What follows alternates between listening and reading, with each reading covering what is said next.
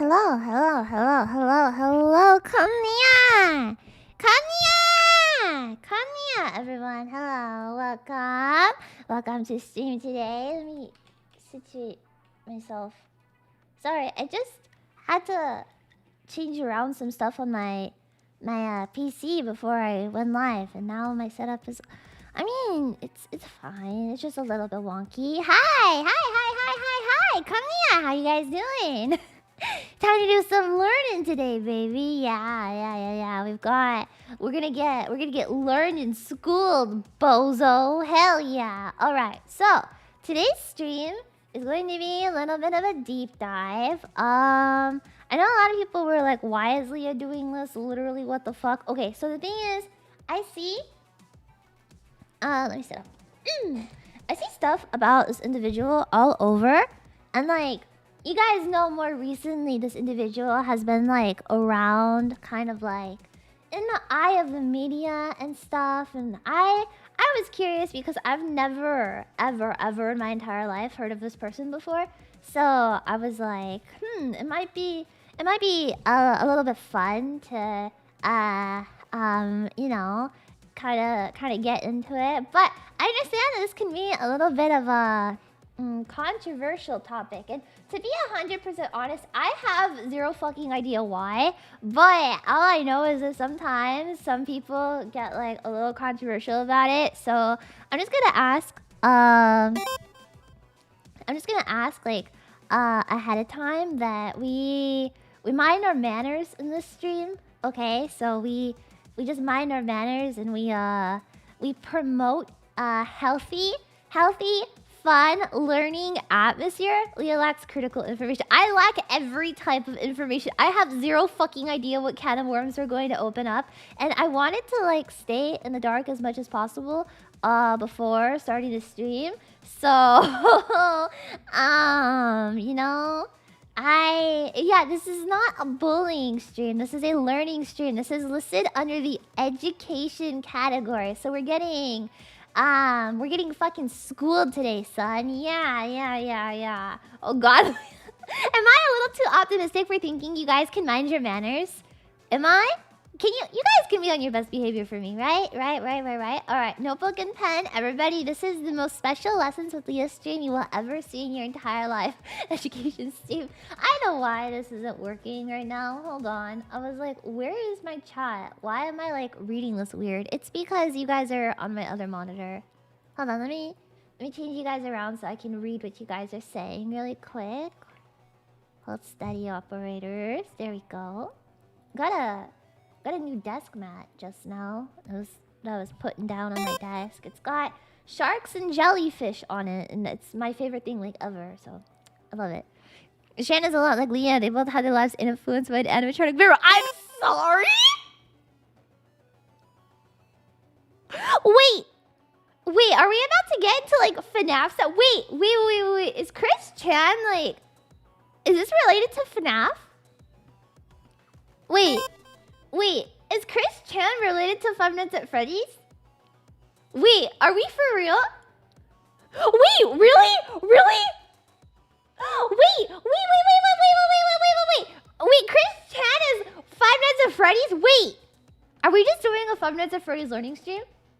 Wait, really? Whoa. I've never seen chat go this fast before. Calm down, guys. Calm down. Yeah, chat. Calm down. Whoa, you guys are going fucking crazy. Holy shit, I can't read that fast. Guys, please, I cannot read that fast. I have Down syndrome. Please. Dyslexia. I have dyslexia. Not what I said. Not what I said.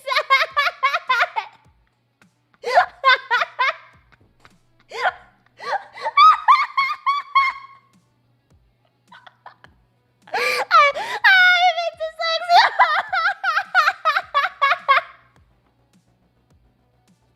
Okay. Oh my God. I don't think I've ever had this many people in my chat before at one time. This is a little overwhelming, but we're gonna make it work, okay? So you guys be nice and calm and educational, and I'm gonna be a great teacher today. So without further great segue to today's topic, I have no idea what I'm about to get into. So I have an article that I'm gonna read for some background, and then we're gonna watch a video together. Okay, that's the way we're gonna do this. Is I have an article that I'm going to read in front of you guys right now, and then we're gonna watch a video. So this article I found is from last year, and it says, "Who is Chris Chan? Internet personality arrested on incest charges." I have literally no fucking idea. No fucking idea. I just wanted some background. Wait, Chris Chan is in jail? What? Wait. Chris Chan is in jail? What? Okay, Chris Chan. Let's see. Wow, she's very popular. All right. She has a Patreon account. Wait, you didn't know? I didn't fucking. How was I supposed to know? I literally know nothing about Chris Chan. That's why we're having this stream. Okay, so this is, she has a Patreon. Okay. So I hope that she hasn't posted nudes on there, because isn't she like a Sonic fangirl? Let's see. There's Sonny Chu. Okay, I know.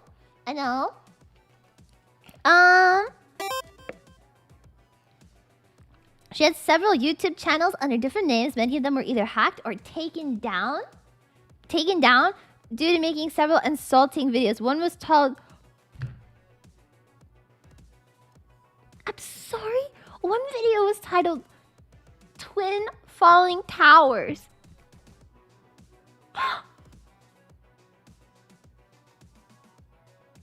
9/11? Oh my...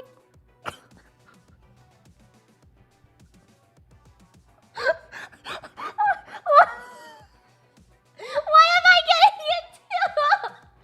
Wait, I'm sorry? Okay. So... Barely anything? What do you mean barely anything? What do you mean that's barely anything? That's so fucking bad! That's so fucking bad! Oh my god. Okay. According to sources, she became an infamous trolling target. She was the most documented person on the internet. What? The most documented person on the internet. What does that mean? Like doxing? Like, you sweet summer child. I literally said that. Listen here, you fucking idiots. Okay, I said I was doing this stream because I have no fucking idea what I'm getting into. Okay? Okay, I have no fucking idea what I'm getting into, what I'm reading. So you're gonna be like, oh, she doesn't know. Leah doesn't know. Oh, obviously I have no fucking idea. Obviously I have no fucking idea. Okay, there's practically books. Doxing is a light way to put it. What do you mean? Doxing is a light way to put it. What? What? What do you mean doxing is like a light way to put it? Well, 90% of the dox information was provided by her. What? What?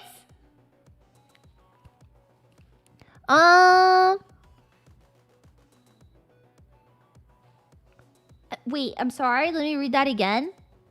Most recently, graphic text and audio messages were leaked on the internet in which Chan described her mom.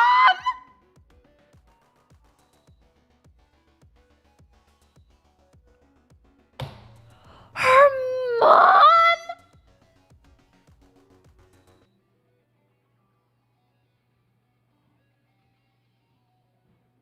What?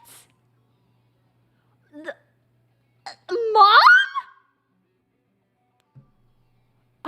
What? Mom?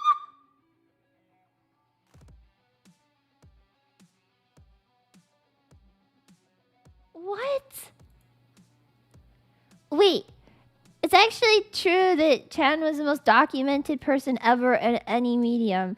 Due to their own videos and endless discussion of them in various forums, they have more documentation on what Chris has been doing on a day-to-day basis?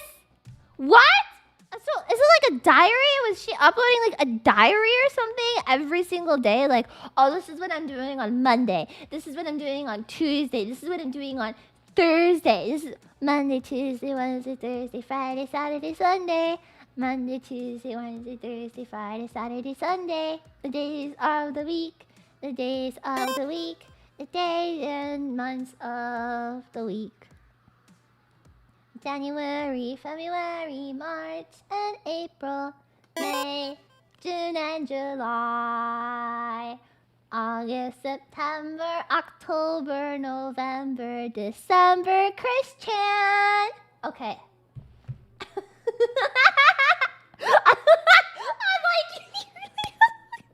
I feel like you can't make jokes about that. Oh my god, she's in jail. Oh my god. Is this gonna be like stalking stuff? I don't know. Okay, here we go. Wiki has 28,000 pages. 28,000 pages? What? How do you have 28,000 Wikipedia pages? What? No, I'm Googling that. There's no way. Chris Chan. Wikipedia. Why does know your meme come up? This is a person. Know your meme. Expelled? Wait, okay. Sonichu. While attending college, Chandler was expelled for a year after attempting to find women by posting signs in public places. Over the course of this expulsion, Chandler began to work on the first issue of Sonichu. What does that mean? What do you mean, posting signs in public places? Ah, Chris Chan is a meme. There's no way. Online presence since 1999. What? What? Uploaded a video addressing her new followers, informing them. What? What? What is this timeline? This is just 2005 to 15. What? What? What? What is this? Okay, you know what? You know what? We don't need to get that far yet. Let's go. Did you think you'd finish this in one stream? I didn't know that this person was fucking crazy. How was I supposed to know? Sagas, how was I supposed to know? It's like a fucking Harry Potter book in the form of a person. What? What? Okay, no, we're watching a video. I don't know if this is a documentary you guys are talking about. I haven't seen the video yet, so let's watch it. All right, it's called something. Chris Chan conspiracy. I mean, like, I like conspiracy theories and cults. I thought, okay, my thought this whole time was that Chris Chan was the leader of a cult that had to do with Sonic. Okay, so I thought that they were like someone that was like a cult leader, and there was like a cult of like Sonic, like Sonichu. So I thought they were like the leader of a cult this whole time. That's why I was like, oh shit, that sounds so poggers. I wanna learn more about this person. So that's why I was like, oh, we can do this because it's like a cult strip. I didn't know that they're more. Okay, you know what? It's fine. Let's just watch it. Let's go. I'm Leah.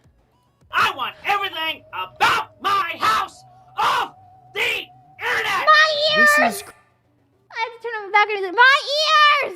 Christian Weston Chandler, previously known as Christopher before an animatronic bear said his name. What?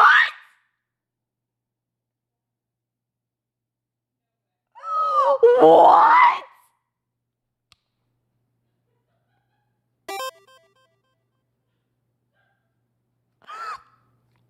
Freddy Fazbear!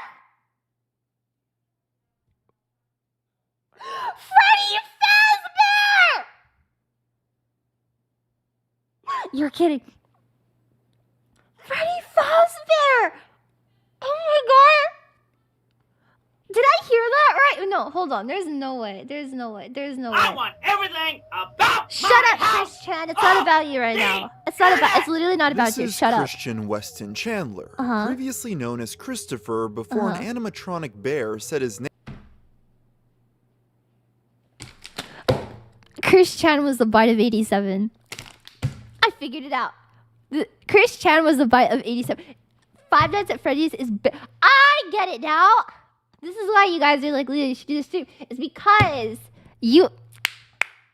I get it. FNAF lore goes to... Bro, this is such deep... You guys are gonna tell me this is fucking FNAF lore in the real person? Chris Chan was the bite of 87. Holy shit. Holy shit. Don't show this video, Matt Pat. This is why I'm better than Matt Pat, obviously. You guys have to understand that. I'm unemploying Matt Pat. What? You never asked. How was I supposed to know? So, what? Leah will now learn everything about Chris Chan because it reminds her of Freddy Fazbear. I didn't know. Wait, so then where does the incest come in? Because there's no incest in FNAF. Wait. Actually, I take it back. I'm going to put incest into FNAF. But that aside, where does... Like, okay, so... FNAF is based off of a real story then. Because Chris Chan got bit by an animatronic bear? Is that it? But then instead of dying, Chris Chan got doxxed and started a cult? Well, there's like a cult in FNAF. So is Five Nights at Freddy's based off of Chris Chan? What? Wait. Right? No, yes. Yes. No, this is pre-internet. Five Nights at Freddy's is pre-internet too, though. Wait, okay, so Five Nights at Freddy's is based off of a true story. And the true story is Chris Chan? Okay, I'm gonna keep watching, but... name wrong, which led him to have it changed. Soon to be known as Christine when she transitioned to be a woman, but online trolls call them Chris Chan. He's Chris demanding Chan. a video showing his hoarding situation be taken off the internet What? so that his elderly parents won't have their house condemned by the government, who would Is that Chris Chan's mom? Wait, okay. A hoarder? Yeah? Yeah? Okay. report him? Well, that would be a dedicated group of internet users who have cataloged this man's life for the past 15 years, making him one of the most well-documented people in human history, with his wiki containing thousands of pages. Why? This includes a Nickelodeon cartoon character stealing his girlfriend, a doppelganger trying to steal his identity, him being catfished by a dozen different women, the destruction of his PlayStation 3 for a fake bounty, money stolen from his bank account, his house catching on fire, the macing of a GameStop employee, running over a store owner with his car, getting tricked by the creator of the Super Mario Brothers, and having his character Sonic Chew stolen by a British sports commentator. Sonic Chew is a hybrid of Sonic and Pikachu that Chris created an entire comic series for. This character is also his real-life alter ego that he believes will one day bring about an interdimensional merge that will reveal him to be the reincarnation of Jesus.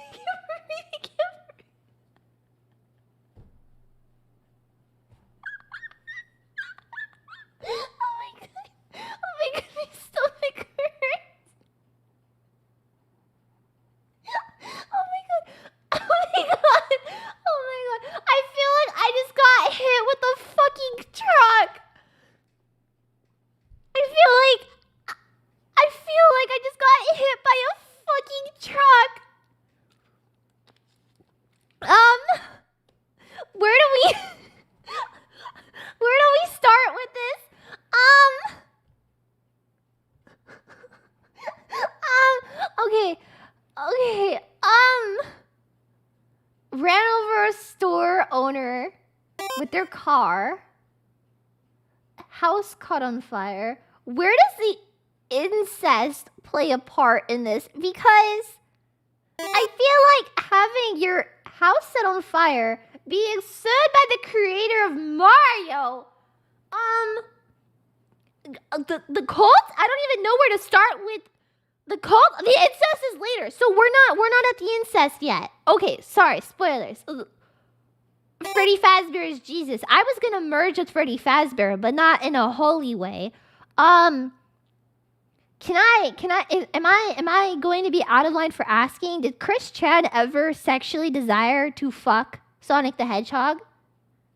Or was it just his mom? Was it just his mom, or Mace, a GameStop employee? Wait, Macy? Macy? A GameStop employee? What did the GameStop employee do? What the fuck? All of the above. Oh my god. What? What? Yeah. There's a video right there. Okay, well, I mean, I was gonna watch the video. I don't. We're a minute 20 seconds of this video, and I feel like I got hit with a fucking ton of bricks in the head. But I think I'm getting ahead of myself here. Okay. Let's go back to the beginning. Okay. Okay, yes, the beginning. I would like to know from the beginning about everything. 2019.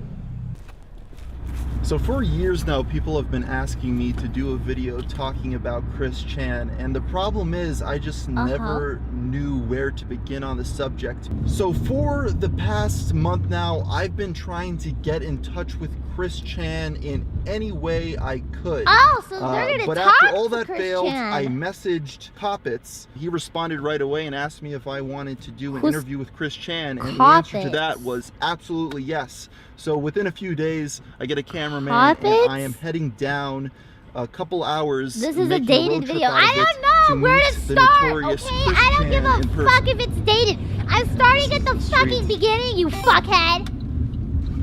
Thank you for super chat. Thank you. Clean your room. This is before the incest. Okay. I know the incest is kind of recent. Look, Sonic Chew. Look, Sonic. zoom in on the place. Yeah. Hold on. Is Coppets like Chris Chan's IRL mod? Hello. Hi. IRL mod? Does the video Hey. have captions? Are Let's see. Subtitles. Yeah. There you go. you? Alright. He's an enabler. Oh, so a I'm mod. Jesse. Jesse, nice to meet you. Yeah. Nice to meet you too. Incest isn't until the Christine, final hello. season. I'm Are you Jesse. sure? Yes. Nice to meet you. All right. We can go inside. Yeah, let's go in Good. there. Are you sure it's the final season? Okay. What is that? Oh. Down, downstairs. What is that? Is that a person? Okay. What is that? Quiet down! Quiet down! Quiet! Alright, everybody's inside. Sonic the Hedgehog? Oh. Okay. All right. Well, My This Little is, Pony? very nice. Yeah, this is the room where it was. This is The this is where it dimensional all- merge is happening. Those dogs are screaming, Blake. Yeah. The dimensional merge is happening. The dimensional merge is happening. The Is something dimensional. on right now? Yeah. Is that okay? Oh, hello. Hello out there, hello out there, YouTube, internet, all that. Hello. Hello. Come on, have a Who good is that? day. There's your intro. All Kinda. right. Yeah. Good enough. Very normal. Is it normal? Was on the Prior to brony his train? birth, Chris's parents' relationship gave many reasons for concern. Bob and Barbara Chandler were aged 54 and 40 respectively. At this later time in a couple's life, most are dissuaded by medical professionals from having children. This is for a variety of reasons. As Okay. many studies have shown, such an age Okay. difference would leave a large generational gap between Wait. parent and child. Is it In an some age cases, difference? this can put the child at risk of growing up socially stunted. As from a biological standpoint, they also have a larger chance of facing health complications at birth. More specific to the Chandlers as individuals, however, What? was the hastiness of their relationship. Prior to Chris's birth, the two had been married for only 2 years. They'd wed quickly in 54 a and bid 40, to that's escape their not- previous marriages. Consequently, Wait, that's they not a held big strained age gap, relationships with their though. previous families. That's not with a big Barbara's age in gap. particular being intense. I mean, like, it Additionally, is they way were both older, alcoholics, but- having even first I met mean, each like, other in a what, bar. 14 Of years? course, That's not that's that big not of to an say age that their gap. family unity was doomed from the start. Yeah, In spite yeah. of these It's too imperfections, old for it was having far kids. from unsalvageable. I mean, but these yeah, like, details are the important in having kids at establishing that that age from their is newborn's pretty conception, risky, I it think. was an But uphill battle. 14 years Such a age gap dynamic isn't that requires a big. consistent and active Yeah, effort to no. maintain normalcy, one that the Age gap with Chandlers their may kid. have not been ready to face. Wait, oh, Christopher between the Weston parents and Chandler was child. born in Charlottesville, Virginia on February 24th, 1982. In those first few months of That's an life, ugly Chris was baby. an average toddler. His first word, That's an according ugly to his baby. mother, was monkey, a rather cute mispronunciation of Monkey. mommy. However, it wasn't long before problems Monkey. would arise. To start, in spite of having a Do we newborn have to child, start at the they babyhood continued of their nightly Christian? routine of going out drinking. To babysit Chris, Do it- as well as his does it- half-brother does it Cole, who have lived with them at the time, to as they start appointed all the Rochelle, way a woman at who the lived in the baby? same neighborhood as a family. Chris's sibling later recalled that it was apparent to him, even as a youngster, that Yes? she was Oh, unfit yeah, to wait. be caring for children. As the story goes, Okay, one I'm night in sorry, I'm August sorry of for 1983, Rochelle became irritated with Christopher after he interrupted her phone call. She opted to punish the toddler by locking him in a room by himself for the rest of the night. Okay, Christopher, who was just that's one not and a half bad. years old at the time, was traumatized to the point that when he was rescued, he refused to speak entirely. In What? No, fact, it's not he that regressed to bad. the point of only communicating through screaming and crying for the next 6 years. To Whoa. compensate Oh. for this newfound aphasia, his parents began taking him to attend speech Oh. therapy classes, which is where He was he was one. first My parents diagnosed as locked being me in a room when autistic, I was with one, the and I doctor turned out predicting fine. that he would likely never write his own name, Yeah. let alone make it to high school. In a strange Yeah, it's twist of fine. It's events, not that Bob bad. and Barbara would continue leaving Christopher with pretty the bad. No, delinquent it's not that bad. It's babysitter just for like the telling next your few kid to go to years, sleep. It's really likely not so that they could bad. continue their tradition of late-night benders. Yeah. This led his stepbrother It's Cole fine. to attribute Chris's early muteness as what? largely You're gonna- being the fault of their Okay, neglect. hold on. A So what? Okay, so they said that they put baby Chris in a room and locked the door when baby Chris was 1, right? And then rescued him, quote unquote, rescued him in the morning? That's just like going to sleep and then waking up. The babysitter did it. Okay, in a closet. It's like being in a crib. He's fucking 1. He doesn't know the difference. It's like being in a crib. The room could have been a closet. It's a tiny closet. It doesn't matter. It's just like a fucking crib. It's not that for a day. No, it wasn't a day. They said like they rescued him in the morning, and he's like locked in late evening, rescued in the morning. It's not that bad. It's not that bad. It is like a crib. What? You're 1 year old. You don't even fucking remember it when you grow up. Rescued. It's not even a spanking, bro. You never got spanked as a child, and it shows. Okay, Leah. Like parents can do so much worse to you as a baby. You could still turn out perfectly fine. My parents. Let's see. What did my parents do when I was a baby?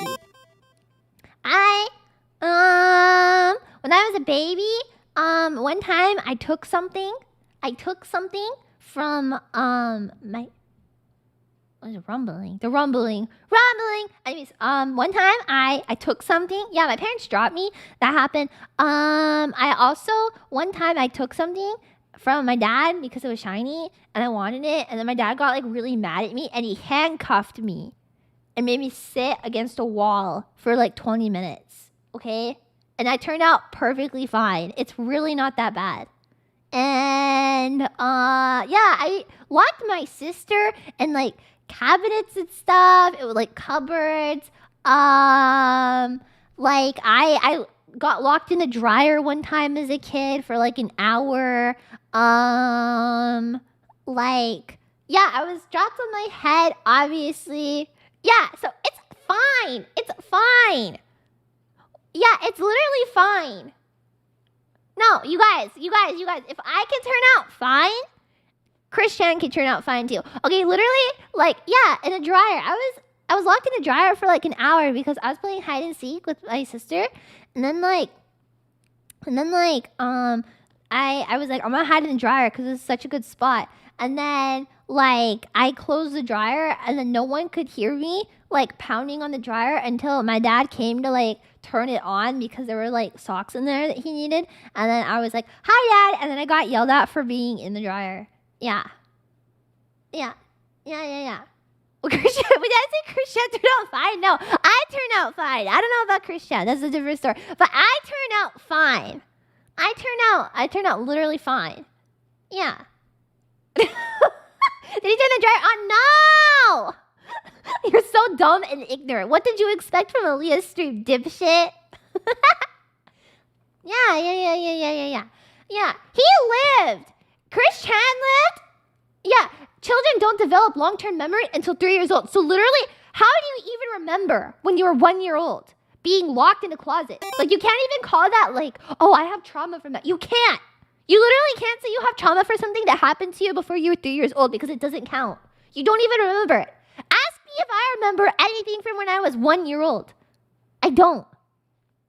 I literally don't. I remember being 1. You're full of shit, Yuri. It's not true. You're full of shit. Yeah. No, you literally do not remember anything from when you're 1. You can't. There's literally no way that you can remember. You remember being in a tornado. You're lying. You're literally lying.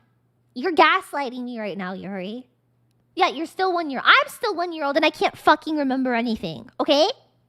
Name's built different. You just don't remember.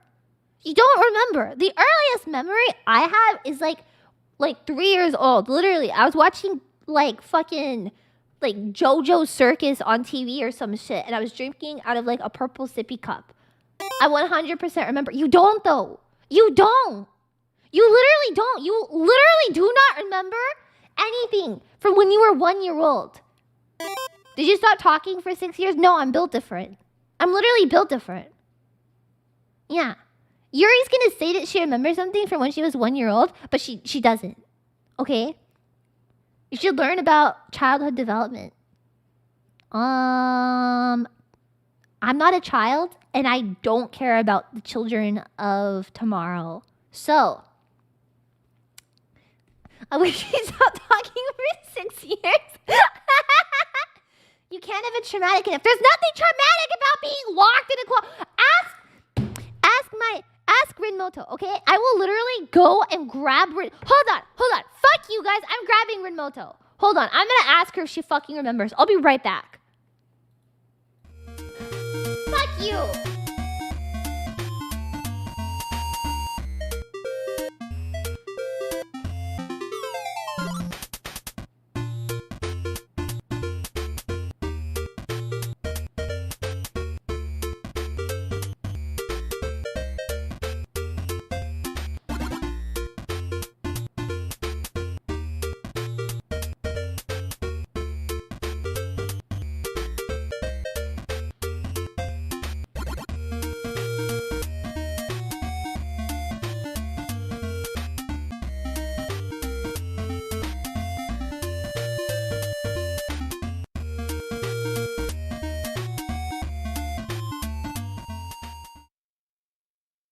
Okay, so she's not home, but like, if I was to ask her and be like, do you remember that time? Because she was like a baby when I did this, okay? When I was a kid and Rinmoto was a baby, I locked her in a towel cabinet for like a couple hours. And like the towel cabinet was like really small. And I tied floss around the handle so she couldn't get out. I locked her in there for a couple of hours. And I'm pretty sure it didn't traumatize her. Like 99.9% sure it didn't traumatize her. Yeah. Yeah. So you don't need to remember. Yes, if you're gonna sit there and claim that like, oh, I'm so traumatized by something, you have to be able to remember. Why did you do that? I'm pretty sure. No, it's not attempted murder. You know what's attempted murder? No, never mind. I'm not getting into that. Anyways, it's literally fine. She's literally fine. I feel like you. I locked my sibling in a closet. It's literally fine. You have to be able to remember. You have to be able to remember for it to be like traumatizing. So, coming full circle, I'm pretty sure that like if Chris Chan was built different, it wouldn't have traumatized him. Okay, now we can continue. Trend that would only worsen with time. Though the assertion that neglect was the source of his autism is baseless, the babysitter's supposed actions undeniably exacerbated Chris's condition. And in spite of its immediate consequences, they failed to take many basic preventative measures. In 1985, a new family moved into the Chandlers' neighborhood. With a child of their own, the families quickly became cordial with each other. This naturally led to Christopher becoming playmates with the couple's daughter, Sarah Hammer. Chris has a Sarah fond view Hammer. of the years he spent with Sarah, reflecting upon them by proclaiming her to be a lifelong best friend.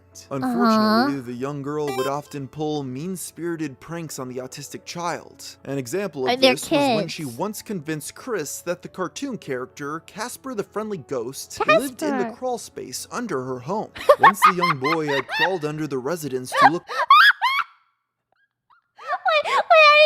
I hear the rest of this. for himself, she proceeded to lock him in, trap Yeah!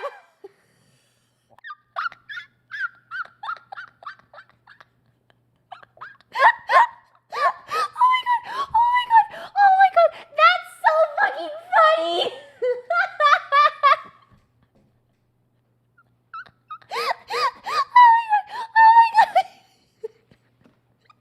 That's so fucking funny. I would do that too. They're kids. Every kid did that at some point to their friend. It's what? You can't say it's traumatic. Every kid did that to someone. Oh my god. Every kid was mean to every other kid. Like, that's just a kid thing. It's not bullying. It's just the truth. Like, every kid bullied other kids. Like that was just like a common thing that like kids did, is like they pulled like mean pranks on each other or like locked their friends' places. Like, I got locked in a bunch of shit as a kid, and then like I also locked kids in places too. Like, you just do it as a kid. It's a fine. It's not even bullying. If you're gonna say it's bullying, you're a little pussy baby. Yeah. My mom sent me to the basement of Big Demon's house. That's awesome. My mom, when I was a kid, my sister and I, Renmoto, we had these like dolls. We had these dolls, and we like begged my mom to watch this movie, Dead Silence. It's like an older horror movie. It's really cheesy. But so my mom finally was like, okay, you can watch Dead Silence, but if you get nightmares, like I don't want you guys sleeping in my room. And we were like, no, it's okay. We were really young, and we were like, no, it's okay, we'll be fine. And then when like that night, my sister and I, like, because it's a Dead Silence is like old, and then like we had these dolls that kind of looked like the dolls in Dead Silence, and my mom, like, while we were watching the movie, put them in our room and like put them in the closet to make them look all creepy. And then my sister and I freaked out. We didn't know that my dad was hiding in the closet, and he came out wearing this like Oni mask, and then like started. Yeah, it was pretty great. It was pretty golden, honestly. Yeah. My family's so busy. I'm just saying that, like, if I could grow up like this, and then like I would literally, like, I turned out fine. So you cannot say that like being like quote unquote, oh, I was bullied because I was locked in a cabinet. You can't. It's not bullying. It's just like childhood trauma. It's not even childhood trauma. Just grow the fuck up and get over it. It's not even that bad. Oh my god. It's fine. It's not trauma. It's literally not trauma. No, it's not. It can't be. It's fine. Just be built different. Leon 1, Chad 0. Exactly. My god. Chris until her father came to the rescue. That's Though one awesome. could argue that events such as these implicate her as a foe, Chris insists far more positive than negative Yeah, experiences. He dismissed them as just childish pranks, It's just overshadowed childish by pranks. his cherished memories of them playing. Exactly. According to Chris himself, it was Exactly. her that brought him out of his autistic social shell for the time. At home, That's Christopher's kinda life sweet. was surrounded Yeah. by music and pop culture. Unable to speak, he spent much of his time consuming children's entertainment such as Sesame Street, Care Sesame Bears, Street. and Transformers. Care Bob even Bears. purchased a Commodore 64 home computer, sparking Chris's lifelong interest in technology and video games. What is that? His father was proud of Chris for being able to operate the personal computer before he could even speak, programming his own games on the console by age 6. Okay. Accompanying the Chandlers was their Who's pet that? dog Patty, Oh, who it's a Chris dog. had picked out himself from his Aunt Karina's litter. At this point, his home life wasn't perfect, but it was comfortable. Unfortunately, things would only get worse when he began Why are you guys to calling attend me a school. zoomer? I've never seen a computer that looks like that when before. he was dropped at the front door of Greene County Primary School. With Chris's Yeah, struggles okay. to communicate, this marked the beginning You have of to go to many school. obstacles It's he'd have fine. to overcome in Just his go to academic school. It's career. not that In spite hard. of this, Bob was optimistic. In Yeah. order to inspire his son, he penned a heartfelt letter detailing his expectations. The reason for this open letter to you, which will grow as time goes on, is that I know now that I, at best, haven't much time left to share myself with you. Oh. Particularly to share my things, my dreams, and my thoughts with you at a time in the future when you will be able to understand.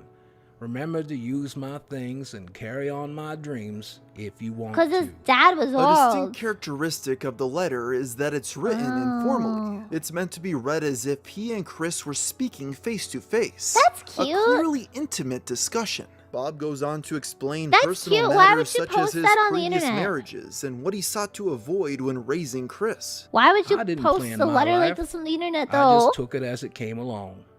I seem to have had no control over Why?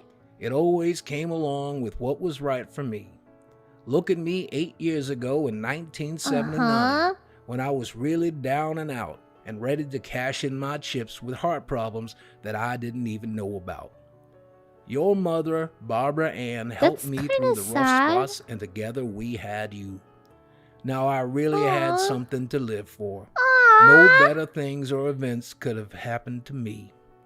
We've come a long way in the last Cute. 8 Bob years. deserves no sympathy. Together What? we have built a whole new life with Why an are you exciting guys set shitting of on dreams. Bob? But by far the most Not important now, message sex bot. Bob Get outta wanted here. Chris Watching to take Chris away Chan's was the stream. importance of legacy. Thank he you. recounts the story of how he carelessly broke his late grandfather's straight razor, an item that held great sentimental value to Wait. him, and how it caused him to realize the What's a respect he straight ought to razor? hold for their memories. From this, he hoped What's his a son would straight cherish any razor? future inherited belongings he might be given by his father, such as his prize stamp collection. Huh? Do not be in such a hurry to use, play, or work with these things.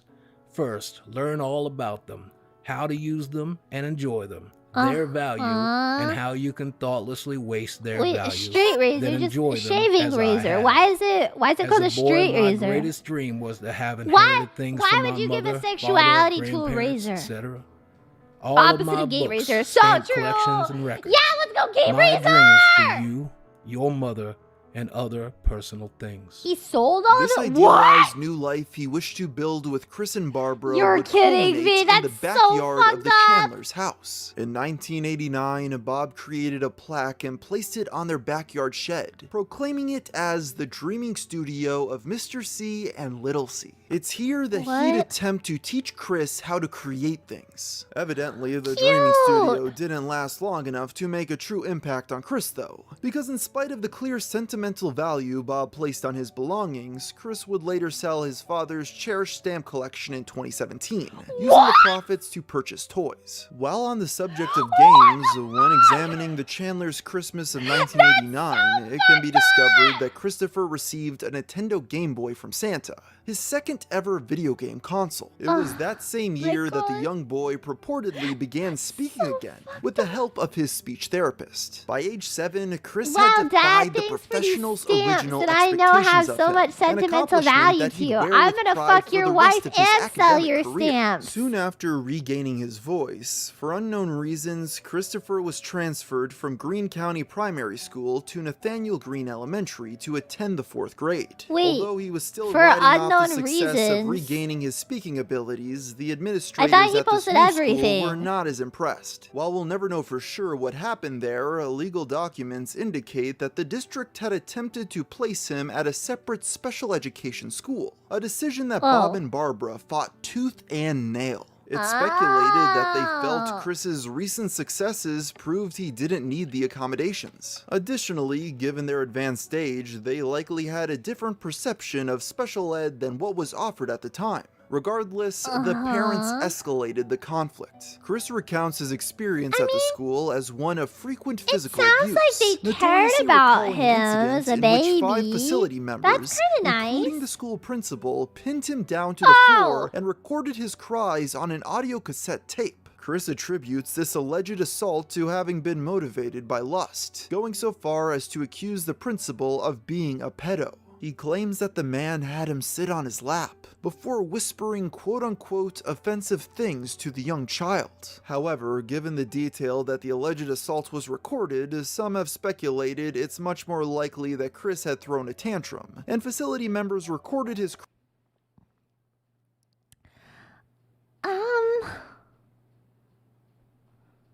What? That took such a fucking sudden turn. What the fuck? It only gets worse. How? Okay, that's traumatic. Okay, that right there is traumatic. It's just a prank from. No, that's trauma. That's traumatic. That's traumatic. What? That's horrible. No, it's not because it didn't happen. What? How can you say it didn't? Were you there? Were you the teacher? Were you the camera? Were you the leg of the stool? Were you there? Do you know? Do you know? Chris's POV isn't reliable. Why is it not reliable? Bro, just because somebody has something wrong with their head doesn't mean that they're unreliable. You were there. Oh, you were the camera. I was a tinfoil hat. He's not a reliable narrator because he made it up. Oh, well, if he's a notorious liar, then that changes things. All right, let's go. cries as evidence that gets he couldn't worse. function in a mainstream I institution. remember the Upon book. learning of the incident, Bob filed legal I was action the dust against on the the window. administration, causing Chris to be homeschooled during the proceedings. Okay. The case was eventually dropped in 1994. At this point, with the young boy's mainstream enrollment still in jeopardy, Bob and Chris moved to Chesterfield County so they could legally attend a different school district. This forced Bob to retire, becoming a stay-at-home father. In order to continue working her job, Barbara remained at their home in Ruckersville, Sonic. though she would come to visit them every weekend. The decision to keep Chris in Sonic. public school is perhaps the single most significant turning point regarding his early development. The Okay. failure to provide accommodations for his special needs led to feelings of ostracization and appeared to hinder Chris's social development. Jumping forward to the That could Christmas happen, season of yeah. 1992, Bob and Chris made a stop at the Regency Square Mall. At this Santa! shopping center was an animatronic creature named Leonard Bearstein, who conducted a symphony orchestra. Freddy Fazbear! Freddy Fazbear! This is the Freddy Fazbear portion of the backstory. Oh my gosh. So this is where the Bard of 87... Oh, calm down. Don't ever fucking tell me to calm down again when it comes to Freddy Fazbear, you stupid fucking piece of shit. I will never, ever be able to calm down in the face of Freddy Fazbear. Look at me. Look at me. I didn't even see your name. I didn't even see the name of the person that posted that in my chat. Show yourself again, dumbass. Yeah. I was a bear? Yeah, you absolutely... Okay, Chris, I'm going to say it's you. Okay, Chris, what? You want me to calm down when it comes to Freddy Fazbear? I'm going to fucking scoop you. I'm going to put you in the fucking scooper. And I'm going to watch your fucking insides get scooped out. And then I'm going to feed them to you. Yeah, you're going to be bleeding from your stomach and like your intestines are going to be falling out. And I'm going to feed them to you. So that it loops through your body like a fucking continuous cycle. And you're going to die like that, okay?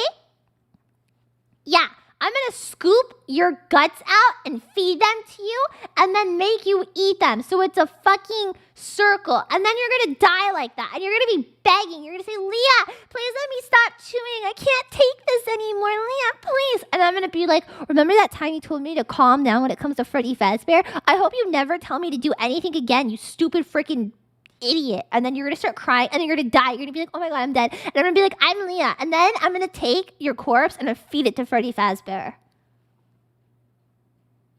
Yeah. Thank you. Anyways, Freddy Fazbear moment. Bear scene. orchestra as part of a musical program. The animatronic was designed to be interactive, engaging with the audience in conversation through its human operator. The crowd was light that Thursday afternoon, causing Christopher to be able to have a largely one-on-one conversation with the robot between songs. Have I ever told you guys what I would do if I ever got the chance to be one-on-one with Freddy Fazbear? Let me explain it to you. Let me roll up my sleeves. If I ever got a chance to be one-on-one with Freddy Fazbear, if I ever got the chance to be like one-on-one with Freddy Fazbear, I would lock the door. I would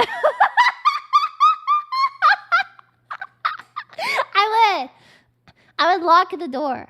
And then, you guys ever read that? There's this fan fiction on AO3 called One Night in Superstar Row. Yeah. What happens in that fan fiction, that's what I would do with Freddy Fazbear. I won't go into the details to spare your little human ears. But yeah, that's, if you guys ever read that fan fiction, it's called One Night in Superstar Row on AO3. Why do VTubers like FNAF so much? I'm going to fuck the living daylights out of Freddy Fazbear. Thank you. Was spellbound, leading him and Bob to watch the performance for the next hour. In the midst of their conversation, Leonard Bearstein asked Christopher for his name. When Chris responded, the operator must have misheard him, as he began referring to the child as Christian. Following that interaction, the mistake stuck, with Chris going so far as to request his name be changed from Christopher to Christian. His name wasn't Oddly Christian? enough, Bob and Barbara agreed, and had it legally changed the following year. With this brand new first name bestowed upon him by an animatronic bear, the now adolescent boy continued his education. Freddy's already mine. We're stopping the stream again. Listen to me right now, fucker. That was the sound of me grabbing you by the fucking face. Get over here. You want to come into my stream and tell me that Freddy Fazbear is yours? Then why does he call me Superstar? Alright? Let's get one thing straight. You are nothing in the eyes of God. You will never be anything in the eyes of God. Okay? I am judge, jury, executioner, and the holy savior of this earth. You're a fucking worm beneath my feet. Freddy Fazbear only likes me. Grow up. Providence Middle School in the fall of 1993. He later described this campus as being much more pleasant than Nathaniel Green, and attributes his happiness there to a teacher named Mrs. Sanford, who is to date the only educator that Chris has singled out favorably. She helped the child develop social skills and instructed him on how to cope with the verbal bullying he endured. Upon his graduation from Providence, Mrs. Sanford wrote a personal letter addressed to Chris, in which she gave him heartfelt advice and bid her well wishes. Oh my god! If you show people where your weak points are located, then they will know how to push your button. Why would you post it online? They will never know. Do your very best at Manchester. Put your best foot forward and treat others as you wish to be treated. Why though? Love, Mrs. Sanford. Like literally, why? 16-bit arcade. Of all the pop culture movements in the 90s, one of the most prominent was the mascot with attitude trend, and the most notable example of this was Sega's Sonic the Hedgehog. Debuting in 1991, the Blue Blur is most notable for his extreme speed. Made specifically to appeal to Western markets, the character was a massive success, quickly receiving his own syndicated Saturday morning cartoon in 1993. To promote the release of this new TV series, Sega hosted a contest known as the Sonic the Hedgehog Watch and Win Sweepstakes, in which they challenged viewers to write down what Sonic said at the end of each episode. Upon mailing in their transcriptions, they would then be entered into a drawing, where they'd have a chance to win a $1,000 shopping spree at KB Toys. As an early adopter of the Sonic craze, Christian entered the contest, and as luck would have it, when the winners were selected in February of 1994, he actually won. Yay! It's exactly what Sonic the Hedgehog cartoon, and listen to what Sonic says at the end of it, and write it down for a whole week, and then I had to mail it in, and it has to be drawn out of a hat, and I just won. That's This kind of victory cute. marked the beginning of Christian's obsession with Sonic. He That's would go cute, on though. to become his professed lifelong hero. And after the high of this maybe spending not that spree, part, it wouldn't be but- the last time he entered a contest. By the spring of That's cute, 1996, though. He the family loves was once again Sonic. together as Barbara retired from her job He to live with won. her husband and son in Chesterfield County. This wouldn't last long, Yeah, however, it's not as cute or according to well, I Chris, tried some to of their give him the neighbors benefit began of the spreading doubt, harmful fuckhead. rumors regarding the family. While what happened has never been specified, Sonic the gained situation 1,000 was I thought apparently Sonic was in vitriolic enough to cause them 2003. to relocate to an apartment complex just outside of Richmond. But being immersed in his pop culture pastimes, Wait, what Chris happened to was his largely dad? unfazed by these developments. It was that September that Christian finally Wait, began his what first happened year to at his dad? Manchester High. A period he would retrospectively deem the happiest times of his life. At this school is where the creation of his very first Sonic the Hedgehog fan character, Bionic the It's called Hedgehog, an was OC. conceived. Spending much of his Stupid. freshman year as a water boy original for the character. His varsity dad died. basketball Oh, team, he poggers. came up with the character after being hit in the head with a basketball Oh. while he was daydreaming about Sega's gaming mascot. It is rather fitting. He got hit in the head with a basketball while daydreaming about Sonic the Hedgehog. That's amazing. That also happens to me. That also happens to me. Yeah. I just get hit in the head with balls while I'm daydreaming about Freddy Fazbear. So true. Oh wait, it's basketball themed. That's kind of fucked up. An orange recolor of Sonic that likes to play sports. This 9th grade year would also mark the beginning of his passive love quest, developing a major crush on a cheerleader he'd met during practice. After befriending the young lady, he quickly confessed that he had feelings for her, to which she politely turned him down. I mean, it's In high contrast school, to it's his time fine. at Providence, Chris's years at Manchester High were filled with far more conflict. In fine. sophomore year, Christian was forcibly assigned to take the special education bus after a petty conflict with another student. According to Oh, Chris, that he and another sucks. teen would race every day to see who could exit the vehicle first. This competition That's escalated, cute. eventually culminating in the boy punching Chris in order to beat him out the door. However, like many Never of Chris's mind. recollections from this period, what actually occurred is rather unclear. Across mean, his various recountings so of far, the bus this incident, just sounds Chris has like- contradicted himself like numerous regular times. He stuff claimed that that you he deal both with while did growing and didn't up. fight back, So- and also went back and forth on whether I or not mean, his glasses had been like- broken. What has remained consistent, however, I is don't his think this adamance is, like, that he was important blameless. to He put bemoaned in that the in spite of documentary, instigating the fight, because, like, the other what? boy, Oh, I have quote, trauma unquote, from when I was a got kid, I off got bullied. scot-free. Like, Regardless what? of the truth, it It's was because of this fine. conflict You that he was couldn't cope. removed from the Cope harder. mainstream busing system and Cope forced to harder. ride with who he rudely described as the Hasn't slow even in the started months. yet. Well, At this point, it's worth this all discussing seems like Chris's stupid, particular needless distaste information. towards the developmentally disabled. Yeah. One that illustrates the ableism instilled in him by his parents. It's clear at this age, Chris uncritically took the words of authority figures to heart. In what are typically the years of rebellion for most teens, Chris was remarkably obedient. This can be observed he's a rather good kid, that's transparently in good. his first self-produced video titled Song of Christian. In What? this clip, Chris goes on multiple tangents about grievances he holds with his peers, such What? as their use of vulgar language. Of course, you're not talking about those despicable, rude words they got there. I mean, they're boob and son of a boob. You understand what I'm talking about? I mean, that just really. son of a boob! But you should never ever do. I mean, it's just rude.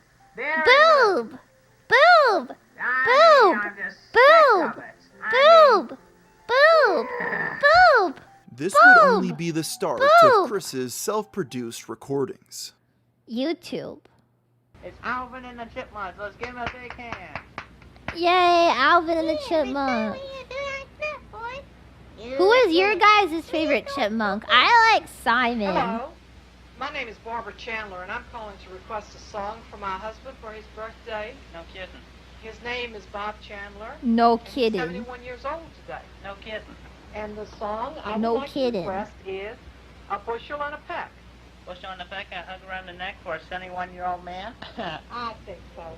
As Christian entered his junior year, the maturity one would expect from a high No school kidding. student didn't seem to be developing. In a mock radio Having a favorite broadcast, ship Chris get off recorded these for guys fun. ship- His I mother like humors him as Simon. if You he's guys a know child. why. The while girl he pretends chipmunks. to Yeah, have I like guests the girl such as chipmunk Alvin that and was the like Chipmunks Simon's on the program. girlfriend. Of his time at Manchester Yeah. High, 11th like that grade has one. the most documentation. Recovered assignments illustrate how he performed at school and the actual Why? quality of his work against the grades he received. Why, One of the first though? league projects is dated October 29th, 1998. Intended to be an icebreaker activity for his chemistry Why do you class, keep Chris these? notably refused to talk to any male students. Who gives leaving the all best their head, spaces though? blank. In spite of his woes Maybe of loneliness, Alvin? things weren't entirely hopeless. I It was think in that Alvin could class give he would good become head. lab I don't really partners know with two about female chipmunks students, giving head, Kelly though. Andes and Sarah Bevel. They would be some of his first quote-unquote Do you want the gal spoiler? pals, a term Chris later coined to describe I know all there's of his female incest. friends. I don't need Chris spoilers, has thank reasoned you. that his autism test found that he got along better with women rather than men.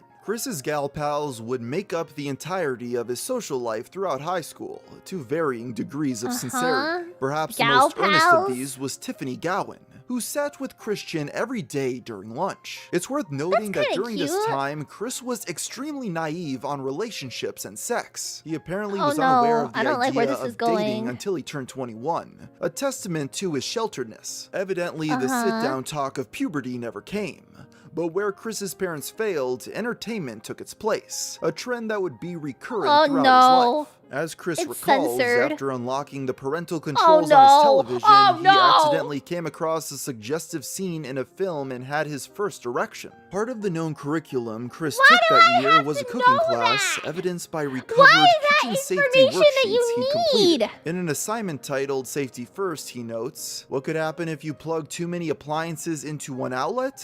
It could start a fire." Christian also took child development classes, which What included happens the if you activity plug of too many simulated devices parenthood. into an This is outlet? done through a It makes variety of Leah different very methods, happy. be it an interactive infant doll or, in Chris's case, an empathy belly, an attachable pregnancy stomach Empathy meant to belly? enable students to understand the effects of carrying a child. What? The belly made it uncomfortable for me to cross my legs, and when my legs were separated, it put pressure on my private part, which gave me a strange, weird Oh feeling. my god, stop! So, it was quite an experience while I had a belly like a pregnant woman. Stop! Despite bizarrely admitting to the teacher that Stop! the device What gave the him an fuck? erection, he still received a perfect 30 out of 30 grade. The teacher did not read that shit. The teacher just saw that there was a paragraph and then just marked it.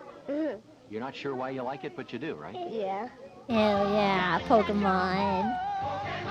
In 1996, the first ever entries in the Pokemon franchise were released to the Game Boy in Japan and quickly evolved into a pop culture phenomenon. Within the first 2 years of its 96? debut, the franchise received its own trading card game and anime series. And it wasn't long after this merchandising thought boom that the Pokemon came out in the phenomenon began 2000s taking over the also. West. Due to the What? series' popularity, in 1998, the Pokemon TV show made its debut in the United States, with the Okay. games following soon after. It's unknown exactly when Chris discovered Pokemon, but when he did, he immersed himself with the universe Everybody almost loved as Pokemon. deeply as Sonic. At the same time as the Yeah, everybody Poke loved craze, it. Chris was The taking Poke Spanish craze. classes in high school, where he often incorporated his love of video games into assignments. In a project dated Mucho February 8th, gustas, 1999, Chris illustrates his Spanish vocabulary by translating the names of characters from Mario, both Sonic the me Hedgehog gusta. and Pokemon. This would be his earliest known Nice. reference to the franchise. It was this Are you same month actually that 10 Chris years old or Chan would something? 10 celebrate years his deep in 17th your birthday. mom. To Got him. commemorate, he produced a drawing of his character, Bionic the Hedgehog, holding a flag proclaiming, "I fought my autism, and I won." It was also that day that he would produce Espanolic. This character would later become one of the first entries in his line of original Pokemon cards, eventually amassing enough to create Oh my god! Oh my god!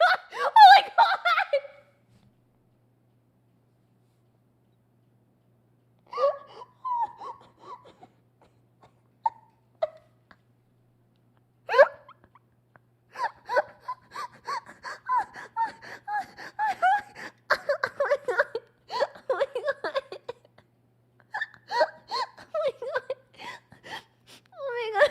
Oh my god!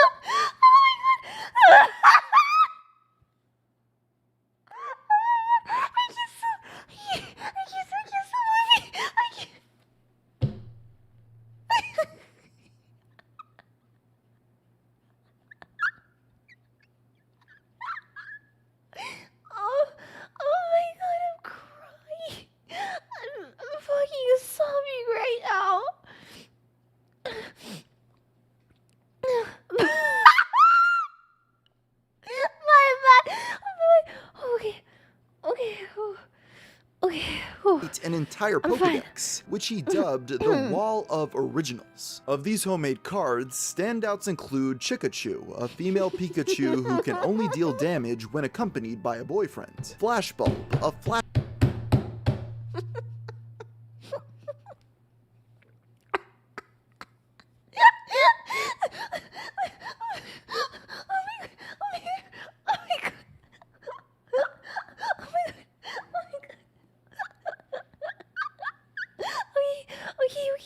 We got Chikachu. Flashlight Pokemon, Compufrog, a frog made from computer code. And of course, we can't forget Plotistic.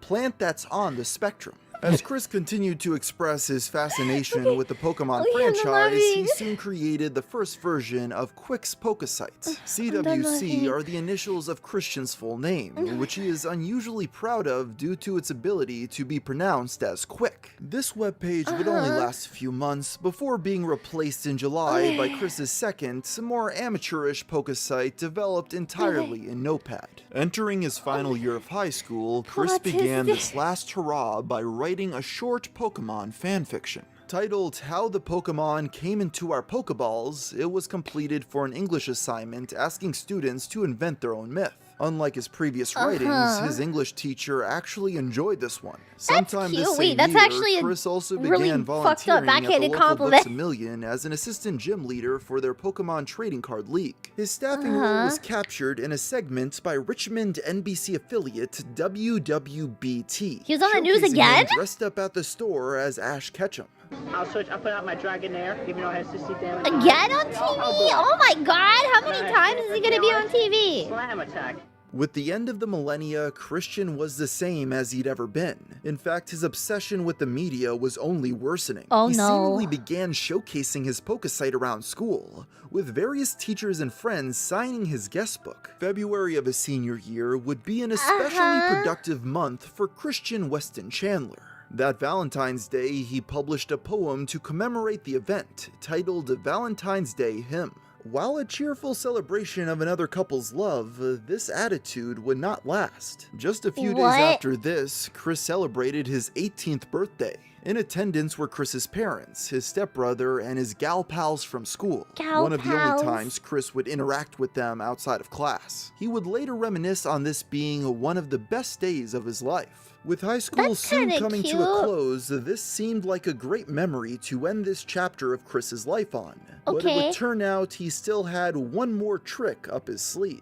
In March, Christian was instructed to create an album cover as an assignment for his computer graphics class. One of the restrictions, however, I'm trying to was watch a that documentary. students could Lucky not hipster. use any copyrighted If you materials. go into Given the his bathroom and you obsession knock with 3 pop times culture, on your which bled toilet into seat, everything I'll he come out of the produced, toilet and I'll Chris flip you off. struggled with the project's requirement Go do that. of originality. This was when he had an epiphany. In order to circumvent the copyrights held by Sega and Nintendo, Christian invented Sonic Chew, a hybrid of the characters Pikachu and Sonic the Hedgehog. He recalls imagining the character after lunch on that fateful day of March 17th. I drew Sonic Chew on paper from imagination.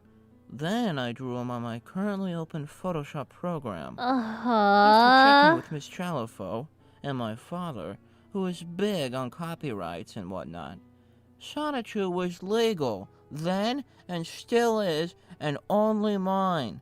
So, soon after, the CD cover was made, printed, and passed with an A+ grade. Upon this hybrid character's inception, things would never be the same. Now with his own quote-unquote original creation, Sonic Chew took the forefront of all of his creative endeavors. I thought it was something the next deeper month, than he that. created a Sonic Chew sweatshirt and gave it to one of his gal pals as a birthday gift. He also began producing dozens of Sonic Chew variant Pokemon cards. 5 months after this, he even launched a Sonic Chew site to succeed his Pokesite. Never and mind. It wasn't long after that he began Do you think he has drawing a Sonic the short Hedgehog comics foot featuring fetish? his mascot. In May, Chris attended his school's senior prom with his mother. Upon arriving, one of his gal pals saw this and felt sorry for him, so she asked him for a dance. To the one with my crowd, I bought a pair of tickets, but I went there with my mother. But then I realized I was still an outcast because I stood out more like a lonesome wallflower. But that night, my trusted Peppermint Patty type gal pal, Peppermint Gowan, Patty? asked me to dance with her. What does that mean? I hesitated at first, but she grabbed my hand and pulled me onto the dance floor. What does that mean? We danced for what felt like hours. In April, the 18-year-old began a self-documentary project for class titled A Week with Christian Chandler. It provides valuable insight. I went to prom when I was in academy, but my prom was at the, I think I've told the story like a million times, and my prom was at the aquarium. So instead of like doing anything at prom, I just sat at the touch pool and I pet sharks the whole time. Yeah. I just touched sharks. What is Shinopi? Peppermint to Patty? everyday life during those high school years, He should like as he admits Shinopi. to falling asleep in classes on a regular basis. He cruised on his... It also notes that he attends several behavioral adjustment programs and proceeds to document several of his creations. Most notable is the City Room, which is an early version of what would later be known as Quickfill. It is a miniature city made from the pieces of Chris's various Lego kits and other memorabilia. It was here that he revealed that his family was moving back to their house in Ruckersville. According to Chris, his parents had failed to sell the home and would have stayed in Richmond had they succeeded. On June 15th, Christian graduated from Manchester High School. In spite of placing on the honor roll, for Chris the celebration was not ceremonious. Before receiving their diplomas, an award ceremony was held to recognize the school's gifted students. Chris became jealous after not being given an award for his art class assignments. During the early award ceremony, It's okay. I was a little thrilled to get a star for my grades. They're just participation trophies. They don't mean anything. I'm outshined in my creative skills because those people did not appreciate the time and effort I took into making Sonic Chew. This sounds like a Joker high-functioning, origin autistic story. boy who came way beyond out of his social shell, only to get zilch, nada, sip, a big fat zero. When it came time to actually receive his diploma, Chris went up without making eye contact with anyone, going so far as to slap away the presenter's hand when they reached out for a congratulatory handshake. He then ran off and found a table isolated enough to cry alone. It wasn't simply jealousy that had overwhelmed him that day, but rather the realization he was leaving behind the quote, best circle of friends he ever had. As mentioned before, Chris seldom hung out with his gal pals outside of high school, and the end of his time at Manchester largely meant the end of his social life as he knew it. The high school graduation has since become a point of trauma for Chris, as he felt it marked the end of the best years of his life. The thing is, what he remembers from his high school years is an extremely romanticized version of events that didn't include the manipulation those around him participated in to help him make it through. He fondly recalls being an honor roll student, though teachers often gave him higher grades than he probably deserved. He liked to see himself as an engaged pupil, though slept through many of his classes. He had friendships, but they always seemed to end when the bell rang. Speaking of friends, let's take for example one of Chris's gal pals from middle school, the girl next door who would often hang out with him at the bus stop and near their home. Chris interpreted their time together as genuine camaraderie, when in fact she had been paid by Bob to essentially babysit him. On top of this, there has been speculation that his father had a meeting with the principal of Manchester High, which resulted in school staff bringing together upstanding girls in Chris's grade to befriend and protect him from the horrors of high school, meaning that the gal pals were also a result of behind-the-scenes meddling by his parents. Perhaps what makes this period of life so mesmerizing to Chris is that it was a time of innocence, when he was still largely getting away with being oblivious to the world. An era where his parents could still feasibly shelter him as he developed an over-reliance on children's entertainment to compensate. And no matter how superficial the relationships were, they still were friendships to him. His gal pals were the one thing standing between Chris and solitude. After high school, as Chris had guessed, he'd lose contact with them, but most could have never guessed how far he would descend into isolation. The weather was dark and rainy that graduation day as the now adult Chris sobbed by himself in his graduation gown. When Barbara and Tiffany found him, they comforted the emotional young man. His father, however, was less forgiving with how his son had behaved. Perhaps he read the writing on the wall then and there and realized the futility of his family's future. Imagine having your parents secretly hire friends for you. That's so sad. If a girl shows interest in you and your anime interest is being paid off, except for Leah, you have to, like, someone's probably paying you to watch my streams right now. Sakana's probably paying you to watch my streams. Chris finally had the independence that's afforded to adults. With his free time, Chris began volunteering as an assistant Pokemon gym leader at the local Toys R Us trading card club in Charlottesville. According to first-hand accounts, he often attempted to use his homemade Pokemon cards in regular play, which were unbalanced and overpowered. Christian also launched SonicChew.com, though it was largely neglected. His family, now back under the same roof, began attending the newly established Grace Baptist Church. And in August, Chris began his first year at Piedmont, Virginia Community College. He was set to graduate with an associate's degree in 2 years. With all of his high school friends left behind, Chris found solace in his artwork, and that winter crafted his very first, now iconic, Sonic Chew medallion using Crayola model magic. Originally decorated with a makeshift chain, this was later replaced with a higher quality necklace he'd bought from the mall. The medallion was intended to serve as a name tag, something that would help him stand out in public. And that December, Chris designed a companion character for Sonic Chew named Rose Chew, a rather blatant derivative of the Sonic character Amy Rose. In August of 2001, Christian began working his first and to date only conventional job. He was hired at the local Wendy's, but had a difficult time maintaining this employment, only lasting approximately a month and a half before being fired. Unlike high school, the employees at the fast food chain were critical of him and made their frustrations known in a very patronizing manner. The exact circumstances of which he was fired are unclear, though there are 2 incidents often credited as being the last straw. The first claims that Chris was terminated for drawing a picture of an older female coworker as a Pokemon, which they found deeply offensive. The second excuse that Chris told himself involved his attempts to entertain a little boy with his parents, where he performed an impression of the character Donald Duck. This scared the child, causing him to cry.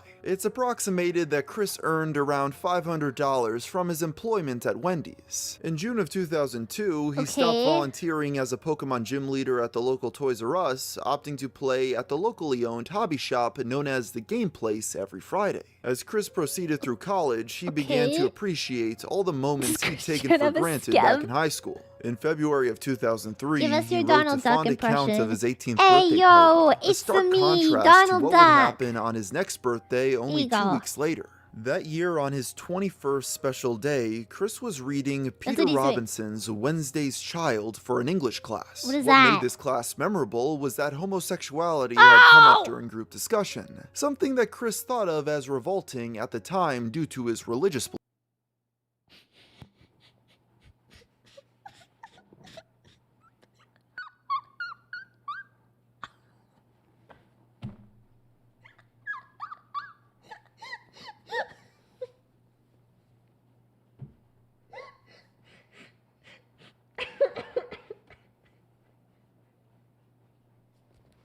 Sorry,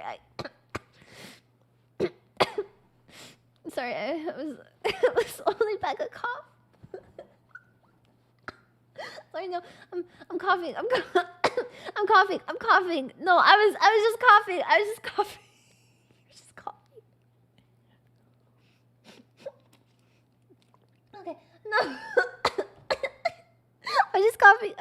Beliefs. As a result, he made derogatory comments towards homosexuals and was promptly told to leave. What exactly was said has never been revealed, but Chris himself described them as, quote-unquote, exclamations you'd likely hear from a black person in church. Given the punishment, most surmise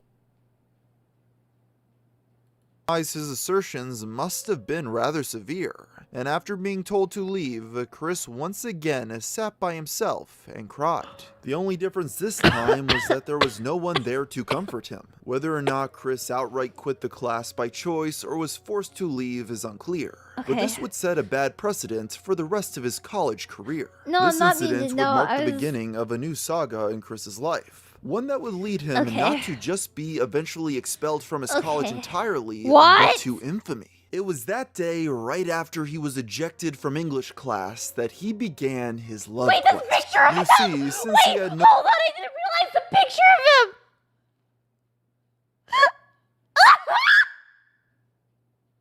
One that would lead him not to just be eventually expelled from his college entirely, but to infamy. It was that day, right after he was ejected from English class, that he began his love quest. You see, since he had no one to console him for the first time in his life, it led Chris to realize that he should pursue a romantic relationship, to fill the now empty hole in his emotional support network. But to discover his soulmate, and perhaps even one day bear his child, he had to go back to the drawing board. Throughout April of 2003, Chris began depicting romance using his Sonichu characters. He created the Hedgehogs in Love Pokemon card before quickly succeeding it with the short story Sonic. This looks like they're being eaten by an eldritch monster. Go back. This looks like they're being consumed by like some Poppy's Playtime fucker. The Hedgehogs in Love Pokemon card before quickly succeeding it with the short story Sonichu and Rosechu, the genesis of the Lovehogs. The story ends with Sonichu and Rosechu gazing at the moon before locking eyes and sharing a passionate kiss. But it wasn't until August that his desperation for intimacy began to materialize in the real world. As Chris entered his 4th year at the 2-year community college, he officially began his search for a sweetheart. Rather than ask them out directly though, that month, Chris made his first attraction sign. If any men read this huge sign, mind your own business. On it, the romantically challenged man describes not just himself, but also the qualities he wished for his significant other. 21 and single white male. Shy, smart, young at heart, computer skilled, humorous, a great thinker and go-getter. Enjoys good parts of life, diplomatic, peaceful, very creative. He's lonely. Seeking a cute, 18 to 21 single female companion who is 18. He's lonely. This is kind of like what you would see in those Discord servers. You guys seen like the Discord servers where they're like the anime Discord servers and they're like looking for a girlfriend? Boys, don't read this. I'm not gay. That gay's disgusting. I'm looking for a girlfriend because I like girls. And I'm a real man who likes girls. And I'm looking for a girlfriend aged 16 to 21. Yeah, because I like girls. But nothing older than 21. By the way, I'm 30 years old. Yeah. Yeah.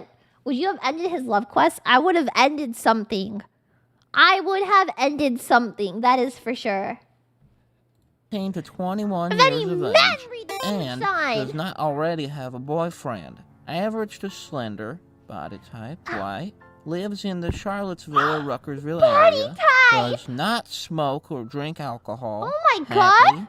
Positive Happy, personality. positive Average personality. or high income. Okay, average or high income. So he was looking to leech off of a girl.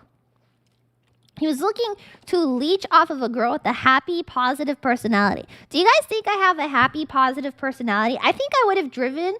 If I always stand by this. If I ever had a romantic partner, I'm pretty sure that relationship would only last like 2 days. 2 days. Because am I happy or positive? Yes. No. No. No. Yeah. Yeah. No. Maybe. Sometimes positive. Undecided. You have a personality. If you're asking, yes, really off of you. Yeah. That's why. The only person that could ever fuck no. Depends on if you took your meds. No. No. Yeah. No. If I unless it was with Freddy. Freddy Fazbear, I think, is the only one that could handle my menheta. Yeah.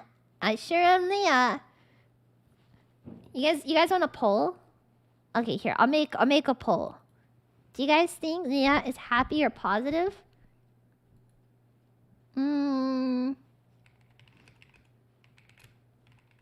Okay, here. I'm making the poll. There we go. Nice. Okay. So, I mean, like there's lots of different aspects of my personality that are for sure something, but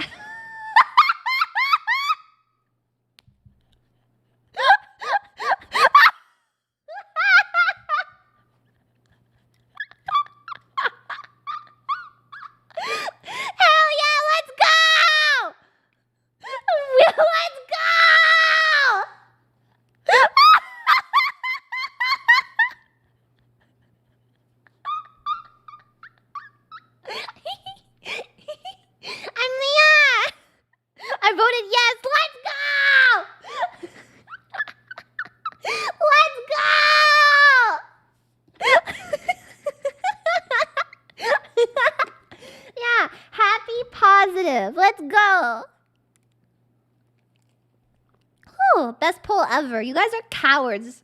You guys are fucking cowards for not voting yes. You guys are cowards. Absolute cowardice from you all. Joining the 41%. Let's go! Drives a vehicle. If any man read this huge sign, drives mind your own business. Mind your own and to all business. men Gay, with girlfriends, disgusting. except married and blacks, go jump off a cliff. Have a nice day.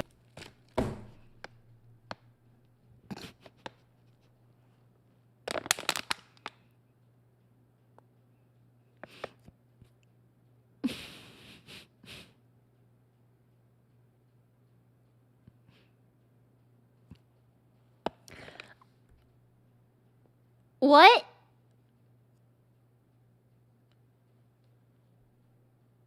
What? What? No, that's all I was gonna say. It's just what? I'm Dang. drinking water. For the next 2 months, Chris would tape the sign to the wall of the college's lobby, often waiting somewhere beside bad. it. However, That's his really plans bad. would be thwarted when on October 7th, Mary Lee Walsh, the Dean of Student Services, approached That's him, really confiscated bad. his sign, and bluntly told him to stop. Chris interpreted her authoritative command as very violent, claiming Very she violent? had exclaimed, Bro, you "You're have not racism on allowed a to sign find that you're true posting love around here." school. Determined, Chris stubbornly created Maybe someone should another attraction beat him sign, up. only for Mary to confiscate Yeah. it again a few weeks later. This temporarily led Didn't he Chris write to he's return smart? to Why did venting he his have to be so frustrations stupid? into his art, at least for the next few months. In November, Mary Lee Chris Walsh wrote is a a main poem character? titled What? "The Saddest Heart in the World."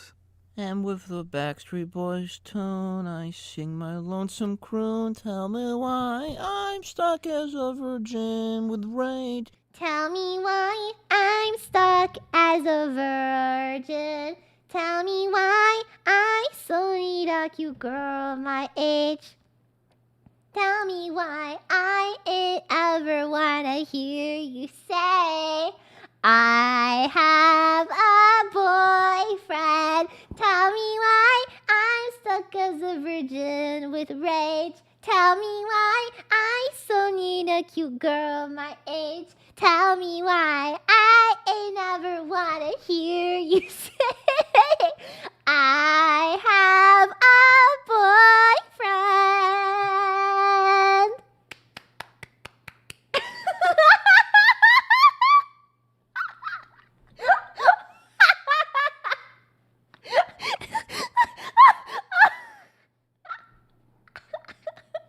Tell me why I so need a cute girl my age. Tell me why I never wanna hear you say I have a boyfriend.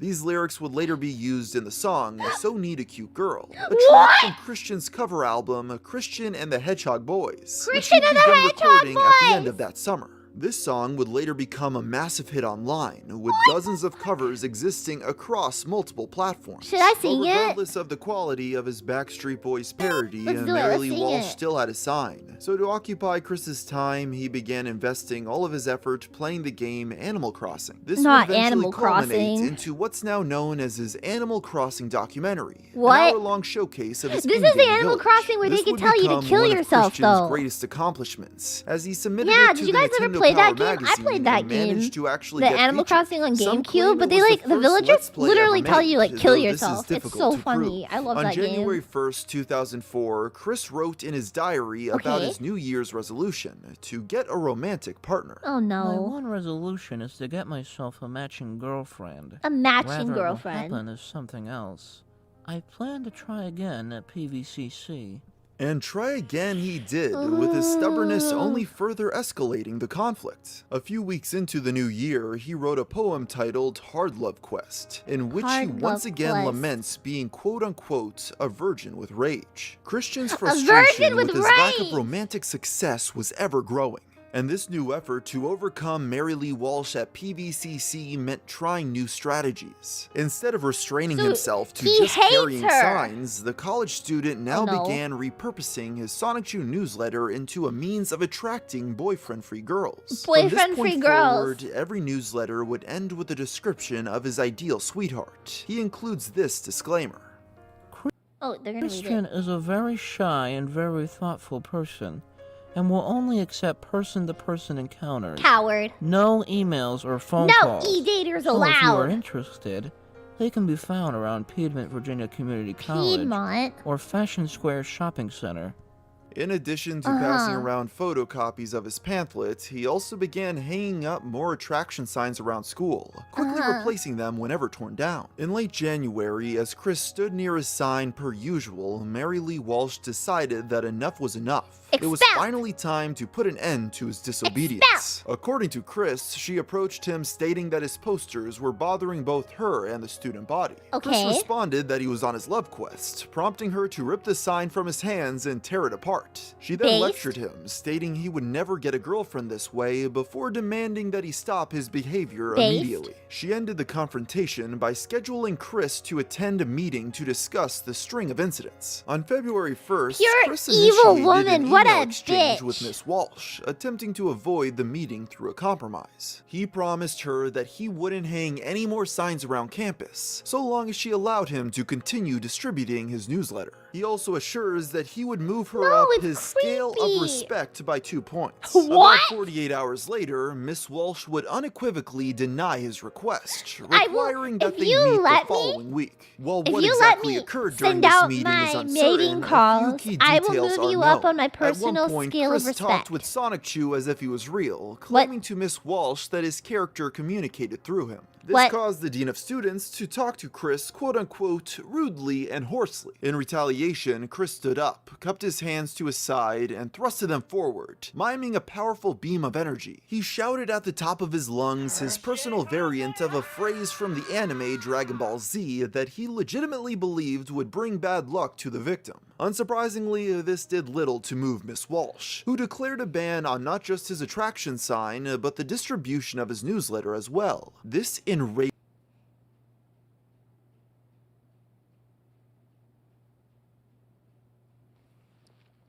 Could you imagine? Could you fucking imagine? Like you are arguing with someone. You are in like a full face-to-face argument with someone, and out of nowhere they're like, no, Hatsune Miku is speaking through me actually. So when you're talking to me, you're talking to Hatsune Miku. And then you're like, okay, you cannot like ask girls around campus to fuck you. Like, you're not allowed to. It's weird and it's creepy. And instead of being like, you know what, maybe I see your point, they just get up and they kamehameha you.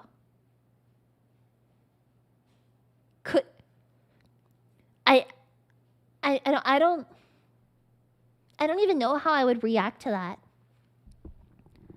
I literally do, like, I cannot think of a single way that I would be able to react to that. If somebody I was in an argument with, like, kamehameha at me, I think I would just stick the fork in the outlet and then change the trajectory of their life. Like, I would kill myself brutally in front of them, just to like let them know that I one up them. Like, just to let them know, like, I'm always gonna be better than you. That's my superpower. Your superpower is kamehameha. My superpower is killing myself. Aged Chris to the point where he privately declared war. Trauma, lasting trauma. Mary Lee Walsh made it illegal to distribute the news dash. I am very angry at that. In response, I plan to incite the masses. Demand the return of the news dash so my chances of getting a girlfriend can be restored.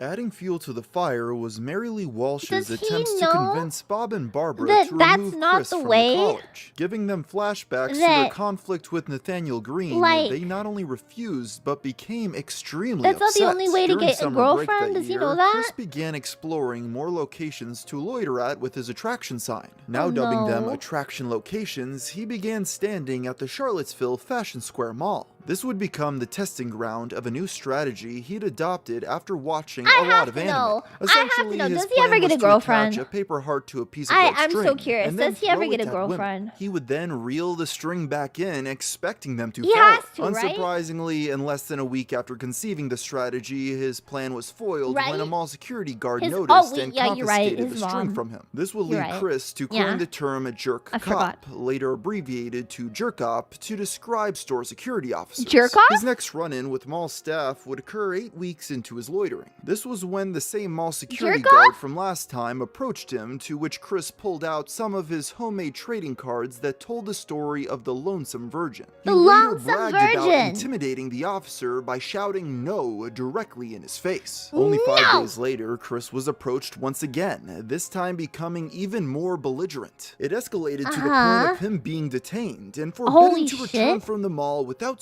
supervision from his parents. As Oh my Chris God. entered his 5th year at PVCC, he still held resentment towards Miss Walsh in spite of his off-campus pursuits. It was around this point Chris left an inflammatory note for the Dean of Students, expressing his dislike for her. Included was an illustration of an intimidating glare.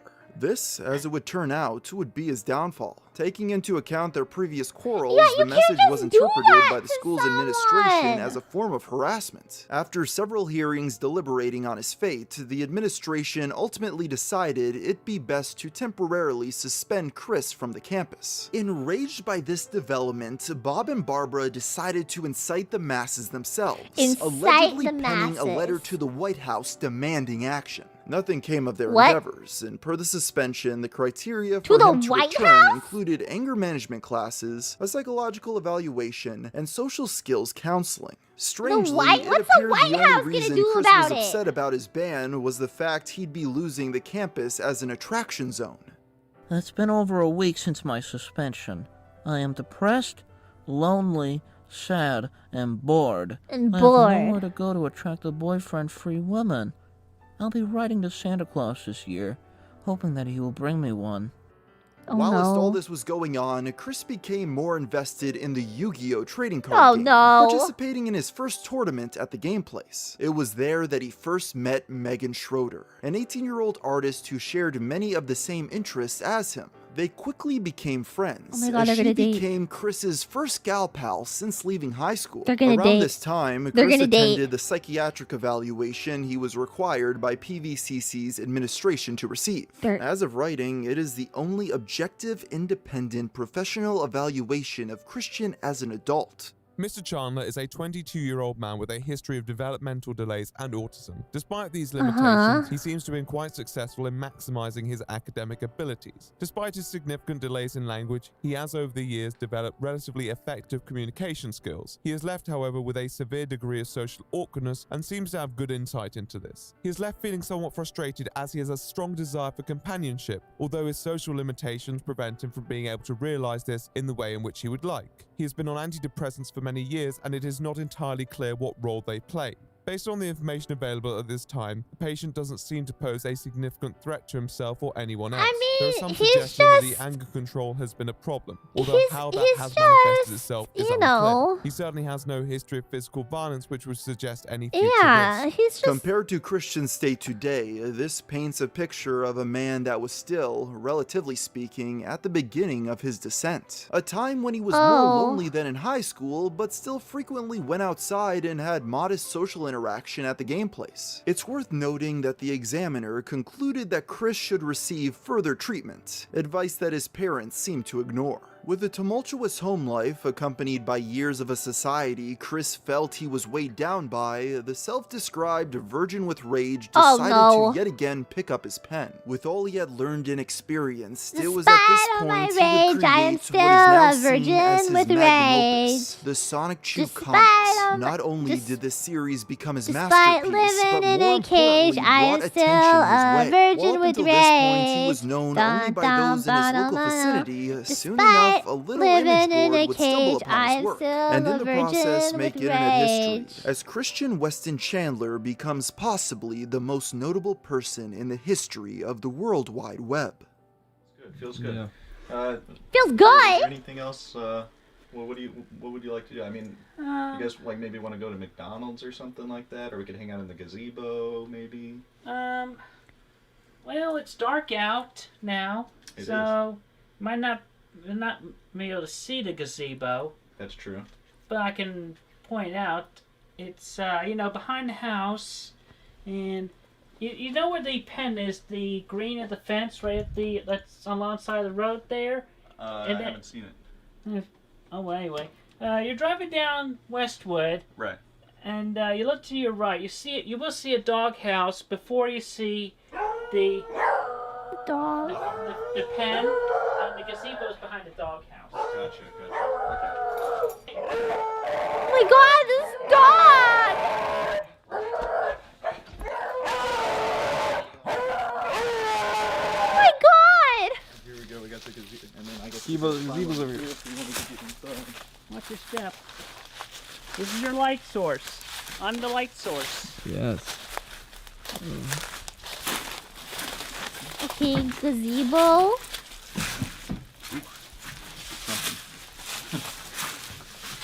Alright. It's a good place to It's a hang very out low here. gazebo. Yeah, it is. You gotta watch your head if you're Oh. more than. So I'm able to stand barely, but at 5'10". If you're Brad Garrett, you would have to hunch down. What? Yeah. He's like more than 6 feet. Yeah. 6. Yeah, sure. Oh. Watch your step. What?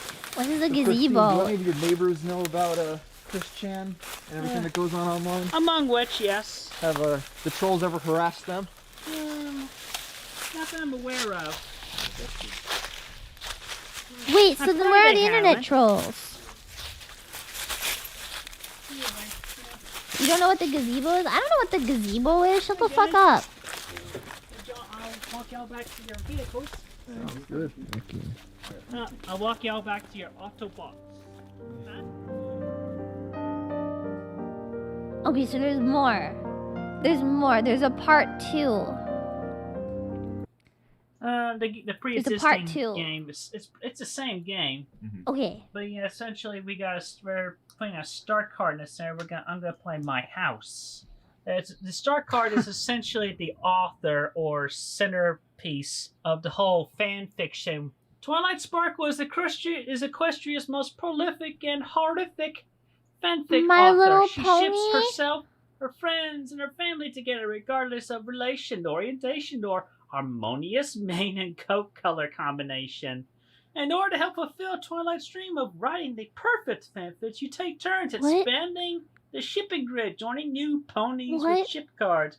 If you are first to make one of Twilight's narrative goals a reality, you earn the points for that goal. Of course, you also earn the shame of enabling Twilight's horrible penchant of shipping her friends, but nobody's perfect. What? Goals that we want to achieve on the shipping grid. What? Which in this case, we start off with fulfilling a prophecy. We ship any science you with the prime keyword with Chris Chan or Christine Chan. We get 3. I'm so unicorns confused. What is ships on the happening? Unicorn on unicorn. What is ship. this? So I just that's- clicked part 2 and they're talking about Twilight Sparkle kissing her mom. He's a sideshow. Then each player gets 4 ponies and 3 ships. That's their starting hand. What? Each player plays at least 1 card from your hand at the end of the turn. All pony cards closely shipped, as in, attached with the ship card. You can add a keyword to be swapped either moved from the grid by card effects. Attached to. And all pony cards shipped with that one cannot be discarded from the grid.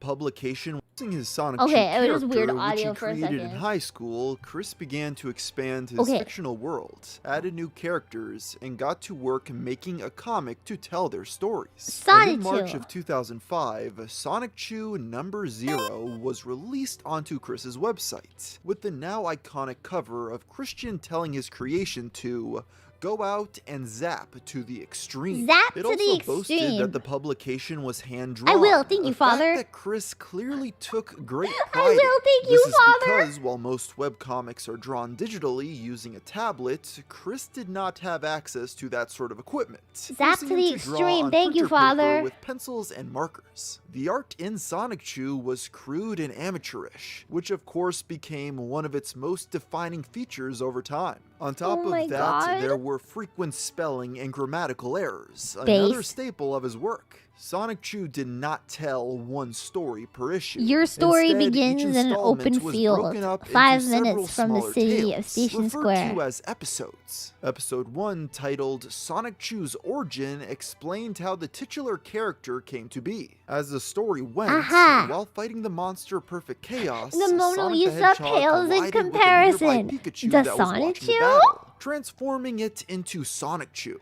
Meanwhile, a beam of rainbow energy hit a Raichu 15 miles away, causing it to evolve into a new form. The Raichu's trainer, a girl named Kel, stated that her Pokemon looked as beautiful as a rose, What? leading her to choose the name Rosechu. This episode What was the one of the fuck? earliest examples of Chris's poor understanding of copyright law.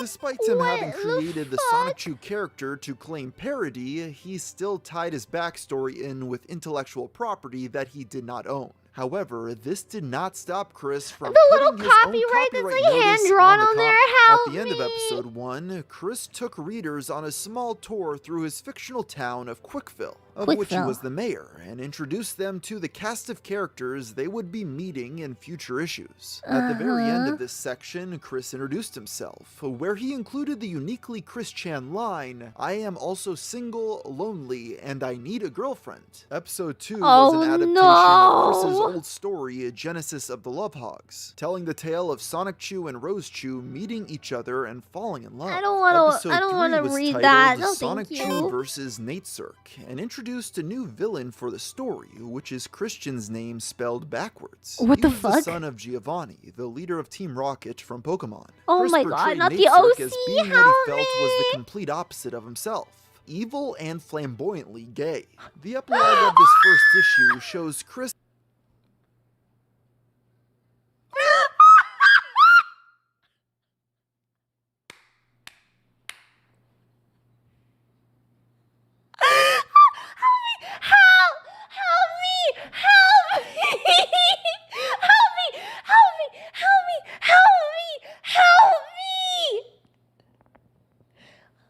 The exact opposite of Chris Chan is evil and gay, because gay and evil are also synonymous. Yeah. There's only one thing that's like the opposite of Leah, right? Yeah, if you wanna be the opposite of Leah, you have to be flamboyantly gay and evil. That's killing me. Oh my God.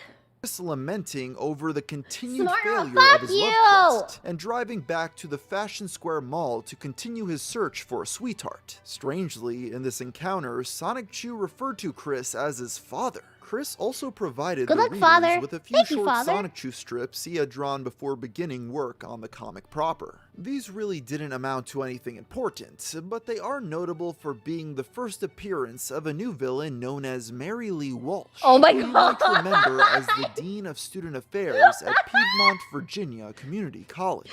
The fictional Mary Lee Walsh's goal was to keep Chris from completing his love quest, mirroring so how her fucking real-life funny. counterpart repeatedly forbade Chris from carrying his attraction sign around the campus, portraying her with a pitchfork and devil horns and ending the comic by obliterating her with his Cursier Hameha attack. As you can probably already tell, My Chris God. often incorporated his real-life struggles into his work. Another example being Jerk Cop Catastrophe, which involved him hanging around the mall, listening to music on his Nintendo DS, and expressing his frustration over the fact that all the women he wanted to date were already in relationships. As he pondered his unfortunate reality, Chris was approached by a jerk-op who berated him for his loneliness. This security guard then brought in reinforcement to handcuff him, but our hero was able to escape by transforming into his new form known as Chris Chan Sonic Chew, using his famous medallion. Chan This appears to Sonic be the Chew. first ever use Like a of his magical now girl. famous Holy moniker, shit. Chris Chan. As Mr. Like a Chandler magical began girl. writing his comic, so too did he continue his love quest at the Fashion Square Mall, now under the supervision of his parents following prior confrontations with the jerk-ops. He would spend hours pacing around carrying his attraction sign, hoping a girl would approach him. Eventually, Chris did attract the attention of women, though probably not the kind of attention he was hoping for. The No, first I'm of sure- these ladies was a 19-year-old named Anna McLaren, who detailed her experience with Chris in a blog post titled The Tale of the Crazy Pacer. According to her, she would often see a 20-some-year-old autistic man making his rounds while she was at work, and he would occasionally glance through the window of the store to look at her along with fellow female employees. On a dare, Anna began to wave at Chris as he walked by, which quickly escalated when he entered the store to talk to her. He attempted to flirt, and she responded as politely as she could before the conversation ended with Chris giving Anna his email address. Despite the circumstances of how they met, the teenager would go on to become one of Chris's longest-running real-life acquaintances after this encounter. The second of Chris's love quest triumphs was a young woman named Hannah in March of 2005. While he was taking a break from his search for a boyfriend-free girl, she reportedly approached Chris and asked him out on a date. Email me This sometime. made the autistic man ecstatic, believing that his years of carrying an attraction sign had finally paid off. Of course, he had to tell everybody he knew about this exciting development, and that included his new friend Anna McLaren. However, she knew something Chris didn't. Hannah had no intention of dating him and had merely asked him out as a prank. Chris was shocked by this revelation and immediately went to confirm it with Hannah. Upon admitting to what she had done, Chris was devastated and loudly yelled, "No!" in the middle of the mall. This disturbance earned Chris yet another temporary ban.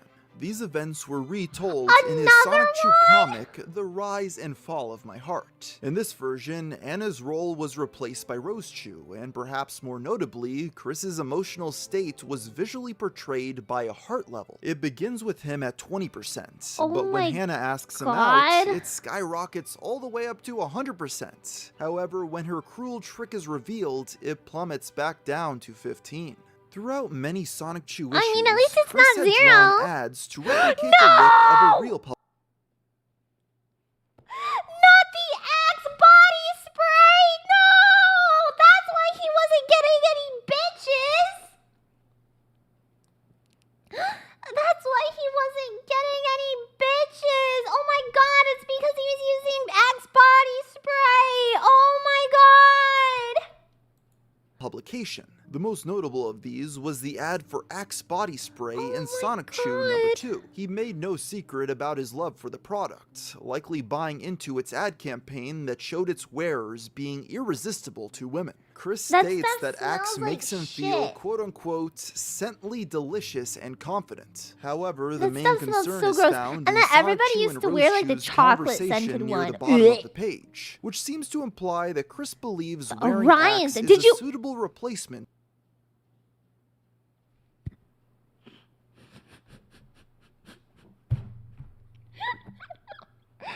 Wow, you smell great. Did you bathe?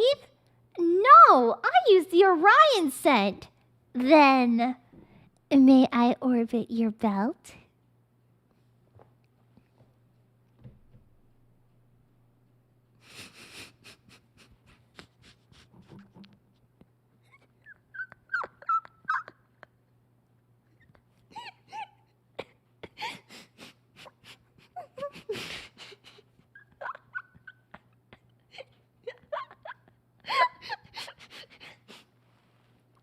Wait, I can do this, I can do this, I can do this. Wow, sweetbird, you smell great. Did you bathe? No, my heart sweet. I use the Orion scent. Then, may I orbit your belt?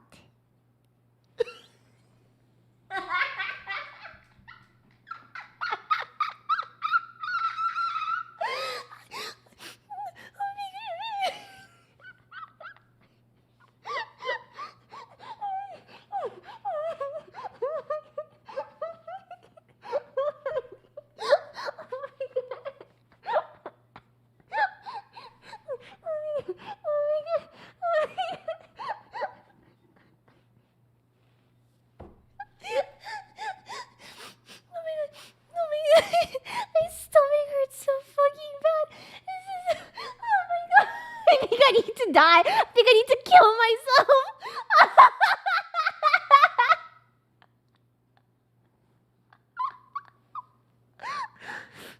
Oh my god. Oh my god. But I'm not wearing a belt. Oh my god.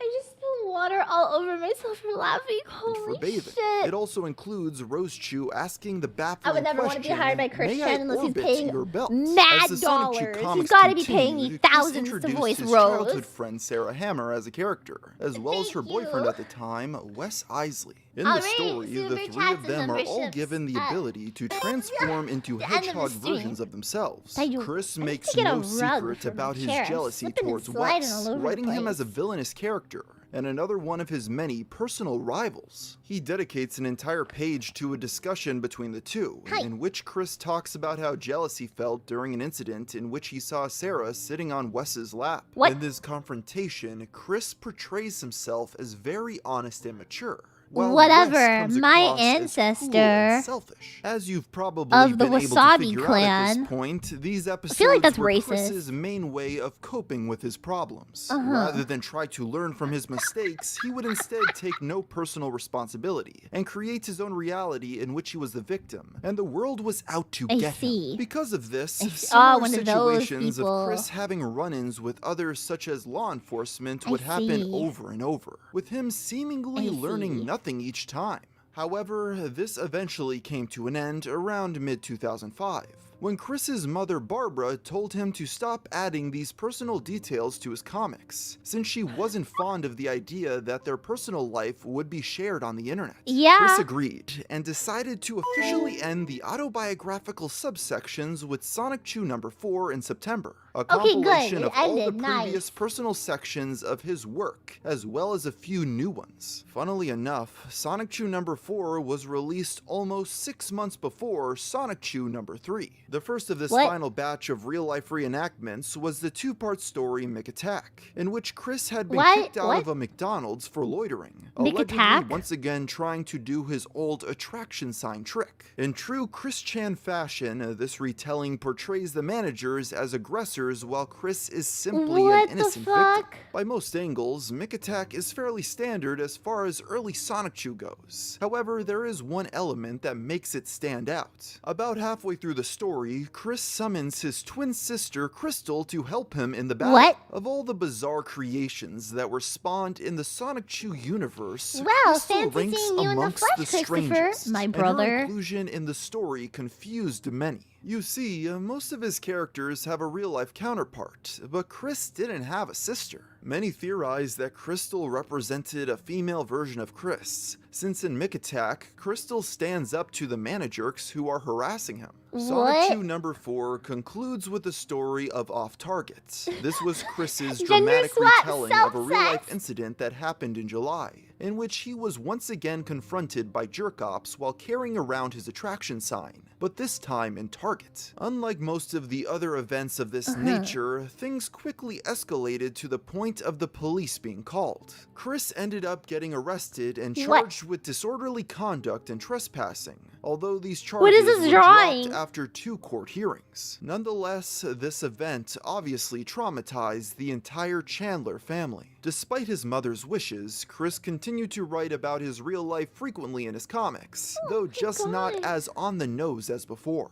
Sonic Chew number 5 focused once again on Chris and his never-ending love quest, containing the story of the recent wedding of Sarah Hammer to a man named William Spicer. While it's laid out in rather confusing terms, the dialogue in this episode states that Chris is only attending the wedding in spirit, implying that he was not invited. However, an image does exist of Chris and Sarah posing with her wearing a veil, seemingly meaning that, even if he was not at the wedding, he saw her shortly before or afterward. While obviously nothing can be said for certain, Chris seems happy for Sarah in the picture, and that is reflected in the comic. The story is actually fairly mature by Chris's standards, as he lets go of his crush and accepts that they will not end up together. Upon this issue's release, it seems that Christian was actually making progress, although that may be due to the fact he had his sights set on a new potential sweetheart. Never mind. As one door closed, another seemed I feel like to be every open, time I'm like, as okay, the yay, comic that's ends good. with Something Chris bad catching is the not bouquet happening as anymore. Sarah throws it, Immediately after something bad meaning he will happens, be but it's the like something next else. to get married. Coincidentally, in this story, Chris also introduced a new character, Sailor Megatoon. And in the very beginning of the comic, he credits her creation to his friend, Megan Schroeder. my name is Christian Weston Chandler of Ruckersville, Virginia. What would you do for a PS3? What I would do for a PS3? I tell you what I do. Well, if I had the money, I'd wait in line, like all the other people did with their tents and all that good stuff. What? I'd throw away the cure for autism if I had it. As briefly mentioned in the previous episode, Chris met a woman named Megan a few years prior at the game place, but he appeared to have recently been making efforts to grow their friendship into something more. Since the young woman was a fan of Sailor Moon and My Little Pony, Chris decided to get into those franchises as well. For this brief moment in time, it seemed like Chris was actually evolving as a person, accepting that his previous crush had moved on, and began taking a genuine interest in his new potential sweetheart's hobbies. But unfortunately, this would not last. The 20-some-year-old man went overboard and started spending copious amounts of money on toys and merchandise for Megan's favorite IPs. Unrelated, he also began buying adult DVDs and toys, including a blow-up doll. Oh my God! It's important to keep in mind that at this point, Chris was unemployed, with his only source of income coming from monthly Social Security payments. During this time, Megan was fully aware of Chris's interest in her. He would reportedly often try to touch her without consent, a problem she would bring up in an email to Chris. Sorry? One more thing. Please minimize your touchiness. You know well I dislike it, and I keep reminding you. Understand, I'm not angry, but annoyed and a bit disappointed. I remember you said you'd never do it again, and yet, I know you're just being friendly and all, but I really hate being touched by anyone. The young lady was clearly trying to nip this crush in the bud. Never mess with a truly frustrated virgin when he's on a quest for a girlfriend to share true love and trust with. Never mess with a virgin. Wait. Never mess with a truly frustrated virgin when he's on a quest for a girlfriend to share true love and trust with. Christopher would not listen. This would, of course, eventually blow up in his face. But Chris had a few more heartbreaks to go through before that happened. On June 27th, 2006, Chris's beloved dog Patty tragically passed away.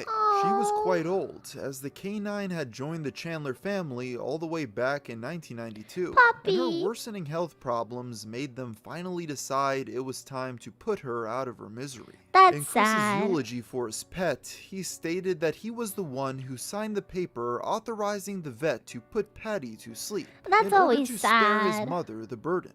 I raised Patty since she was a 6-week-old Yeah, pup. being the one to sign the paperwork and stuff, like, yeah, okay, that's sad. I'll give it to him. I'll give this one to him. That is sad. But it was for the best.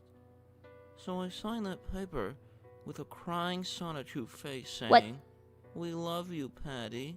After that, I gave her my final pets, hug, hand to paw hold, eye contact, air rub, cheek to fur rub, and I sadly waved her for the last time.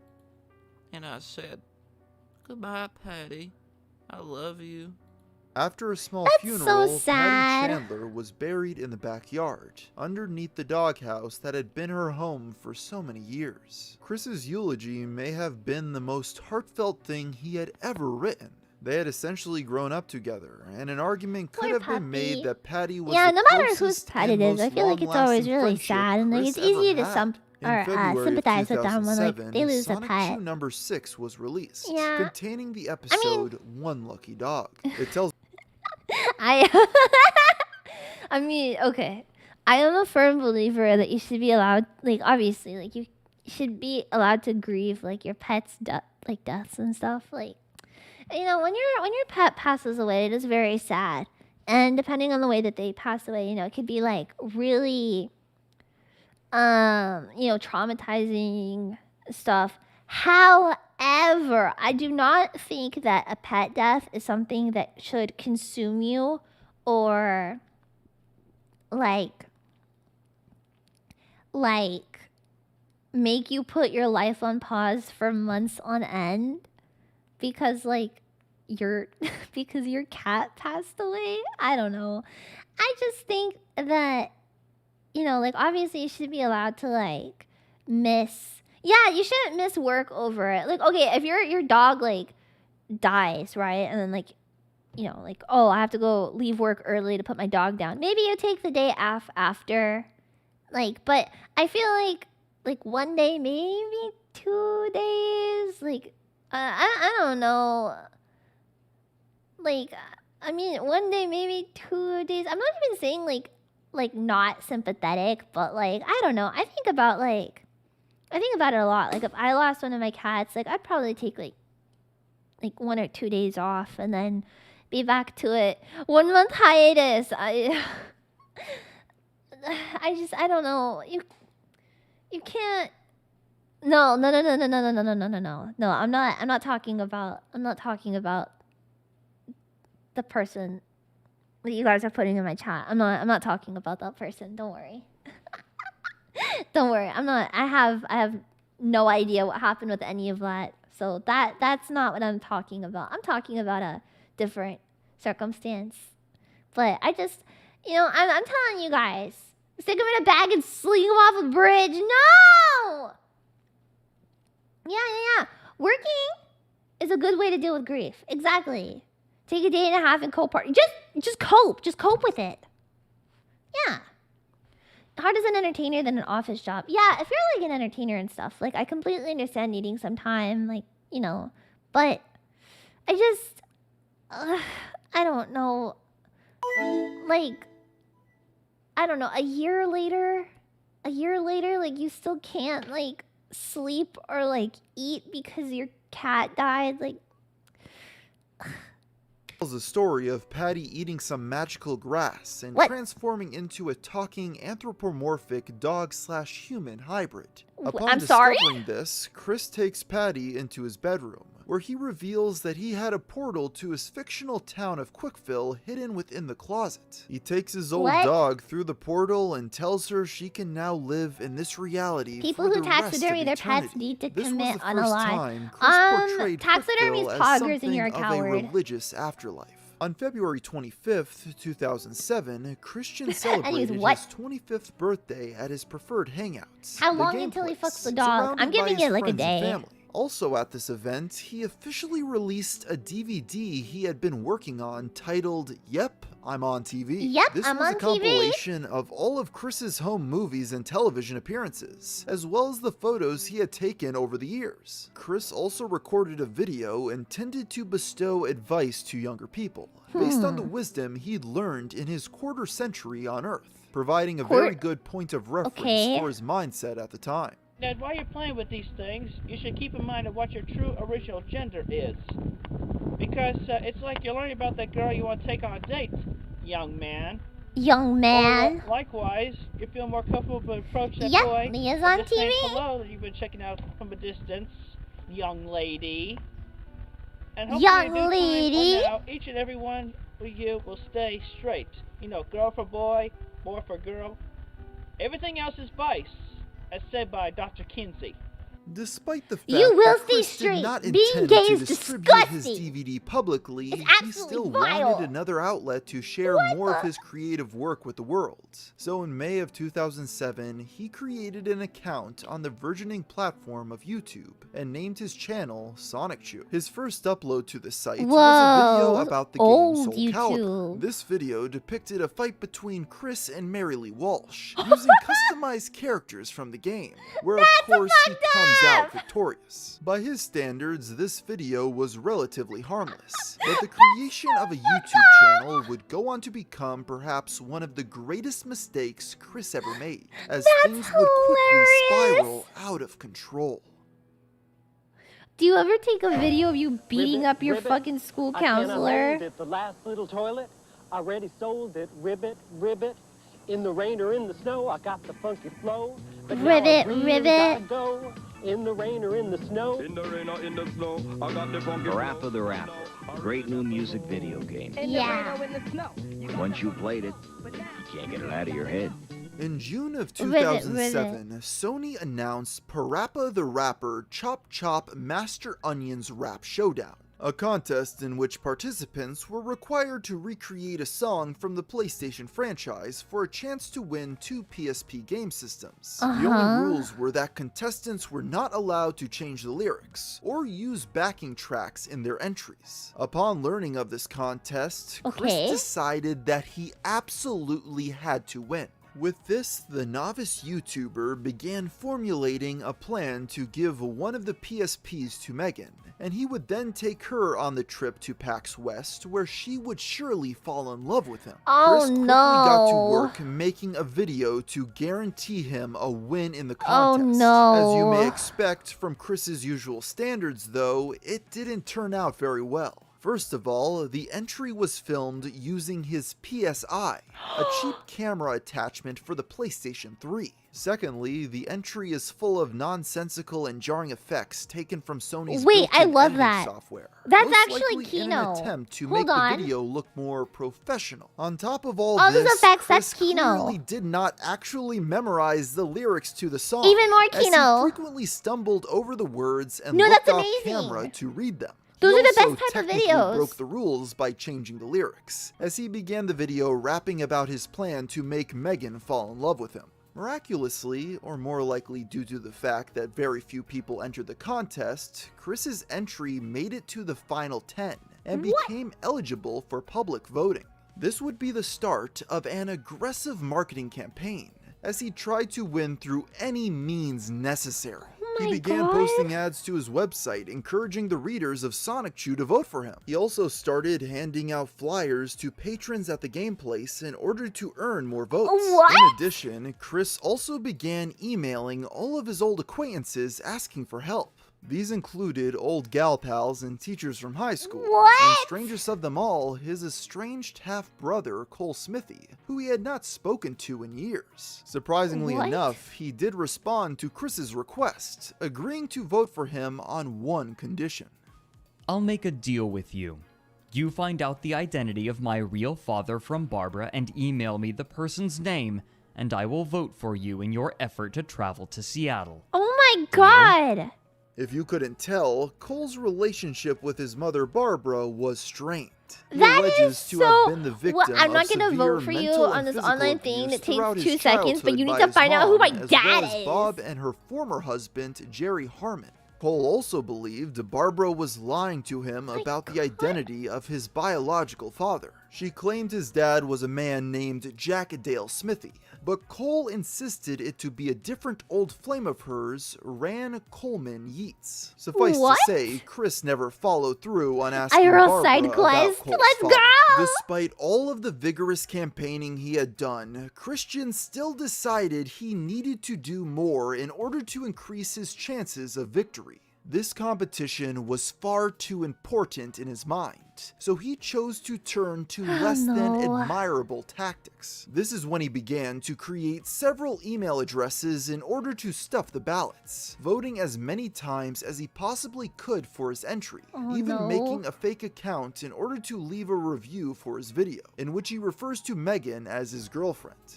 Such honesty of his situation and the devotion for his lucky girlfriend adds great emotion to his performance. What? The visually appealing FX added the best humor and biggest laugh I had among the bunch. I enjoyed the fun background to his assumed to be bedroom, and his informative feedback on playing Guitar Hero on PlayStation 3. Also, he has nailed the lyrics a cappella. As the brave autistic warrior so creatively put it at the end, rap, rap, rap, that's a rap. After doing everything in his power to ensure victory, Chris waited anxiously for the final results of the contest to be released. On August 3rd, the self-proclaimed autistic warrior logged onto the website Happy anniversary, excitedly, Christian! only to be crushed upon realizing he had lost to a man named Adam Stackhouse. As you can probably imagine, Chris did not concede defeat gracefully. He He began posting incessantly on the PlayStation message boards and emailing Sony directly about how he should have won. What? He angrily pointed out Adam's use of an a cappella beat in the video, which he believed to be a violation of the contest rules regarding backing tracks. However, this ultimately amounted to nothing, as Sony ignored his emails and his tantrum resulted in a ban from the PlayStation forum. Chris also emailed Megan after his big loss, cursing Adam Stackhouse and lamenting the fact that he would not be able to take her to PAX West. This was apparently the final straw for Megan, who had been trying to tell Chris for months that he had no chance with her romantically. She sent a heated email back, berating him for ignoring her countless requests for him to stop trying to date her. Christian, I haven't been checking my email until recently, and I just want to say that your behavior has irritated me for the last time. First, I'll start off with saying that I'm glad you didn't win the contest. Women are awful. Because I have no interest in going on a trip alone with someone who can't keep his hands off me. I'm not your girlfriend. Good and for I never her. will be. When I say don't touch me, that means don't touch me. What may seem friendly to you is sexual harassment to me. Good You for whine that her, you're just standing being up for friendly, herself. But you obviously have no consideration for my feelings. And I don't like your Megan obsession. I don't like being a character in your comics. I don't like how you made me a character in Soul Calibur and Animal Crossing. That kind of behavior really freaks me out. The week's events were a massive blow to Christian's ego. He'll Not be only did fine. he lose the contest, but also the woman that he loved. At this moment, She belongs it to the seemed like streets. things She's a hit whore. rock bottom, as the mirage of a future Chris had planned blew up in front of his eyes. This guy But gets her a unfortunately, PSP, she it won't would suck soon his turn cock. out that this was only Typical the women. start of his problems. Because the thing is, these new antics on YouTube piqued the interest of an online community that would soon propel our protagonist into the spotlight. Oh no. Oh no. And that is how angry I am at Adam Stackhouse. Yeah, I put fuck this you, beat Adam in there Stackhouse. And Surya Butchwald. They should have been disqualified because they had music and more than one person in their Freakazoid videos. With Freakazoid Chris video? starting to bring his strange and self-destructive behavior onto social media sites, it was only a matter of time before Freakazoid? people took notice, and that day arrived on October 26 of 2007. This is when photos of Chris playing the Pokemon trading card game at the game place were posted onto a little image board known as 4chan. At the same time, discussions of him began on the Something Awful forums, prompted by a user who had witnessed Chris's pursuit I of true get love it in real now. life. His multiple Okay. public outbursts and unique worldview made him impossible to ignore, and he was quickly becoming a favorite topic of discussion across the web. Despite the internet's instant fascination with Chris Chan, there were some people who theorized this was all just an elaborate troll. As a result, someone decided to go right to the source and find out for themselves. On November 3rd, Chris received an email containing fan art people had made of him and his characters. Oh no. Among these was a drawing of Chris sitting at a desk labeled Girlfriend Auditions, with a sign which reads, "No Darkies." He also included a few pornographic images, including a comic of Chris having a sexual encounter with Sonic Chew and a drawing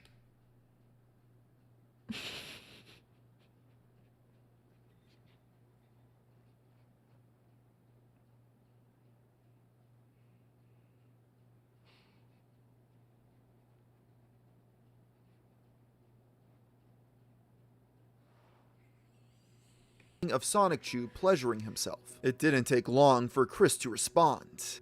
I am feeling great detest towards the other two. Sonichu and I are not of that nature at all. If you would like to make it up to me, though, please draw a strip of Rose Chew stripping for Sonichu. Oh my god. I am straight, damn it. I will not be straight, veered damn it. in any other disgustingly grotesque direction. The sender quickly apologized for the art and sent Chris the comic he had requested of an intimate moment between Sonic Chew and Rose Chew. The one catch was that in this picture, he chose to depict Rose Chew with a penis rather than female genitalia. Chris may have been upset before, but this drove him completely over the edge. Rose Chew is a girl. She never had a frickin' pickle. If I see one more frickin' pickle, and you may spread this quote to other adult fan artists, I will create you in Soul Calibur 3 and beat you up like there's no tomorrow. Oh my God. If there was anyone who remained unconvinced as to whether Chris was legitimate, this response was what finally made the trolls realize they had struck gold. Shortly thereafter, a man named Jason Kendrick Howell created a page about Chris on Encyclopedia Dramatica, a wiki dedicated to the discussion and mockery of strange internet figures. Chris now had the kind of undivided attention that most people would do their best to avoid. He would need to choose his next moves carefully if he wanted the trolls to go away. Oh no. Unfortunately, he did not do that. A few days later, Chris posted a video directed at the users of Encyclopedia Dramatica, although he quickly detoured from the original topic and began rambling to the camera about his life. He talked about his supposedly proud lineage, bringing up his Cherokee ancestors, as well as the fact that he was descended from Anne Boleyn and some travelers on the Mayflower. He also discussed his various hardships throughout life, such as his early schooling and his inability to find a girlfriend. It's unclear what Chris hoped to gain from this. Perhaps he wanted sympathy, or maybe he thought this information would make the trolls respect him. He concluded by requesting that the ED page of him be taken down, or at least edited to portray him in a more flattering light. Not only did this request not stop the deluge of trolls, but it only furthered the negative attention coming his way. People continued making fun of Christian and posting to the Encyclopedia Dramatica page, much to his frustration. Things hit a boiling point only a couple days later when an old graphic internet shock image known as Goatsy was uploaded to his wiki entry with the caption, "The true brains behind Chris Chan." This sent Chris into a fit of rage as he... What is Goatsy? Chat.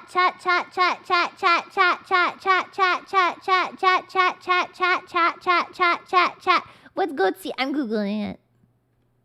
Goatsy. Goatsy.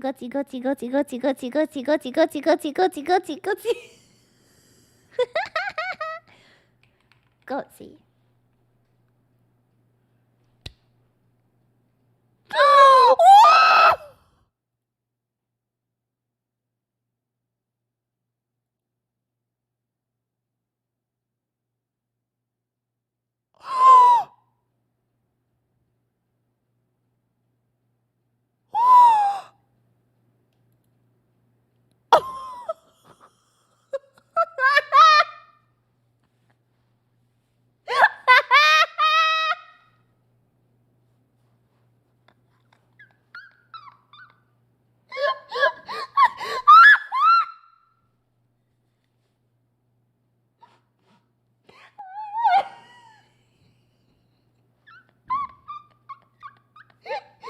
The wedding ring is what really makes it.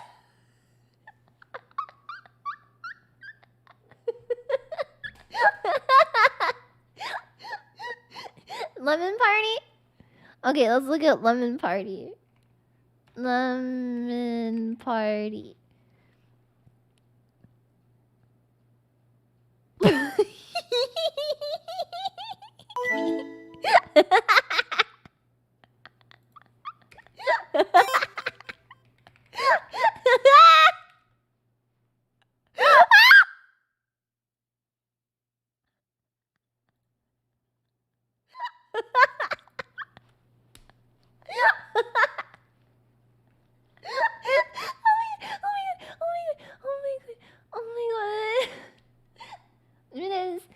Wait, what is 2 girls, 1 cup? What is that?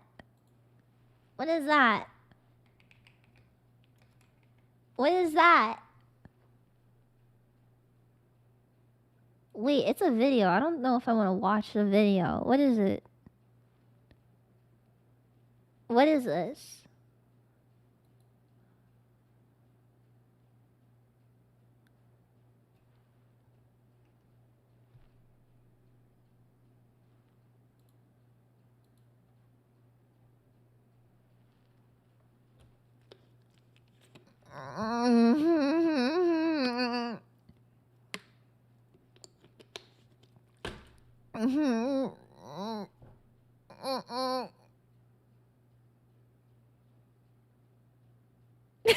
No, thank you.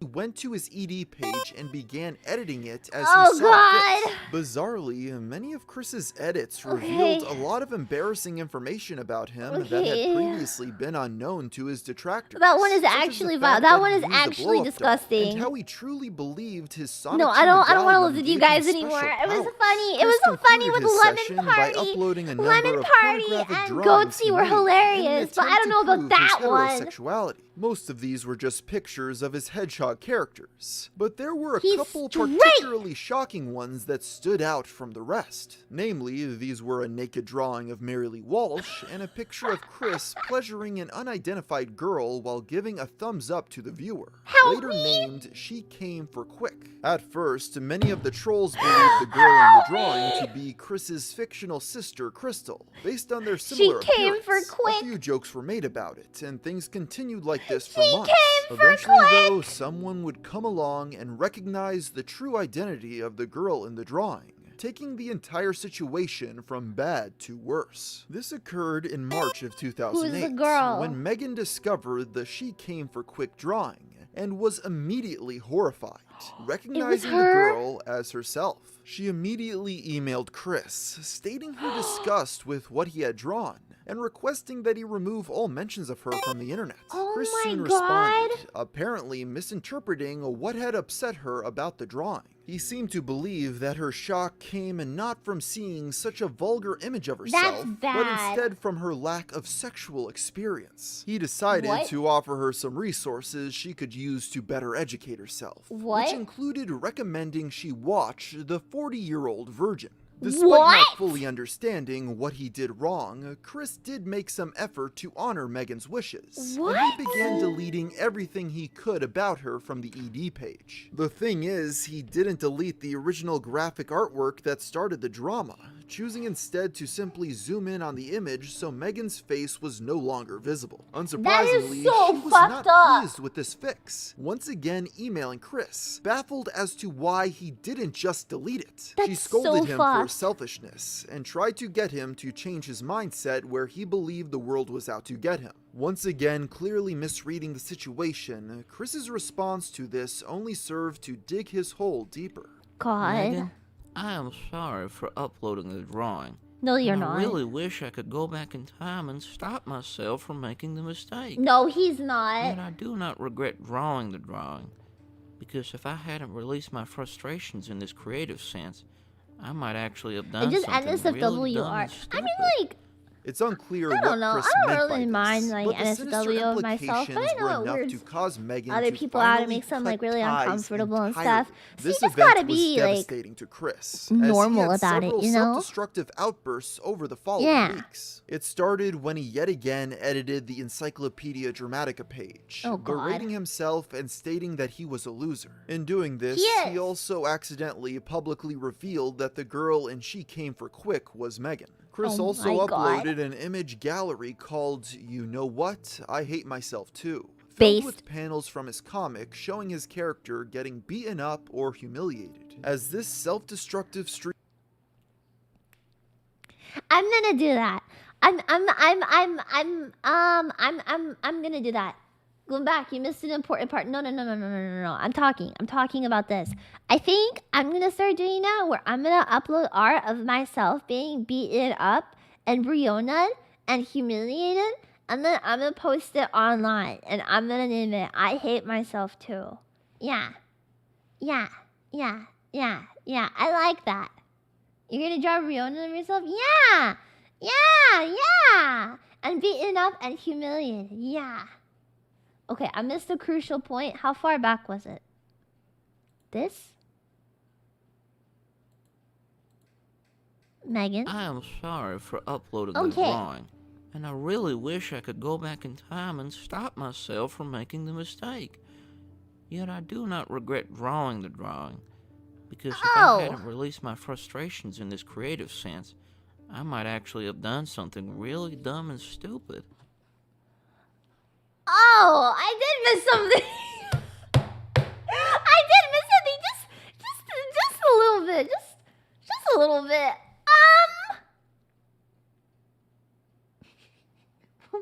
What? What? Yeah, I missed just a small detail. What?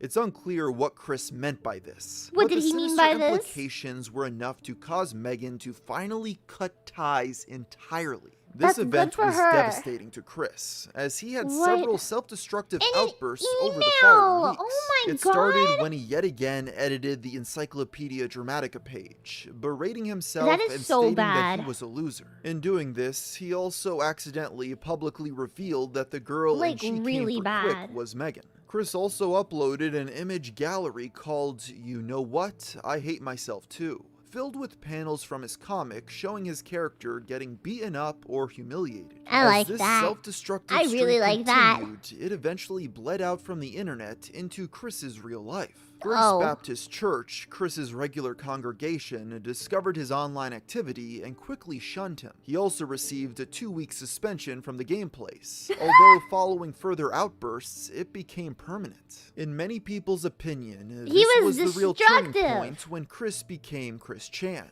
His gal pal had abandoned him, his church had rejected him, and his favorite hangout spot had banned him. In just a few short Okay. weeks, a large portion of Chris's life had been ripped away, all due to his poor behavior. The only place he I could mean, turn karma to is for a attention bitch. now was the internet, because even if they were abusive, at the very least, they would talk to him.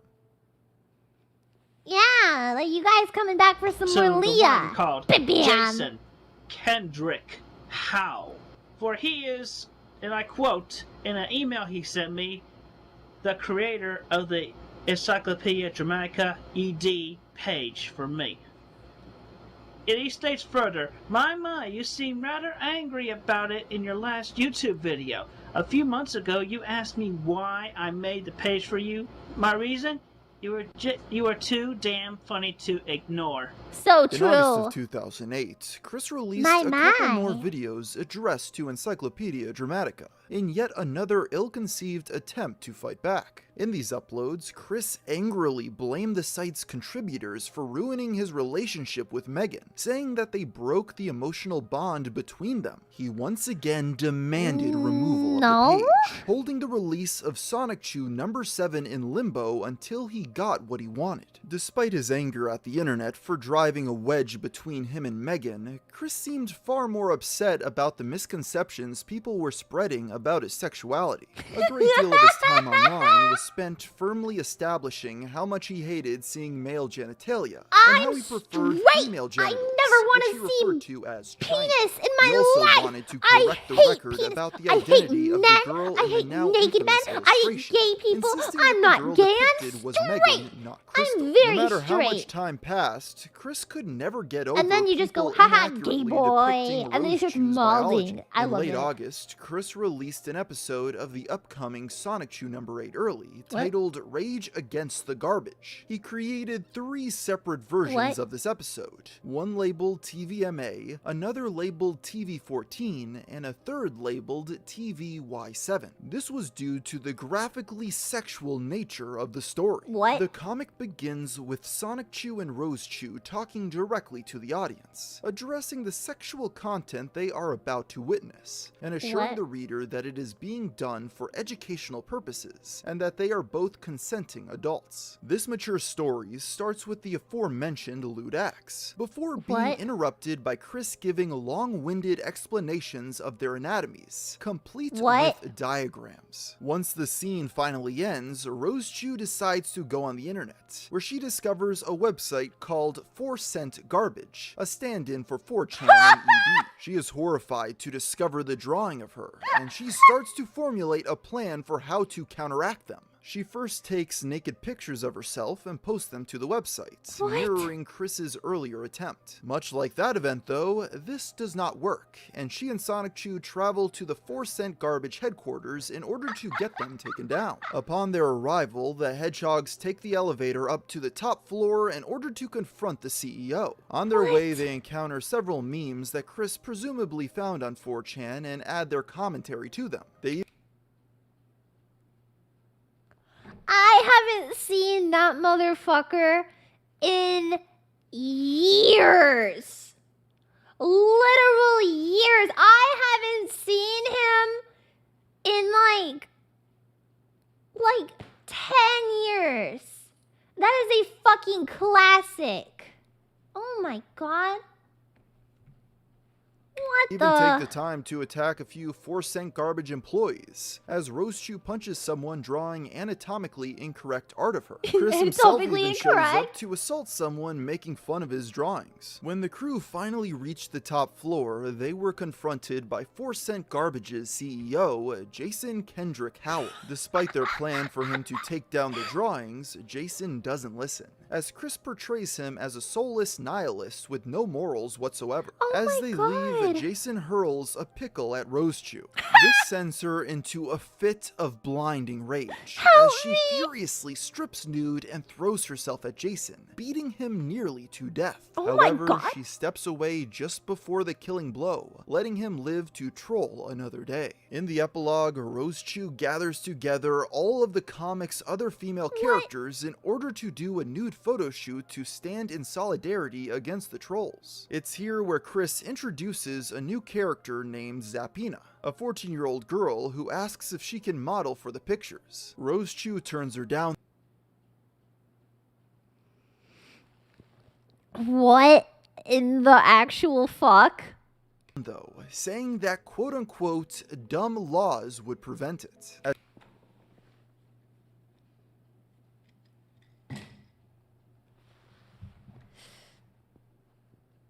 I'm sorry?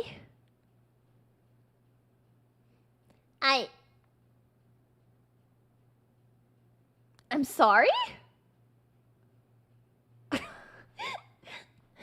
Dumb laws would get in the way of a 14... What? What? What? I did not think it would go this route. What? What the fuck? I didn't know for Christian was a Discord mod. Chris posted more and more vlogs about his feud with Encyclopedia Dramatica, and his YouTube channel became his primary outlet for talking to the internet. Just a couple days after his initial 2 releases, he posted another vlog celebrating his victory over ED, as the website had to go down throughout the day. Chris believed that this was his doing, as he had rallied his fans to conquer his enemies. In reality, however, the website had been going down due to unprecedented levels of traffic, as more and more people began flooding in to read about Chris's antics. And as interest grew, trolls began devising new ways to mess with Chris, just to see how he would react. An early example of these more elaborate pranking attempts came a little later in August, when someone calling themselves JK Productions messaged Chris, telling him that he was working on a Sonic Chew video game. Chris, being an avid gamer, excitedly gave his seal of approval to the project. Over the following weeks, he even posted a few vlogs to his YouTube channel detailing his involvement with the game, stating that he was hard at work writing the storyline. This troll was short-lived, as on September 5th, 2008, JK Productions decided to cancel the project, posting on their blog that Nintendo and Sega had issued them a cease and desist. As one last bit of fun at Chris's expense, they pretended to redesign his character to be more copyright safe. Sonic Chew became Reginald the Anteel, with Rose Chew becoming his flamboyantly gay partner, a clear mockery at Chris Chan's homophobia.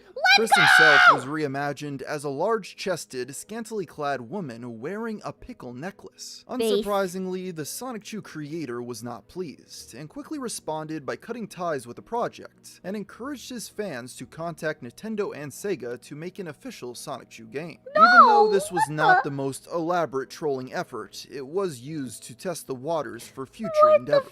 These unscrupulous internet users were rapidly learning Chris's weaknesses and figuring out ways to exploit them for their own entertainment. Another one of these early sagas involved a group of trolls attempting to trick him into believing that English football commentator Jimmy Hill was trying to sell a ripoff of Sonic Chew in the UK. They went to great lengths to convince him of this, creating fake ads for Sonic Chew toys and putting bootleg copies of his DVD on store shelves. They later upped the ante by claiming that Jimmy Hill was developing his very own Sonic Chew animated series, in which the titular character was gay, and his parents were Jimmy Hill and Mary Lee Walsh. The cartoon's villain was a giant robot, the design of which was based on Chris himself. Just as they hoped, Chris believed every word of this lie. He addressed it in multiple update vlogs, most notably one where he laid out all the evidence to prove he was the original creator of Sonic Chew, not Jimmy Hill. The trolls had a good laugh at this and did not push the Jimmy Hill saga much further. They had learned what they wanted to know, which is that there wasn't a limit to what Chris would believe. And this opened the door to many new possibilities. At around the same time period as the Jimmy Hill saga, you can fuck with this group guy of trolls for free. decided That's to why prey on people Chris's do desire it. for a sweetheart Slash all by creating and a fake free. woman for him to fall in love with. To be clear, this wasn't the first time Chris had been catfished. A few months prior, a man by the name of Joshua Martinez, who had met Chris in speech therapy class, attracted Chris's attention under the guise of the fake alias Lori Lopez. Chris and Lori talked for a while, but ultimately things fizzled out and nothing substantial came from it. That is so With fucking the groundwork funny. laid, the Help new tricksters me. invented Blanca Weiss, a name obviously poking fun at Chris's desire to only date white women. In Blanca's first email to Chris, she expressed her admiration for Sonic Chew and revealed that she also enjoyed making comics. Blanca sent him her own original character, Jigglyami, a combination of the Pokemon Jigglypuff and Amy Rose from Sonic. They also sent Chris a picture of a woman jumping in the air and holding a guitar, a supposed image of the fictitious sweetheart. Oh, Chris God. was instantly impressed and added both Jigglyami and Blanca as characters in Sonic Chew number 7, published August 20th, 2008. Oh, this issue also my included a scene God. of Chris being trapped in a time void, which he did in response to criticism saying that the story focused too much on him and not Sonic Chew. Chris and Blanca began emailing frequently after this, with the gullible man rapidly trying to escalate their relationship. Only a few days after their first meeting, Chris was already oversharing about his personal life and attempting to learn more about Blanca's. Also, while I am thinking about it, I wanted to ask you about how you feel about porn in your humble opinion. Honestly, and confidentially between you and me, I see the official videos from companies such as Adam and Eve not solely as a turn-on, but as a good education of what may be done during the act. What? I also appreciate it more as a virgin because it allows me to create a better idea for when I actually do it for my first time. And obviously, I have seen a fair share in my adult years. In these emails, Chris also fabricated a few details about his life, I'm gonna be such as saying sick. he had made up with Megan and was at peace with Encyclopedia Dramatica. The latter of these two claims was immediately disproven later in the correspondence, as he went on an angry tirade about their continued misrepresentation of Rose Chew's gender. I just wanted to let you know that I have finally got use for the ED page being there, so I am able to tolerate its existence. No, you're not, The major dude. thing about that page that really grinds my gears is all the lewd, I slanderous, love parodied images of my Futa Rosa Rose Chew. Chew. That's amazing. She is all woman. She was born with and still has her God-given vagina and both ovaries. Her The God-given trolls had Chris vagina right where they and wanted both him, controlling ovaries. his anger with the ED page Yeah. and his love life with Blanca. Amy Chew, Soon Rose enough, though, Rose the Chew, snafu Rose Chew artist behind ovulates Chris's because she's a fictional woman. girlfriend would get a wrench thrown in their plans. Yeah. When a new troll named Lord Silly Nipples created a MySpace page for Blanca without their involvement. He added Chris and quickly appealed to his well-known desperation for intimacy, asking him if he would like to exchange nudes. Unfortunately, Chris did not see through the lie and sent Dang multiple naked it. pictures of himself to the imposter of his already fake girlfriend. This led to September 11th, 2008, Oh my when God. Lord Silly Nipples dumped Chris's nudes onto the internet and changed the profile picture of his Blanca MySpace page to one of a black man wearing a pickle costume. In response, Chris posted a video addressing the nudes.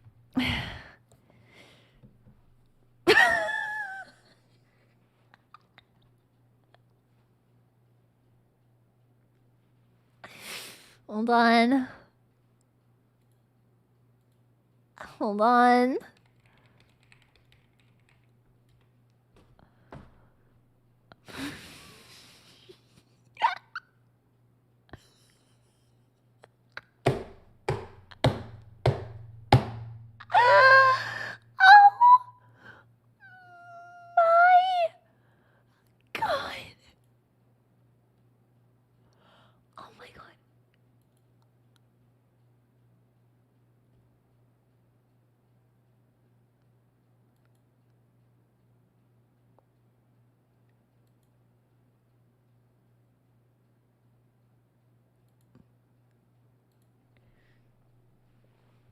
Okay. Okay. Okay.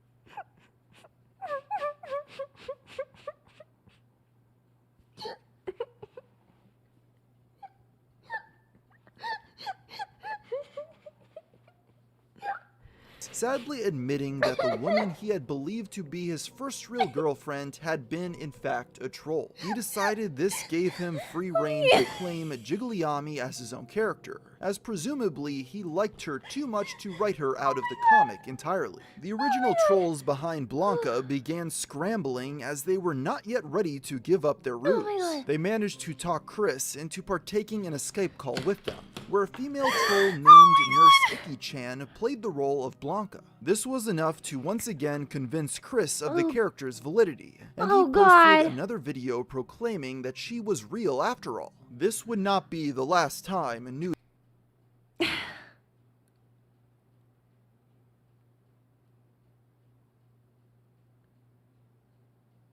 You can see the full picture on GoogleImages.com. images of Chris were posted online. Only a few days later, trolls managed to figure out the password to his YouTube, That's his mom's bra. MySpace, Nice. Facebook, and email accounts. It was at this point that they Nice. found more photos meant for Blanca, Whose including bra one is of that? Chris wearing his mother's underwear, and another of his genitals with Sonic Chew drawn on them. After the loss of his first YouTube see. channel, Chris was forced to I create a see. new one. Lord Silly Nipples was still not done with his shenanigans either, as later that month he emailed Sonic Chew's creator under the guise of Chris's high school gal pal, Tiffany Robinson, asking for a copy of his Yep, I'm on TV DVD. Upon receiving it, he quickly uploaded all the contents to the internet, although it really only consisted of old home movies and family photos. Among these was a picture of Barbara taking a nap. This image inspired trolls to give her the nickname Snorlax, as they believed she resembled the Pokemon of the same name.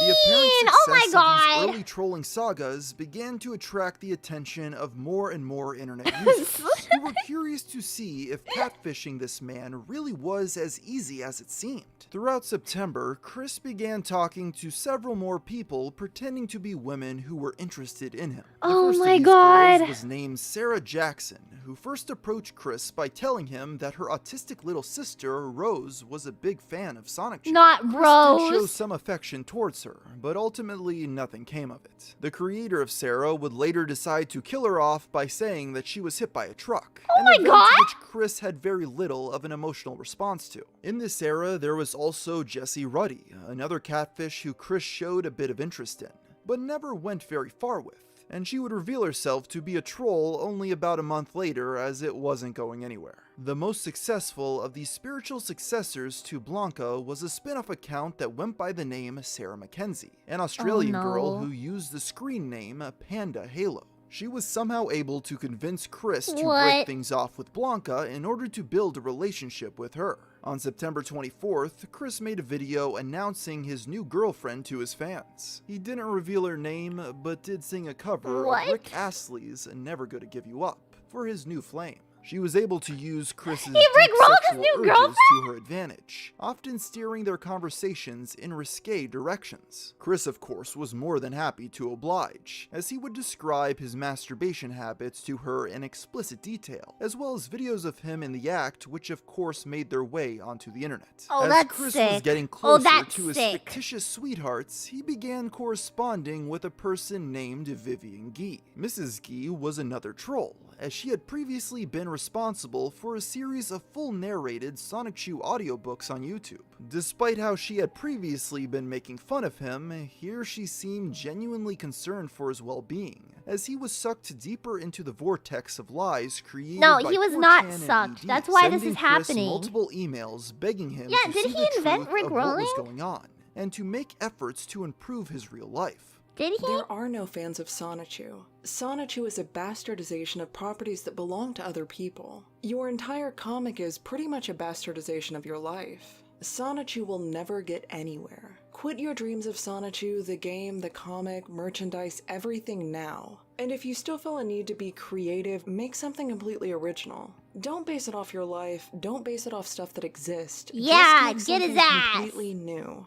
You have never tried when it comes to women. Never. You can't just sit around and wait for it to happen. Nice. You have to make it happen. If you can't muster up the courage to do that, then you will never get a wife, let alone a girlfriend. If you feel you can't do any of this, get a therapist, a real one. Get a therapist if you can't get a girlfriend. Do something about your life instead of bitch and draw comics about it. Yeah! Other than Megan, this was the hardest anyone had ever tried to show Chris the error of his ways. While harsh, it clearly and plainly laid out everything Chris needed to do to get his life back on track. Yeah, speak on it. Perhaps if he had followed her advice, this story would have ended here. But alas, it was too late. Chris was already caught in a tangled web of lies by the trolls. As Chris's multiple fake relationships grew more complicated, his love life would soon receive another curveball. At the end of his eventful September, he messaged Blanca over Skype, telling her about a dream he had,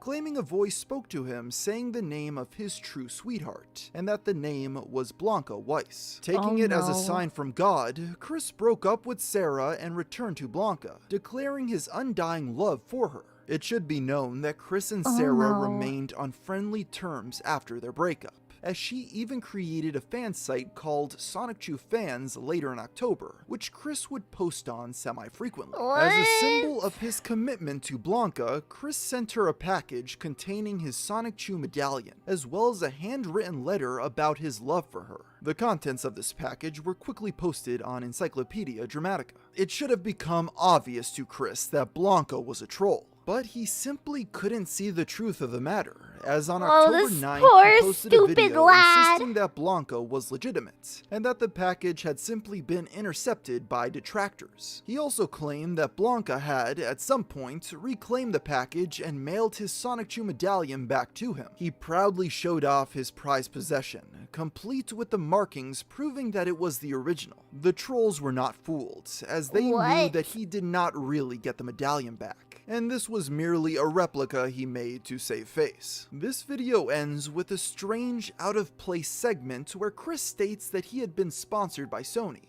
followed by a short ad for the game Little Big Planet. This section came out of nowhere and had nothing to do with the rest of the video other than showing that he was back on good terms with the gaming giant after the competition debacle. In response to the whole ordeal, Chris posted a short comic story on October 15th, 2008. This episode was a preview for Sonic Chew number 10, though bear in mind, at this point, he had not even fully released Sonic Chew number 8 yet. The episode follows Chris in the form of Chris Chan Sonic Chew, conducting a one-man He assault told everyone, on the everyone is 4 mad and now he's in jail. Upon Bro, arrival, he's in jail he is because quickly trapped and his medallion is stolen, which reverts him back into his human form. his But the trolls mom. are shocked to learn that they gain no power from the accessory, as Chris reveals that the true source of his power is actually his high school ring. This was an obvious attempt to convince the Peaked in trolls high that he school. did not care about losing his medallion, despite the fact that just a couple days prior, he had tried to convince them that they had never stolen it in the first place. This is when one of the original trolls behind Blanca, named Icarus69, posted another video with Chris's medallion, where he destroys it in multiple different ways. These included stabbing it, making it perform coitus with a pickle, dunking it into the fermented cucumber jar, smashing it with a hammer, setting it on fire, and finally urinating on it to extinguish the flame. And with this finale, the character of Blanca Weiss had served her purpose. She broke up with Chris, which resulted in him posting a video delivering the bad news to the world. In this vlog, he seemed absolutely heartbroken, as he could not even muster the energy to stand up off the couch. He cited Icarus69's video as one of the main reasons for the breakup, stating the now iconic line, "The pickle man tricked me again." Chris went on to blame Encyclopedia Dramatica for the collapse of his relationship, angrily asking his fans to track down the person who stole his package for Blanca so he could bring them to justice. Over the course of just a couple months, Chris had experienced some of the worst that the internet had to offer. Despite being a catfish, Blanca was the closest thing he ever had to a real relationship, so the loss hurt him deeply. It was arguably the lowest point Chris had ever reached. Unfortunately for him though, the worst was yet to come. A lot of cards. But strategically, I was gonna situationally, stop, but that's why I want to do Chris some. Chan, get off the screen. I have to watch part 3. Oh, this is such a long video. It's fine. It's fine. I'm so invested. I'm so invested. Can you play it just 3-player if Jesse's going to be filming? Oh yes. No, I have to keep going. I have to keep going. I'm so curious. I can't help it. Wait. I'm gonna get water really quick. Yeah. Okay, I'll get water. Everybody go pee, get some water, and then we'll all come back. Okay? Okay? 5-minute break. Go.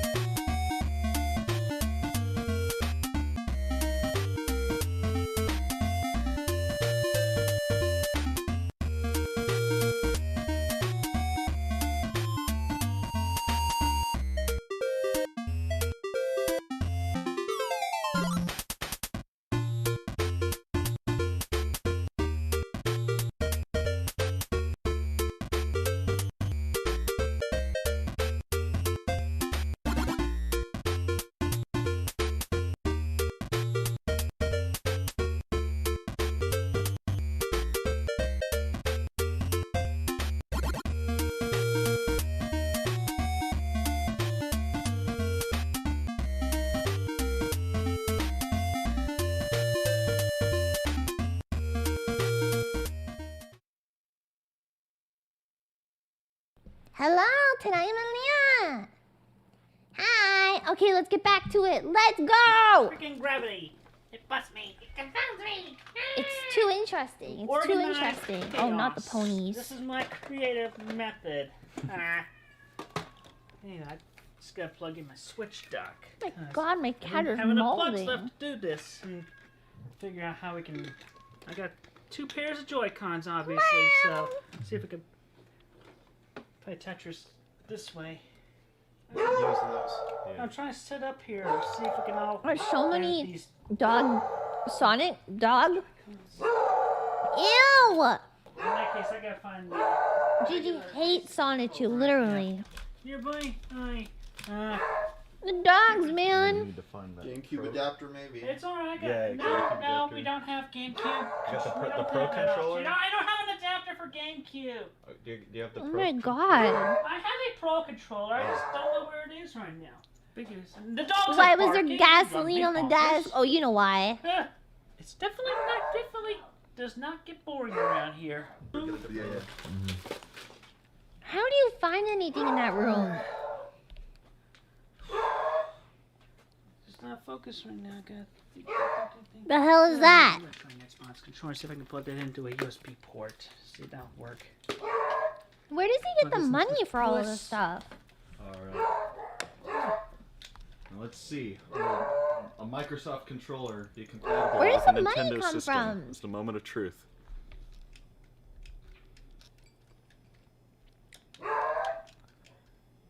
No. No. Dog, shut up! The Do government? that one more time. I'm gonna be like. Really? Let's just make the video find the controller. Yeah, yeah. Up. Alright. Up. Oh, there we go. Alright. Hey. Right when you said that. I just need to turn There's no batteries. on. Oh. It has batteries. I just gotta turn it on. I understand. No, show me the backstory. Those dogs! Oh, shut up! I'm gonna bark my head off. Oh my God.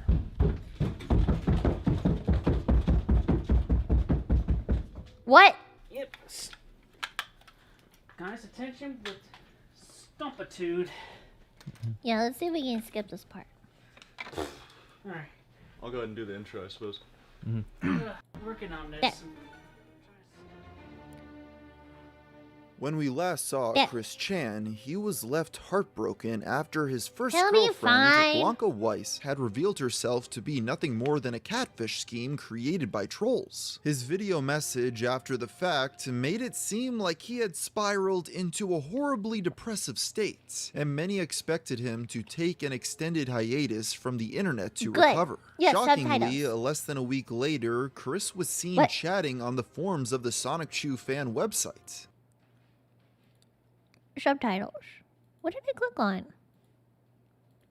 Whatever. In these conversations, Chris revealed that he was There. dating a new woman named Chloe, who he had met while pre-ordering a Little Big Planet at GameStop. He What? never mentioned Chloe again after this, and the timeline he gave would mean that he started dating her while he was still with Blanca. So most What? people believe that he made the whole thing up. Christian had Absolutely. proven that no matter how badly he was hurt, he would always come back for more. As such, trolling attempts only escalated from there. On October 31st, 2008, a troll went to Chris's house and left a sign reading Encyclopedia Dramatica on his front lawn. This didn't my elicit a very big response, but it did mark a significant turning point. The internet and the real world were becoming increasingly merged. Even if Chris did log off, the dimensional trolls merge. would still be there. And just a few days later, a website called Quickie was founded by a user named CogsDev.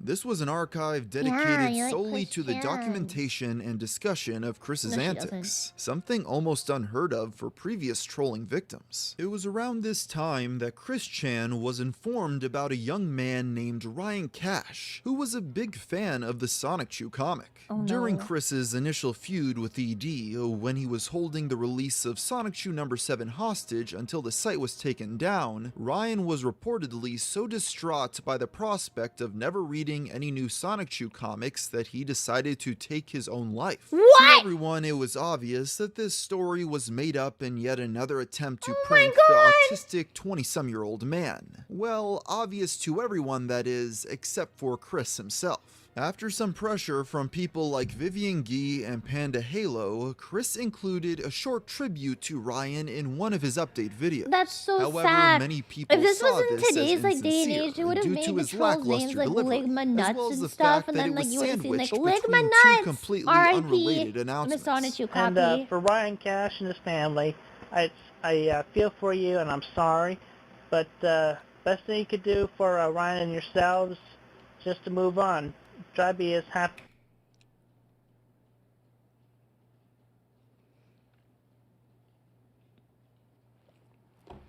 Did he just say, like, if this was someone's real child that died, and this was like actually his hero, just move on. Just get over it. Just move on. Yeah. Just move on. Try to be happy. Gee, so much power. That's a lot worse than when that child locked himself in the room after seeing Optimus Prime die in the original movie. What? And then also on the PlayStation Network on the home. Around this same time, Chris received an email from a man claiming to be Takashi Tezuka, a highly successful video game director at Nintendo. While working at Nintendo, I have heard about your original character, Sonichu, from many of my coworkers who read emails sent from your fans who are asking for a Sonichu game. I eventually received a message from Shigeru Miyamoto that we at Nintendo should take the first step into creating a Sonichu game. That is why I am programming in 2 new characters into Animal Crossing City Folk, Sonichu and Rosechu. If a large number of players enjoy Sonichu and Rosechu, we will create a Sonichu game with the help of Sega. Tezuka even included a couple of screenshots of the Sonic Chew character in Animal Crossing. As can be expected, Chris did not catch on to the fact that this was a You're trope. He had made no kidding! secret in the past that his dream was to one day make an official Sonic Chew game with Nintendo and Sega. Now it appeared that dream was being delivered to him on a silver platter. A few days later, the same prankster emailed Chris again, this time posing as Shigeru Miyamoto, the creator of Super Mario Bros. And Legend of Zelda. That For is good so measure, fucked up. he also sent emails pretending to be a lawyer for Nintendo named James Zilberstein, or just Jay-Z for short. This was all done as a small attempt to clue Chris into the fact that it was all a joke, but he never caught on. In fact, on January 6, 2009, Chris posted a video announcing the exciting news that he was working directly with Nintendo. He also stated that, for legal reasons, he had been advised by Nintendo to go back into his old comics and change the names of characters that were based on real people. Chris obliged the trolls' orders, and soon after, every issue of Sonic Chew that had been published received these new edits. Sarah Hammer became Nicole Rammer, Wes Isley became Walter Grisby, Megan became Meg Chan, and Mary Lee Walsh became Slawwell Ryan. Later that day, the troll emailed Chris under yet another alias. This time he was pretending to be Greg Mays, a web designer hired by Nintendo to help spruce up the Sonic Chew website in advance of the game. Blinded by excitement, Chris happily handed over the password to his website without question. This resulted in it quickly being taken offline.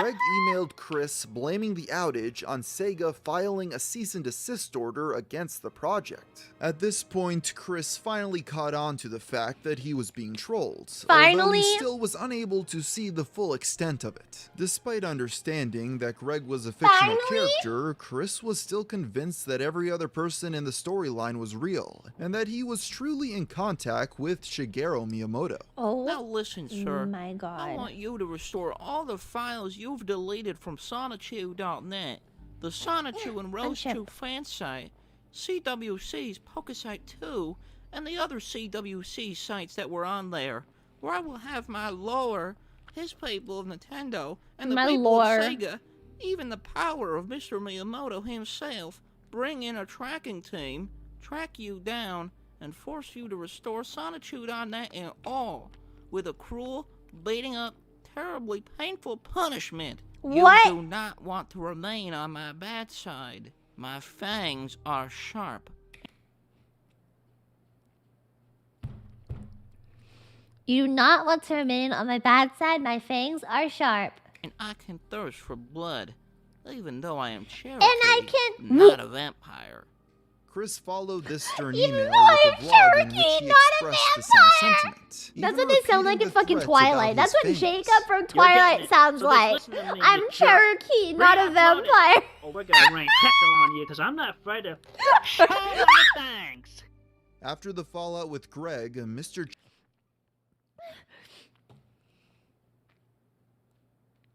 Scared the fuck out of me. It was literally a jump scare. Chandler continued emailing with Miyamoto to discuss the possibility of meeting in person. A big sticking point with this was Chris's inability to pay for a plane ticket to Redmond, Washington, where the Nintendo of America offices were located. He tried multiple times to get Miyamoto to pay for the flights, but he refused, berating Chris for being unemployed and unable to pay for his own ticket. Despite the now abusive comments from the supposed top creative at Nintendo, it's still unsurprising that he fell for the story given his track record. What's more perplexing is that at a certain point, Christian brought in his parents to talk with Miyamoto, and they too seemed to believe the hoax. Barbara began to help Chris negotiate with the gaming giant, and took the opportunity to boast about how prolific she and her husband had once been in the business world, though it was riddled with grammatical errors and disjointed sentences. Trolls noted that even though Bob and Barbara apparently had such deep knowledge of business dealings, they didn't find anything odd about the fact that such an important executive had reached out to Chris directly, and why such a large company was refusing to pay for airfare. From there, the talks merely went around in circles for a while as both sides refused to back down from their positions. As the Chandler family continued their correspondence with Miyamoto, on January 12th, Greg Mays returned to the story. This time, he revealed himself to actually be Jason Kendrick Howell, the original troll who created the Encyclopedia Dramatica page in the first place. This unsurprisingly was just another lie, but Chris took the bait without question. As Jason was still holding Chris's website hostage, he offered him a deal. He would return the domain name if Chris posted a video coming out as either straight or gay, with the choice being up to him. Chris unsurprisingly chose the latter in an incredibly short video and held up a poster of Britney Spears as proof. Jason was not satisfied by this offering and demanded Chris make a longer video. In this upload, Chris goes into great detail about how all his life he had gotten along better with women than he did with men. He even holds up a copy of a Playboy magazine this time as further proof of his heterosexuality. The troll was much happier with this, though he wasn't done just yet, asking Chris for one last video where he would film his parents telling Chris how proud they were of him. Christian at first agreed, but it seems that it was never actually filmed, as he apparently decided that it would be easier to just make a new website rather than continue to jump through hoops for Jason's amusement. Shortly thereafter, a new video was posted announcing the creation of SonicChew.info. That same day, Jason say they were sent proud Chris of him. another That's email, so revealing that embarrassing. he Oh was my not god. actually Jason at all. It was just another pseudonym used by the true man behind all of this, Clyde Cash, the brother of Ryan Cash, who you might remember as the boy who had killed himself over Sonic Chew. Clyde vowed revenge against Chris due to his brother's death, and had devoted his life to making him suffer. Even the famously gullible Chris did not believe this story at first, instead thinking Jason was just lying to get out of trouble. Very interesting. I will know Clyde Cash as your nickname among my printed written information I have of you when I go to the police department to report you. Hey, do me a huge favor. Stand in the middle of heaviest traffic and get run over.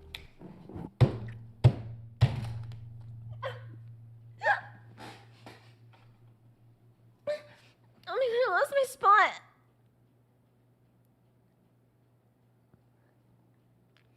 Oh my god. I hit my desk too hard. I lost my spot.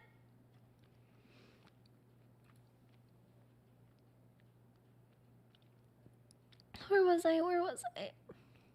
Jason was just lying to get out of trouble. Very interesting. Do me a favor. Stand in the middle of heaviest traffic and get run over. That is police department to report you. That is the coldest threat favor. I've ever heard. Stand in the middle of heaviest traffic. Stand in the middle of heaviest traffic and get run over. Pray to God and Jesus for your death. I pray to Jason God and Henry Jesus Owl. for your death.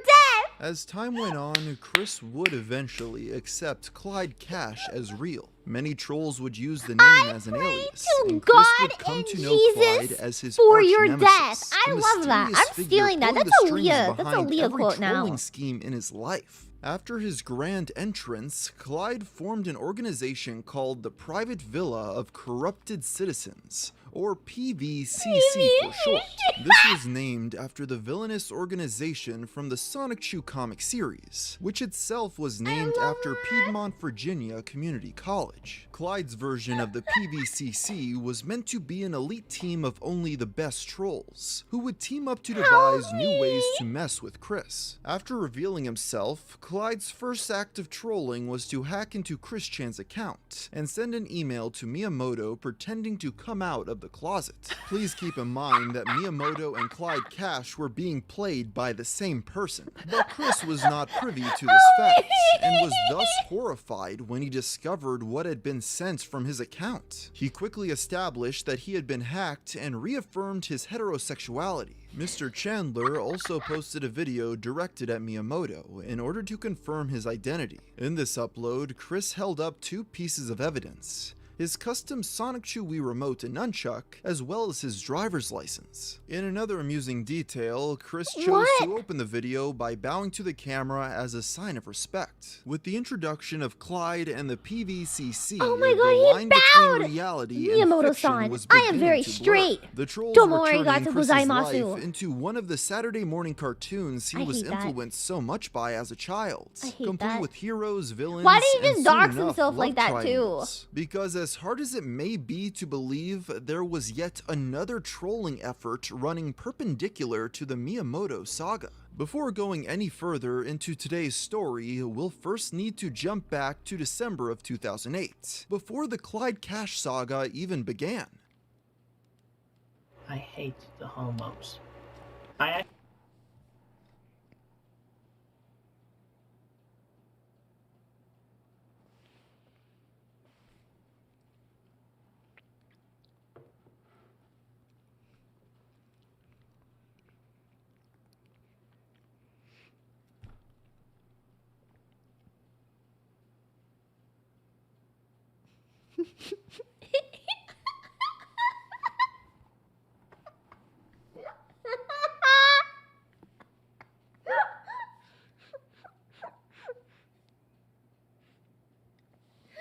Let's go! Homophobia arc! I actually do have a past story.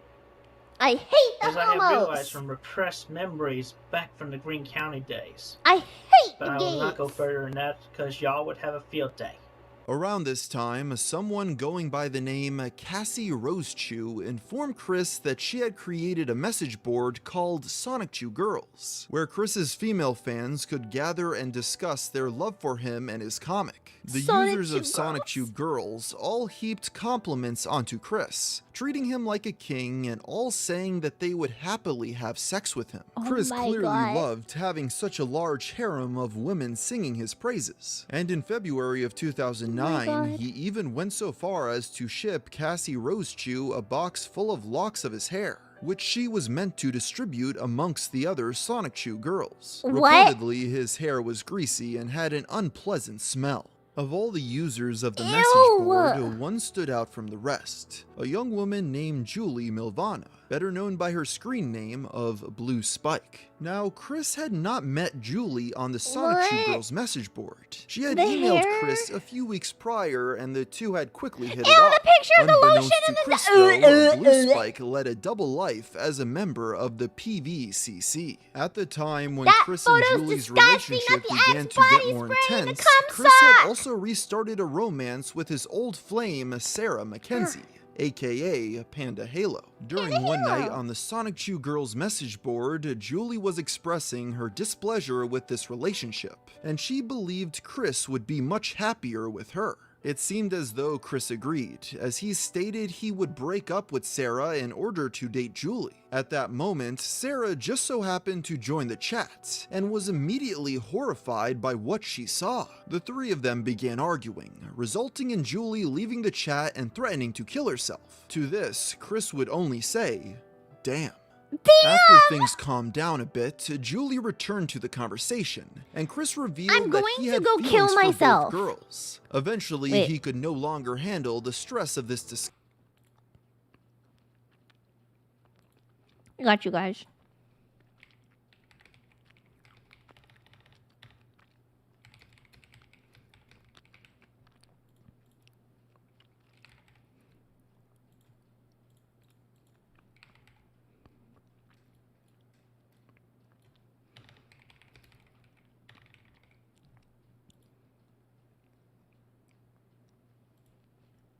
Nice! Discussion and logged off for the night. It would appear that Christian used this time to think about his decision, which was revealed on January 5th with the release of a new Sonic Chew episode. Most of the story was a fairly standard, albeit bizarre and borderline incomprehensible Sonic Chew adventure. The only notable part is at the end, where Chris talks about his struggles choosing between all the women who had been throwing themselves at him lately. He states that the decision was made easier when two paths were taken away with the help of God and Jesus. With the help of God and Jesus. Sarah Jackson, the girl he had been talking to a few months prior, who he believed had died in a car accident. Chris chose to memorialize this deceased woman by depicting the moment of her death, and including a drawing of a truck ramming directly into her car. He also brings up Jessie Ruddy, another lady he had been talking to who had revealed herself to be a troll. He ended this section by proclaiming Sarah Mackenzie to be his true sweetheart, officially completing his love quest. Chris did not even mention Julie in this comic, so it's entirely possible that it was completed before he started talking to her. Either way, at the time, he remained devoted to Sarah. Later in January, Chris engaged in an internet relay chat. I thought they were going to say homosexual intercourse, and I was going to get so excited. Entrepreneur Billy Mays. In this convo, Chris's immediate priority was to try to get Clyde to be nicer to him. He started by once again offering his condolences for Ryan's death, and tried to relate to him by mentioning how distraught he was after the passing of his dog Patty. This strategy did not work, as it only angered Clyde, who derided Chris for daring to compare a dog to his brother. Chris still doubled down on this point, claiming to have loved Patty as though she was a sibling. He also made an attempt to gain Clyde's respect, claiming that he was courageous for enduring being trolled for so long. Unsurprisingly, these strategies proved unsuccessful, as Clyde and Billy Mays seemed more concerned with finding new ways to annoy their target. Things continued with Christian being tormented by his inability to lose his virginity despite having so many women throwing themselves at him. Clyde brought up the subject of Chris's then-girlfriend Sarah Mackenzie, who he claimed to have raped, a point Chris seemed unfazed by. The troll then decided that the only way to truly infuriate Chris was to resort to a tried-and-true method, calling him a homosexual. He brought up the now infamous image of Chris wearing his mother's underwear, citing it as proof that he secretly liked men. This is what made Chris finally lose his temper, as he tried in vain to convince Clyde that he wore traditional male underwear most of the time. This angry outburst resulted in Chris stating, "I have numbers of pairs of dirty crapped briefs." The unprompted admission to frequently soiling himself became another prominent meme in the Chris Chan trolling community, and only further cemented people's desire to anger him just to see what outrageous thing he'd say next. No, the following I can't day, be Chris gay and and wear Clyde women's engaged underwear. in I another shit my IRC, pants this time regularly. joined by his girlfriend, Sarah Mackenzie. Sarah started by confirming that she had indeed been raped by Clyde, and added that she was now pregnant with his child. Sarah offered Chris can't an be gay. ultimatum. I shit If my he managed pants. to turn Sonic Chew into a successful franchise, she would become his wife and raise the child with him. This barely seemed to affect Chris, as he even gave Sarah his blessing to move in with her supposed rapist if she chose. Ultimately, this trolling attempt proved not to be very fruitful, although it would more or less mark the end of I don't his know if you guys can relationship hear it, but I with got the Sarah. squeaky This chair breakup back. would not keep Chris down for comfier in long, this though, house. as he decided to immediately jump back into things with Julie. The two of them began talking frequently again over Mumble, a voice chat application similar to Discord or Skype. Julie took the opportunity to deepen the lore of her character. She told Chris that she came from the fictional country of Molvania, and that her homeland had been in the midst of a political upheaval after the assassination of their dictator. Chris almost Googled it to check the legitimacy of these claims, coming so close to finally figuring out that he was being lied to, but Julie talked him out of it. These conversations also had the tendency to get a bit sexual. Oh, Chris God. apparently had spent a long while thinking about what their first time together would be like, as he went into graphic detail describing every aspect of how he imagined that night going. He talked about how they would begin with making out before moving first on we to make intercourse, and described which positions they would take, and the order in First we make out. But then... Chris suddenly switches to his normal voice. By the way, I would be wearing a condom. So I have no problem wearing it. So if it got inside you and be protected, or I could pull it out and go right all onto your bosom or into your mouth, whatever you want. I'll give you a pearl necklace, or I'll feed it to ya. What do you want? What is it you desire? Maybe just to have it? Maybe just to eat it, I suppose. You did say it would taste like strawberries. That's because I would have eaten a bunch of strawberries beforehand.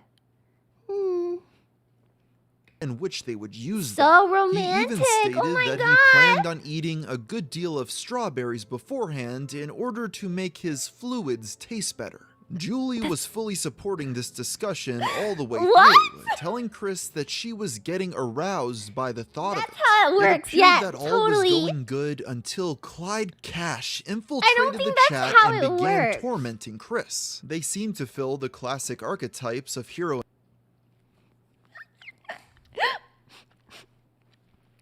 Guess who that was? Guess who that was? Get out of here, you jerk! It's a troll! Who was it? It was me! Come on, I was in a... God, you irritate me sometimes. And next time, I'll bring my gun.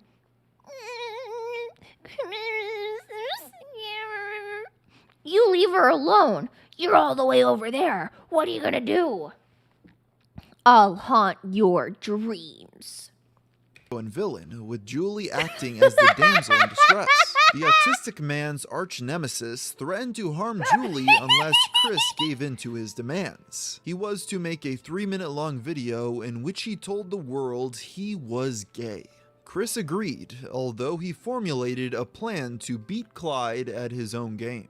On February 5th, 2009, Chris posted a video in which he appears to come out of the closet, though secretly doesn't. Let me explain. What? You see, Chris was unwilling to make the coming out video for his nemesis, so he instead figured out a loophole. In the video, rather than saying he was gay, he instead referred to himself as a gaybian. This was his made-up term for a male lesbian. In other words, a man who is attracted to women. In addition, Christian also hid a number of clues in the video so his true fans would be able to tell he was not being entirely truthful. What? He held an Optimus Prime toy, which he had previously referred to as a symbol of true masculinity, and displayed a Sailor Moon poster in the background to show his love for women. He also chose not to wear his Sonichu medallion, which his fans knew meant that he was not telling the truth. To put it simply, Clyde was not impressed, demanding that Chris do it again without the word Gabian. Chris relented, but only on the condition that Clyde leave Julie alone after it was finished. The leader of the PVCC agreed to these terms, but he still wanted to be able to send her chocolates and flowers. Chris apparently thought this was an acceptable compromise, and he posted the new video later that same day. What? I'm gay. I'm gay. I'm gay. I'm gay. I said it. It was clear that this was a man who could not handle the slightest notion that anyone might believe he was attracted to other men. And the very next day, Chris posted a video clarifying that he had only pretended to come out of the closet to protect Julie, despite the fact that he had no concrete proof that she was safe from Clyde just yet. Christian also addressed another demand Clyde had made for him to clean up his room and get rid of some of the toys in order to appear more mature. Chris claimed he had already gotten started on this task, and by showing a destroyed vibrator he had received for free with a large order from the adult website Adam and Eve. Despite claiming to have never actually used this device, he believed that getting rid of it would satisfy Clyde's desires. Chris's next video would address the Black Saturday bushfires that had been sweeping across Victoria, Australia at the time.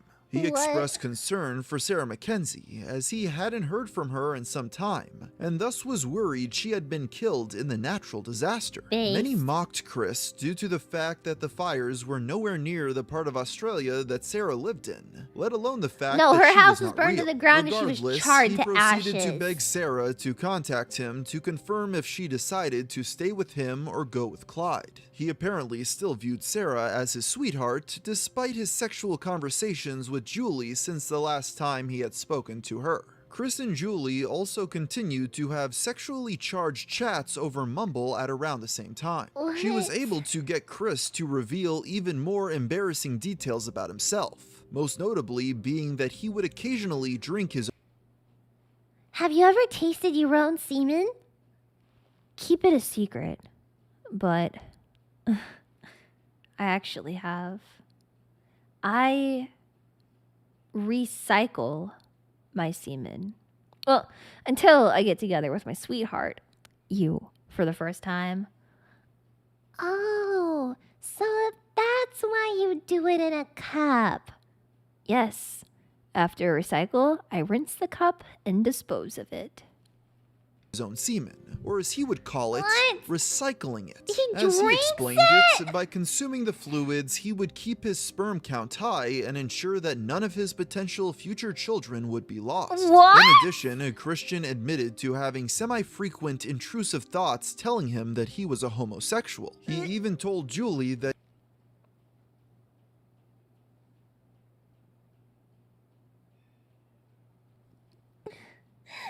Okay, well, sometimes, I mean, I'm not sure it's mine or not. It's just like, could have been mine or it could have been one I saw. Like one of in a porno vid, one of from that.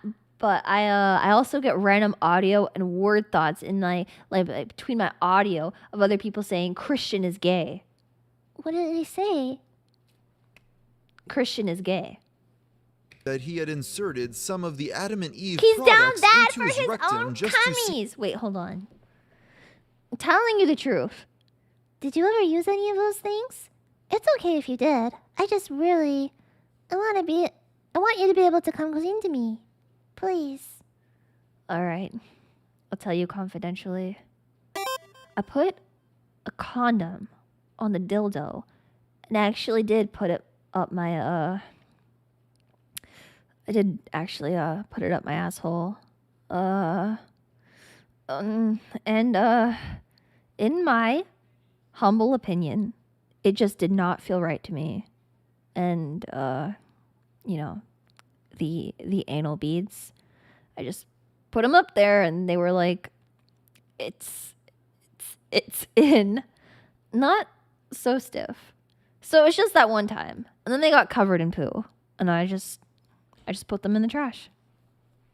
See how it felt, but he did not enjoy it. The love-struck man Yeah, you guys obviously don't ever believed eat he your was own telling cummies. Julie these Ooh, secrets look, in confidence. But my as favorite always, meal they were from quickly Daddy. leaked Daddy, onto I the get to internet. eat Daddy's Not only cummies was all Julie night. a troll, I love but Daddy's several other cummies. members of the PVCC would often lurk in these chats, recording them to find any new insight into Chris's Yeah. life. Some of these people I also like it took when the Daddy opportunity to recycles mess his with cummies. Chris further. On Valentine's Day 2009, as Chris and Julie were engaged in a particularly sexual discussion, pranksters began calling the Chandler family's landline in order to get his parents to walk in on him.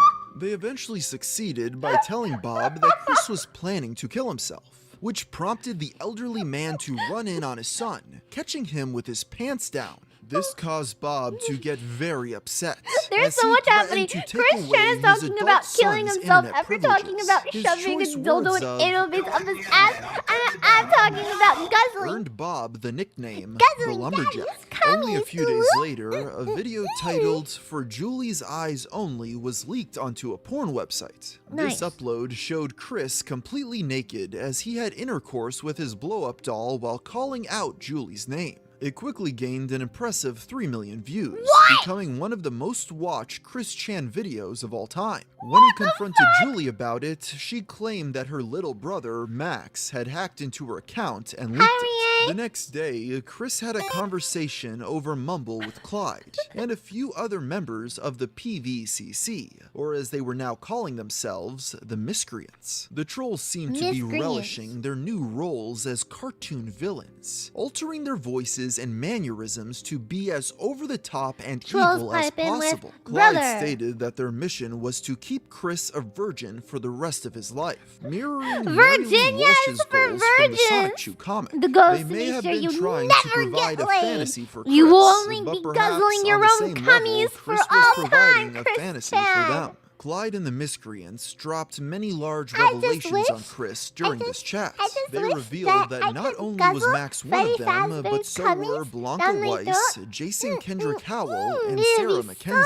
so On the yummy subject and of Sarah, delicious. Clyde also assured him that she survived the bushfires. As this was happening, Max took control of the Blue Spike account and began using it to message Chris. He Nice. told him that the Miscreants had kidnapped Julie and were holding her hostage at their secret headquarters in Cleveland, Ohio. A few days later, Chris received an email from Clyde reaffirming this claim and adding that they were He did planning get to laid, ship her off technically. to China. They then gave Chris an address where he could supposedly rescue her. Now, by this point, Chris had proven himself to be able to believe some pretty outlandish things, but most of the Miscreants thought that this was still a bridge too far. Even if he did believe the story, many assumed that he would not actually go through with the journey. Surprising everyone, though, in the early morning of February 25th, Chris got in his car and began making the drive.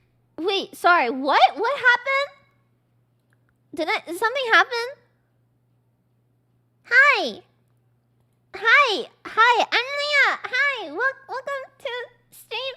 Hi. Hi, Pippa. There's so many people here. Hi. To Ohio.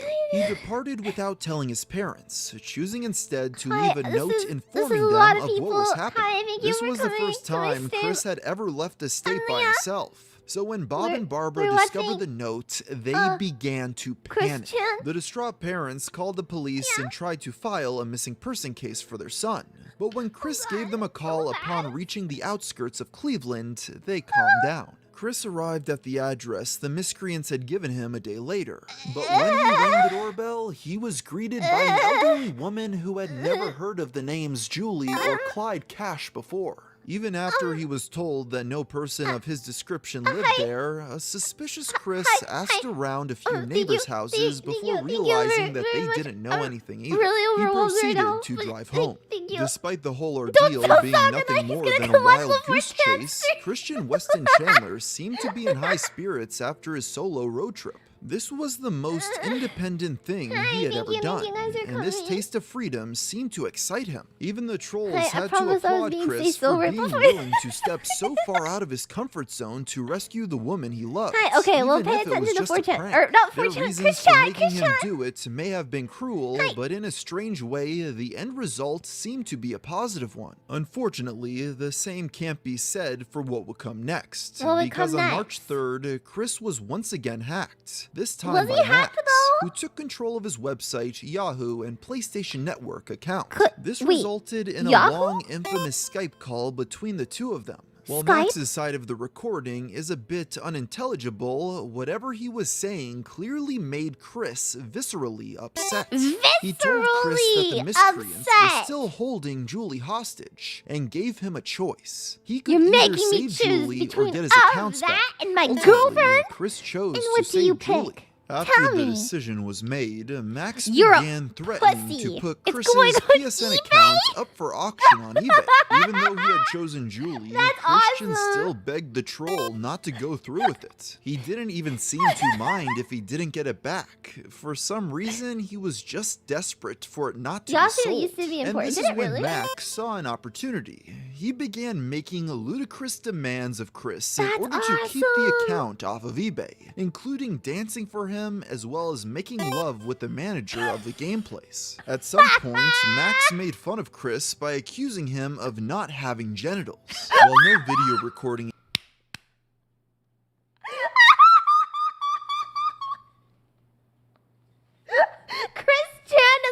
exists of this conversation, Yes, I do. based on Yes, Max's I do have a reaction, penis. it can be I inferred do that have a Chris penis. exposed himself Then on camera post to it prove him on incorrect. 4chan. After Let me some see your little deliberation, tiny Max's cock, demands Christian. became focused Post on it. Oh, what's Chris's he gonna Sonic do? Chew medallion. Cry? He tossed around ideas for things Chris could do with his prized possession, Christian doesn't including have balls. setting it aflame No, and unfortunately, I saw ejaculating on Christian it. naked. I can Ultimately, verify the that troll he does decided have on the cruelest thing dicklet. possible, making Chris insert the medallion into his anus. Despite the only thing at stake being a PlayStation Network account, Chris decided this was an acceptable trade-off. As just stated, no video of this ordeal exists online, but Max can be heard laughing with sadistic glee as Chris repeats how miserable this whole experience is making him. Eventually, other members of the miscreants joined the call and were horrified by what they saw, quickly turning on Max and telling him to go cut wash it out. your The hands. sadist wasn't willing to give up his depraved fun so easily, though, as he continued making increasingly crueler demands of Chris. If you such as wash your telling him hands, to I will burn not his own send house Julie to down. Europe. Luckily, by this point, Chris was realizing the tides were turning in his favor and finally had enough, telling Max that he would no Stinkingly longer terrible. How does it feel, Chris? Terrible. Really? How terrible? Stinkingly terrible. You're a bitch. You know that? For doing this? Whatever. I wonder, what should I make you do next? No. This is enough. No. You're not the one making the choices. Enough. Chris, how about you? Let's see. What else should you do? Give me a minute to think. Please, this is enough. I'm tired. My butt. do as asked. With the jig being up, Max dropped the bombshell reveal on Chris Chan. Julie never existed. As it turns out, both his sweetheart and Max had been characters played by the troll Blue Spike, a boy that was only 13 years. Wait. What?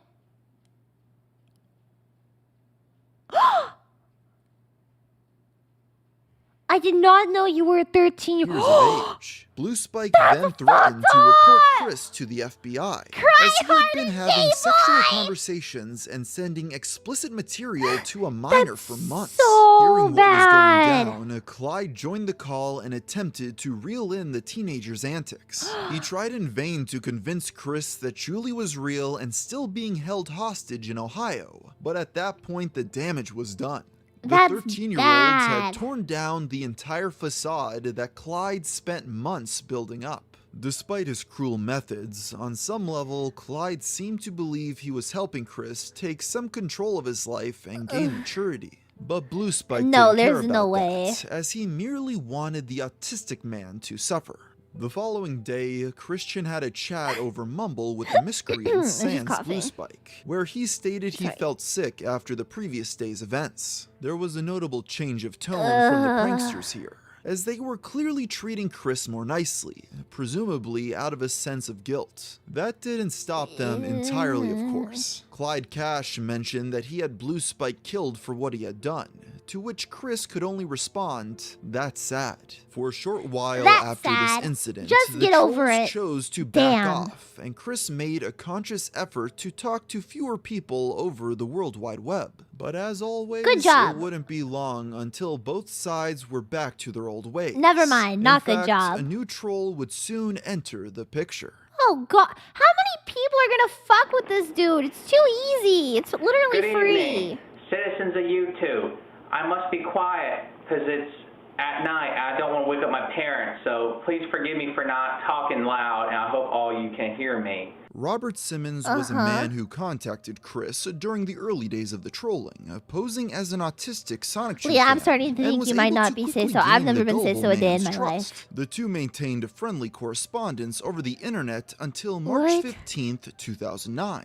When Robert visited Chris's church in order to attend a service with him and Bob. Unbeknownst to the father and son, Robert was wearing a microphone to record the entire encounter. Nothing much of interest was said on this recording, but Robert and Bob chatted for a bit about the trolling Chris had been receiving, and Chris gave Robert his autograph. The real point of interest in this audio comes at the end, when Robert gets into his car and begins talking with an unidentified co-conspirator. The two of them appeared to be planning something, but at that point, it was unclear exactly what this was. What are they planning? That same week, What Chris the? received a phone call from a girl named Emily, asking if he'd be interested on going on a date with her. Still rebounding from Julie, Chris agreed, and the date was set for March 16th. It should go without saying at this point that Emily was a troll too. In fact, she was the one who had put the I can't even say this Encyclopedia poor dude Dramatica because I sign don't in feel bad for Chris's him, yard but a few this months prior. dude. The two decided to This meet up at the dude, now he's so iconic stupid. Fashion Square Mall, Chris's former favorite spot for picking up women. Yeah, When the day with the came, signs, Chris I arrived remember. first, but quickly got too stressed out and left before Emily showed up. Even though she was a troll, this was still the closest thing to a real date Chris had ever been on. Upon arriving home, he posted a video apologizing to Emily, asking if they could reschedule for a new time for their date. In this upload, Chris also cites his parents as the reason for backing out at the last second. But my mom was in disbelief, but yet also my father was in full belief. In full belief. Still conflicting, all the conflicting opinions and whatnot. It just made me feel unsure. He stated that if they did arrange a new day to go out on, he would not tell his mother about it. Shortly thereafter, the female troll and Chris got in contact once again, and the new date was set. On this second meeting attempt, it was Emily who arrived at the mall early. She wore a concealed microphone, and her friend covertly recorded the meeting in order to capture what they had planned. When Chris arrived, Emily and her cohorts were surprised to see him accompanied by Bob. The trio sat down for lunch at the food court, where Bob talked incessantly to Emily, with Chris barely getting a word in edgewise. him on Many a date? speculated What that the now fuck? elderly man liked to talk a lot because he was so starved for attention living with Chris and Barb that he would take any opportunity he could to interact with new people. Eventually, the father did leave the two alone, and Chris and Emily walked around the mall together. The romantically impaired man made some awkward attempts to flirt. He seemed to brag about taking a shower before the date. What? Showed her his infamous Donald Duck impression. What? And compared her to a character from Sailor Moon. He also asked if he could put his hand on her shoulder, to which she responded, only for a little bit. After a while, Emily told Chris that she was ready to go home. This was the cue for her partner, a man wearing a pickle costume, to emerge from a nearby store and begin flirting with her. Chris was immediately suspicious of him, asking if he had any knowledge of Sonic Chew and 4chan, but he pretended to have no idea what Chris was talking about. He then tried to get the pickle man to back off, but Emily was clearly infatuated with him.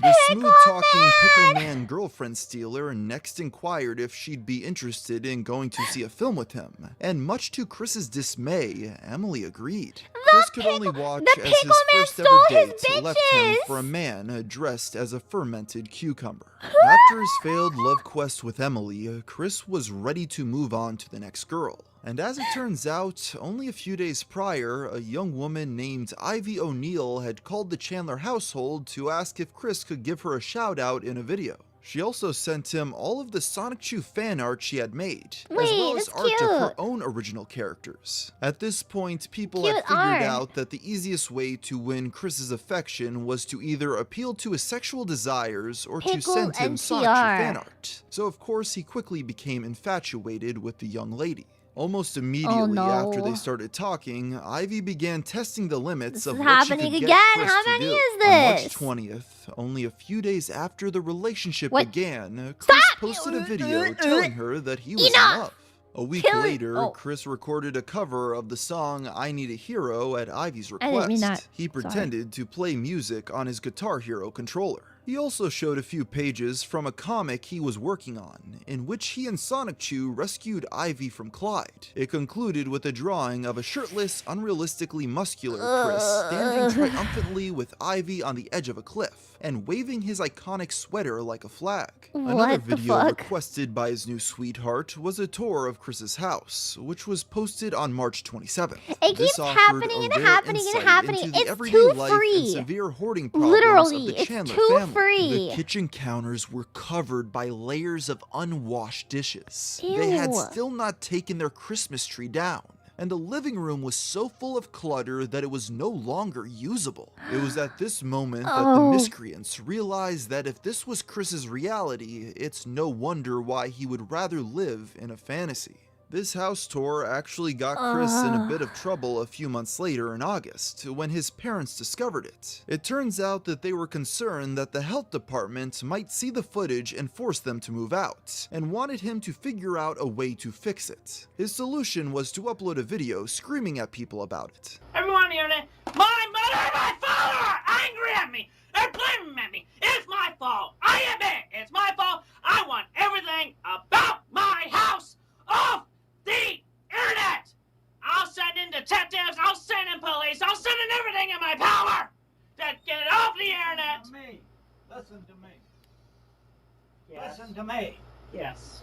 Shut that goddamn thing off. I don't care what you do. You get all that stuff off of there tonight. I'm working on it. Go work on it. I am Do working. you realize something? Let me tell you. If the health department of Greene County sees those videos that you put on the damn internet, they could condemn our house and we would have to move out of it. I don't know where to go. You loaded them up there, you unload them. I'm working on it. Go do it. I am doing it. I'm sorry. Get in here and do it. I don't want to get kicked out of my house by the health department. What you just did was stick a knife in our back and kill us. So yeah, please get everything off of the internet now. Why did he leave that? After this video went live, the trolls began contacting peace the sign at Greene the County Health Department to report the Chandler everything family. off the internet. Officials eventually Thank did you. check the house out, Yeah. but took no action due to the fact that the conditions of the home, terrible as they were, did not affect anyone beyond Chris, Bob, and Barbara. Yeah. Going back to the spring of 2009, Chris rekindled his friendship with Joshua Martinez. This time, he managed to convince Homosexual Chris that he had arc? many friends in Hollywood, with him pretending to put the gullible man in contact with actress Vanessa Hudgens. Oh my and God. the two began a correspondence. Things rapidly became sexual between the two, with Chris even going so far as to tell the movie star that he loved her. However, the What Sonic the creator quickly felt guilty about this and came clean to Ivy about the affair. What the He even posted a couple fuck? of videos on the subject. The first was him apologizing and had his blow-up doll stand in for Ivy. The second was him reading a Bible verse about how adultery is a sin. During this whole ordeal, the miscreants also leaked a series of private videos Chris had made for Ivy. The first of these showed Mr. Chandler drinking his own seed in order to prove that he could change how it tasted based off of what he ate. Strangely though, he chose to mix it with orange Fanta. I can't with that one. I'm sorry. I'm sorry.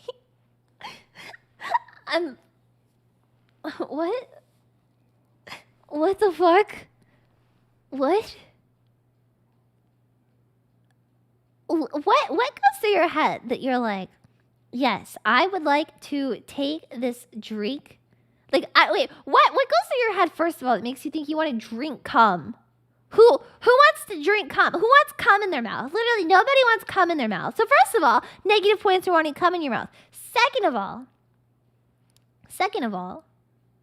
oh no, I maybe I don't like the way that cum tastes, but I'm going to mix it with a drink, like orange Fanta or like boba. I'm gonna put boba. Would you like cold Fanta?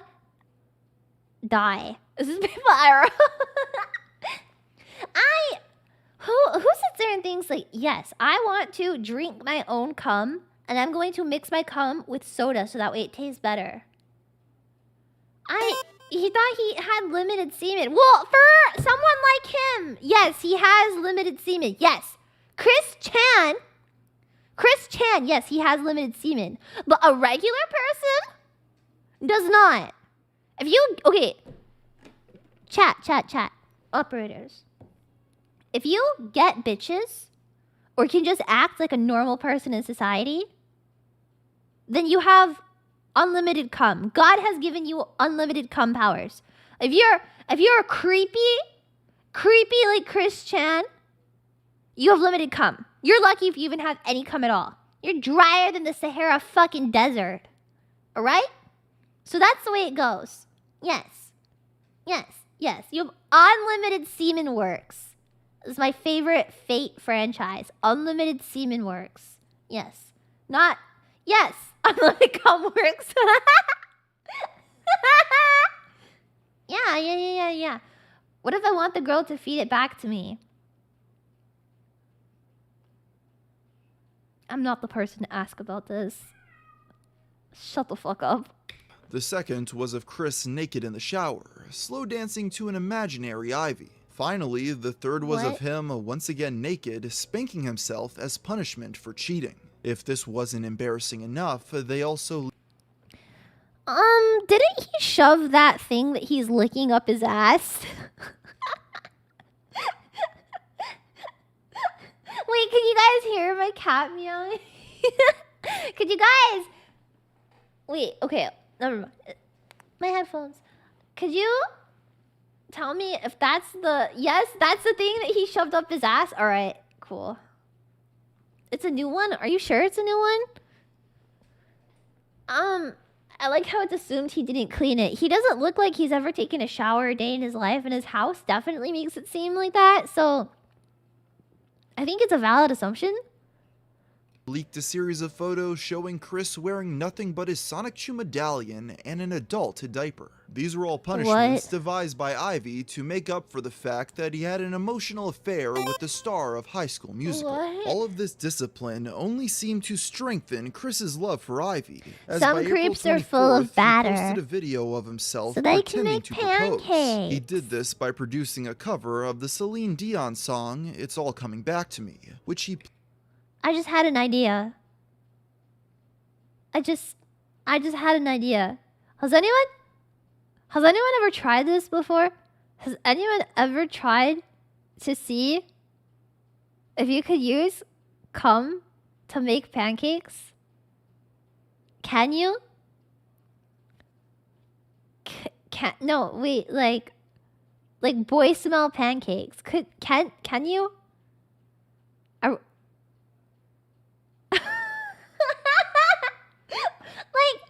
Like there's protein pancakes.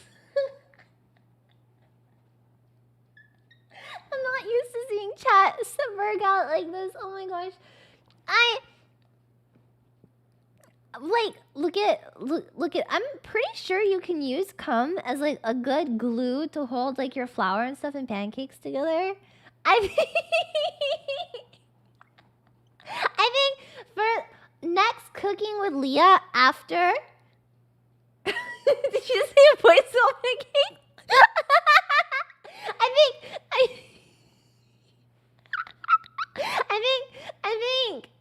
I think the next cooking with Leah we'll make boy smell pancakes is gonna be the.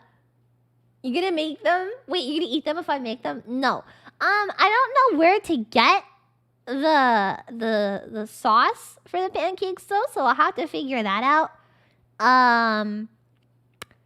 But I think we should make boy smell pancakes sometime on stream. I think it would be great. Whose cum are you gonna use? Freddy Fazbear's! Played in the background. Freddy Fazbear It was followed up by Chris pancakes! showing off his latest comic, Sonic Chew Special Number 2, which told the story of his dream wedding. A few days later, the Freddy miscreants leaked the Fazbear. follow-up, Sonic Chew Special Number 3.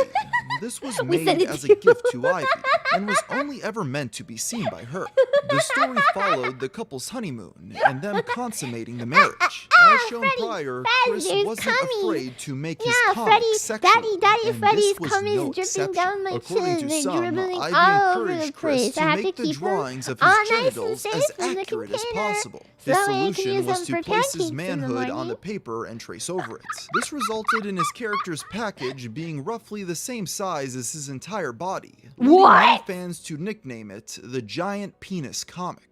By May, Chris decided he wanted to better control the online conversation You know that surrounding one him. meme With of like this, the he created VTubers an and account like on VTubers started Wikipedia posting named it's like the Chris Chan naked Sonic body and it's like attempted to write how up a page far about in himself on the like site. they This want it was to quickly go. deleted, Is that though, like as it the like included Sonichu excessively did that detailed personal before? information, and the that Wikipedia it? admins assumed it was created by a troll. This was not a total loss, though. Oh my God, as his Cogsdev, cock. the creator of the Quickie, decided to take the opportunity He to create traced a his new penis. website There's no way he called traced his penis. His Wikipedia, penis is where literally Chris could like post about himself all I he can- liked. Aside from Hold on. YouTube, this would Do I be have tape Chris's measure? primary His penis space is for communicating with the literally, like, public, and the new home for the Sonic Chew comic. an inch and a This half. same month, Chris was tricked once again by Joshua Yeah. Martinez, who sold Inch him and a a half. PSP at a drastically inflated price. For There are some videos of reason, cooking with this semen on excessive YouTube. So then spending Susan was the would allow final it. nail in the coffin for Ivy, who decided So then to I break wouldn't get up with banned Chris for soon it. afterward. Yeah. She also cited Jerry- his infidelity his as biggest another ba- reason yeah, I for know, I leaving, saw it. but it can probably be assumed Yeah, that the I troll saw it. I behind saw the how Ivy bad it persona is. had just gotten bored Yeah. and needed an excuse I to saw give it up. For the 2 days afterward, Chris called his ex nonstop, begging her to take him back. It got so bad that she eventually had to call Bob to make Chris leave her alone. Oh my In an God.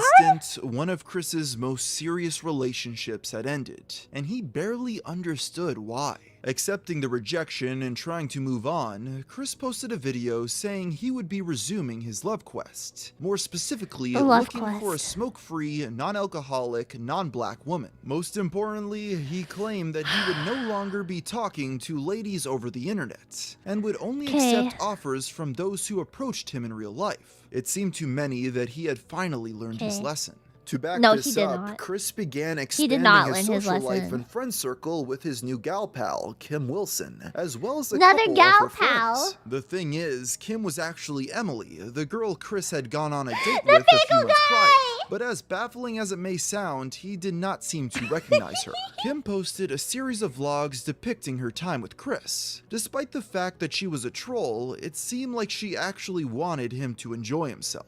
Most notably, one of these videos showed Chris drinking a Long Island iced tea, which was his first ever alcoholic beverage. Ew. After years of vilifying people who drank, this was a rare moment of Chris stepping out of his comfort zone. As Okay. Christian continued hanging out with Kim and her friends, he began getting a lot more confident. In July, a video was Is that recorded him? with the help of a buddy titled Rollin' and Trollin', in which he gave a tour of Charlottesville while pretending it was Quickville. The most notable thing in this Rollin' and video was trollin'. Chris's change in appearance. His famous blue and red striped sweater had been replaced with a blue t-shirt and a vest, and his Sonic Chew medallion had been exchanged for dog tags. He wore tattoo sleeves, sunglasses, spiked bracelets, had grown a goatee, and was altering his voice. This was all done in an attempt to convince the trolls that Chris Chan had been a character this whole time, and that in reality he was the Chris neurotypical and fully Chad? employed. Around this time, a troll going by the name Samantha Thaddeus hacked into Chris's Chad. PSN and Club Nintendo accounts. After some emailing back and forth, with them quoting Bible verses at each other, Chris The was good then put in ending? contact with Literally, Samantha's father, Jack what the Thaddeus. fuck? Just like many of the other trolls in the past, He Jack graduated used from his VTuber position of power activities. to see what absurd things he could get Chris to do. This included Again? a gratuitous video of Chris humping his PlayStation 3 for 8 whole minutes straight, Again?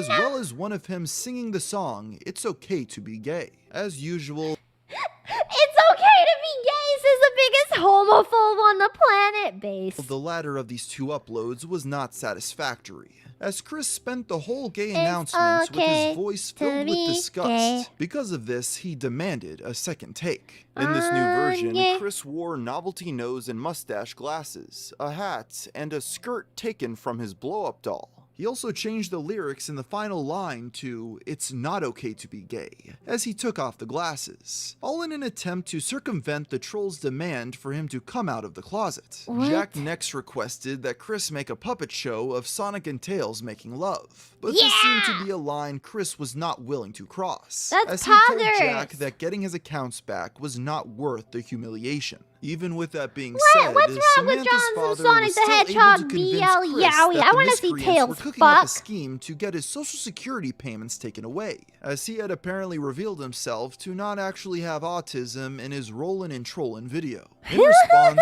Chris posted an upload clarifying that he was, in fact, unemployed and autistic. Inexplicably, all of the audio in this video was entirely through ADR.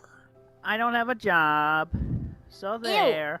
And I am high functionally autistic, and I'm nearsighted, still a virgin. Still a So there you virgin. go. To most onlookers, Jack wasn't anything too special when he it came sounds to like. Chris's ever-growing Hey gallery of guys, trolls. However, he did I- open the door to I- the next big saga. You see, as he and Chris continued emailing, Jack sent him a link to a new video by a brand new player in the store, a young man claiming that he was the real Christian Weston Chandler. It goes without saying that Chris imposter? would not take this very well. Virgin is a disability. Captain's log. Stardate, June 21st, 2009. My name is Christian Weston Chandler. In the summer of 2009, one of Chris's most infamous adversaries appeared on the scene. This troll had actually been posting videos since June on the YouTube channel C-Chan Sonic Chew Quick, before What gaining is much of a this? following. But that would soon change. What made him stick out from the pack was that he pretended to be Chris, doing a near spot-on imitation at that, copying his quirks and manner of speaking. He wore a brown and yellow striped sweater which he padded out with a pillow to make himself appear obese, and had a paper Sonic Chew medallion around his neck. He mimicked Chris's past antics, such as his song "So Liquid Archive. The time he was forced to make a video saying that he was gay, and his eternal feud with Clyde Cash. Trolls began referring to him as Liquid Chris, with the original now being referred to as Solid Chris, a reference to the Metal Gear video game series. Wait, so then where's Gas that Chris? Solid Chris saw from Liquid was one in which he was claiming to sell Sonic Chew merchandise. As was displayed in the Jimmy Hill saga almost a year prior, Chris. I like this guy could more. not stand the idea of others profiting off his characters. He quickly posted an angry upload decrying Liquid. Do not buy any more from this crappy imposter. Do not give him any more money. And he said he's going to give his congregation with my Elizabeth Foss. It's my congregation, not his. Who does imposter think he is? Imposter! Oh my god, stop yelling! Ah! Apparently, Chris still hadn't caught up to the established pattern, as this response only added fuel to the fire, and made Liquid go further with his scheme. Anytime Christian posted a video, Liquid would post one of his own to one-up him. For example, on July 29th, Chris made a recording of himself playing the song More Than a Feeling on Guitar Hero. Mere hours later, Liquid had posted one himself, playing the same song on an actual guitar. He's like Chris, but better! How angry Chris got at the idea that people might believe Liquid to be the real Christian Weston Chandler. As such, they decided to start circulating a rumor that Solid Chris was actually named Ian Brandon Anderson, due to the fact that his then current YouTube channel was called IBA Chandler. It didn't take long for Chris to get completely fed up with Liquid's shenanigans. That's to decide once and for all who the imposter was, He's just devised better. a scheme That's so challenging fucking Liquid funny. to a musical competition, which he dubbed the Sing Star Challenge. The rules to this contest were odd and convoluted, and seemed specifically tailored to benefit Chris. It would consist of 5 rounds, and in each one, both contestants would choose a new song to sing. As a finale, they would each choose a song for their competitor. In addition, they were not allowed to use instruments, but were required to have an MP3 of the song playing in the background. Finally, the contest was to have 6 judges, with both Chris and Liquid selecting 3. Christian chose his friend Kim Wilson, one of her male friends who remained unnamed, and a new online gal pal named Kate Bay. Not Liquid another selected gal his girlfriend pal. Casey, his friend Seth, and an animator by the name of Spaz Kid. Chris decided He to had end an this animator video by friend and a asserting girlfriend, his and Christian has dominance never over seen a Liquid. boob in He his took a life. razor and without the use of shaving cream, aggressively shaved the goatee he had been growing for the past few weeks. With the gauntlet thrown, the Sing Star Challenge was officially on. To put it simply, the competition was heated, and lasted throughout the first week of August. Chris, of course, tried whatever tactic he could think of to hinder Liquid's chances of success. In the second round, Liquid chose to sing the theme song from The Fresh Prince of Bel-Air. Christian angrily took to the video's comments to accuse him of cheating. I said since he real claimed that songs! theme songs were not allowed by the rules. Even though Chris himself had decided the rules specifically to benefit him, it seemed as though he was willing to bend them any way he saw fit. Nevertheless, the judges did not agree with his objection. The challenge proceeded normally for the next few days until the 5th and final round. As previously established, this was when Chris would choose a song for Liquid to sing and vice versa. It was without a doubt the most hotly contested round of the entire SingStar saga, beginning with Chris performing the tune Liquid chose for him, Smell Yo Dick by Risque.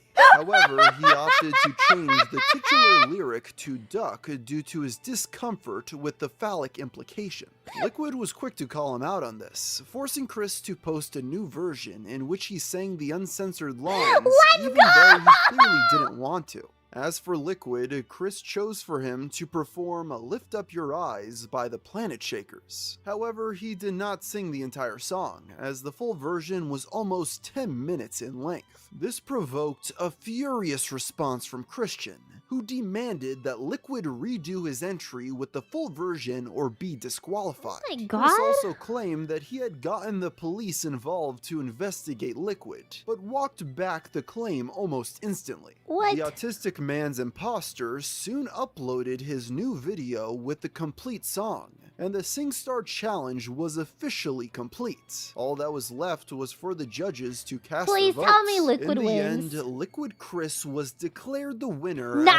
after 4 of the 6 judges selected him. The deciding vote came from Kate Bay, Solid Chris's newest online gal pal. He begged her over email to change her mind, but she wouldn't budge. According to his own rules, this officially made Liquid Chris the true and honest I love you, Christian Liquid Weston Chris! Chandler.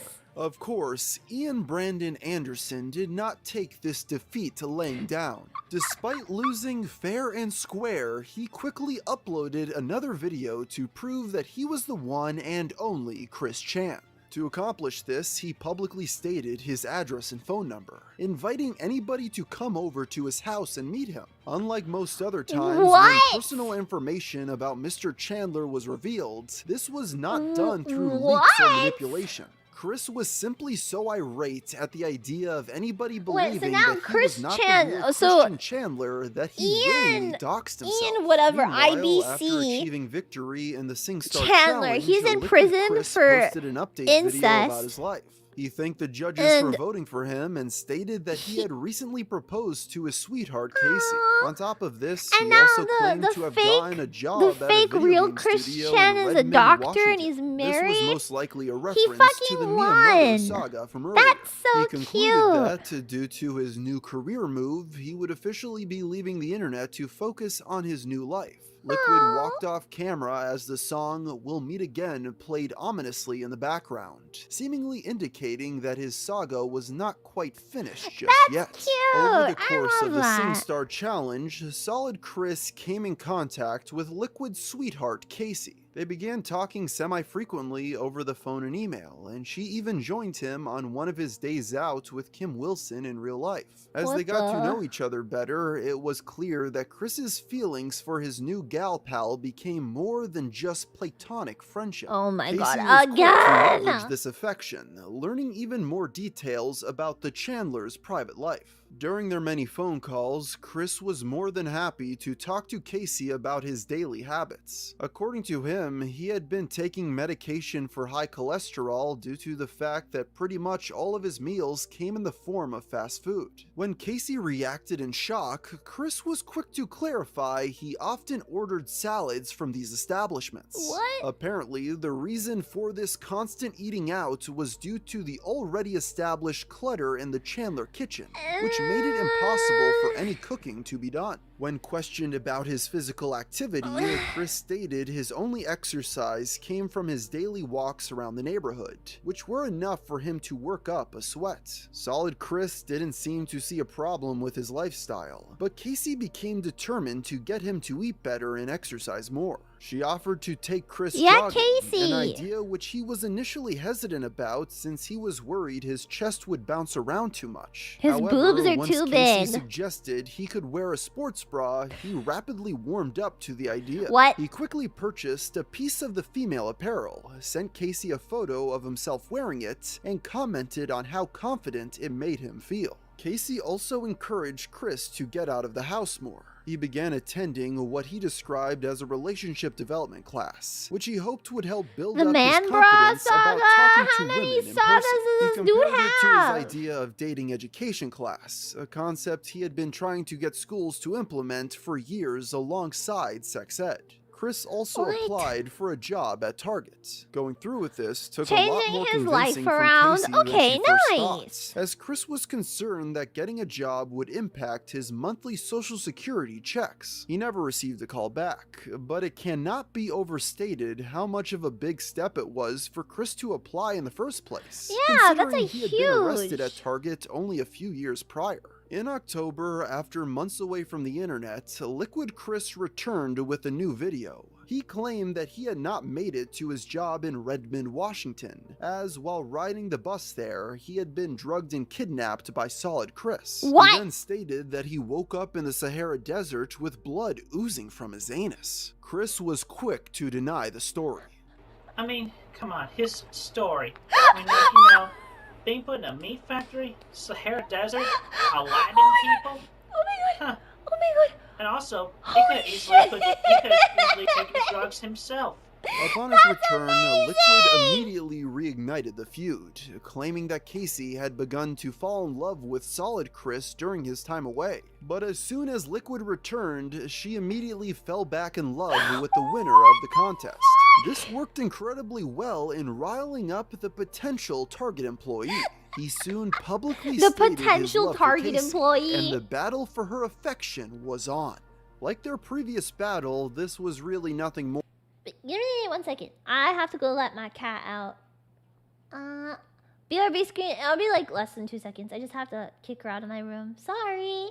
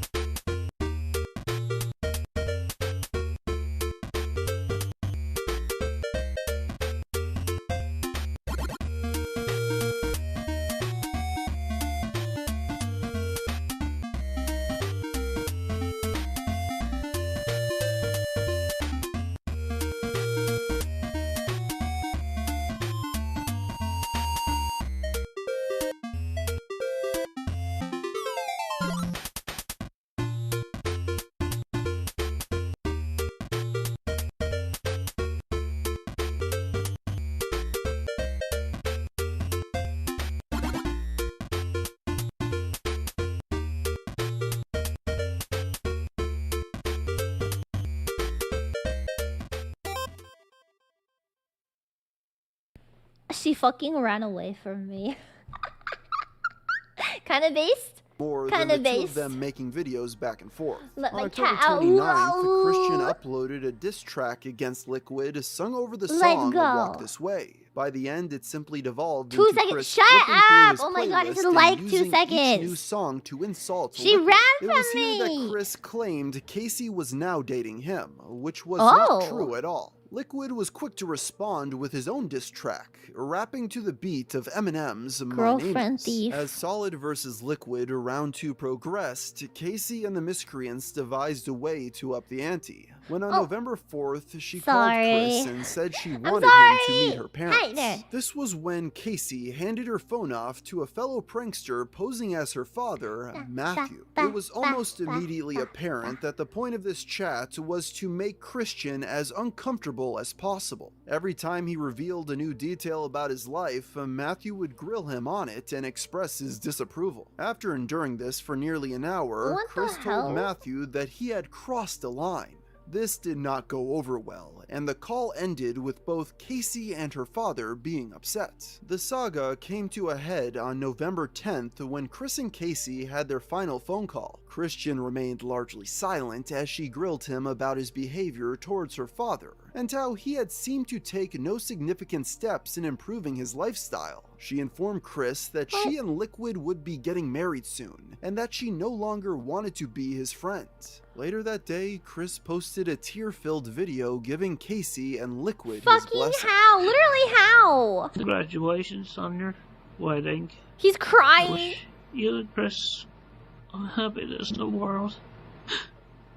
He's The crying. supposed reason for Chris Chan making this video was to share the other things he wanted to tell Casey before she hung up on him. It seemed like this ordeal had once again left Chris emotionally destroyed. But as Casey even predicted, it wouldn't be long until he had forgotten about all of this and moved on to his next big saga. I'm sure he'll be fine. Captain's Log, star date, November 12th, 2009. Captain's Log, It's no time for star date. fan mail.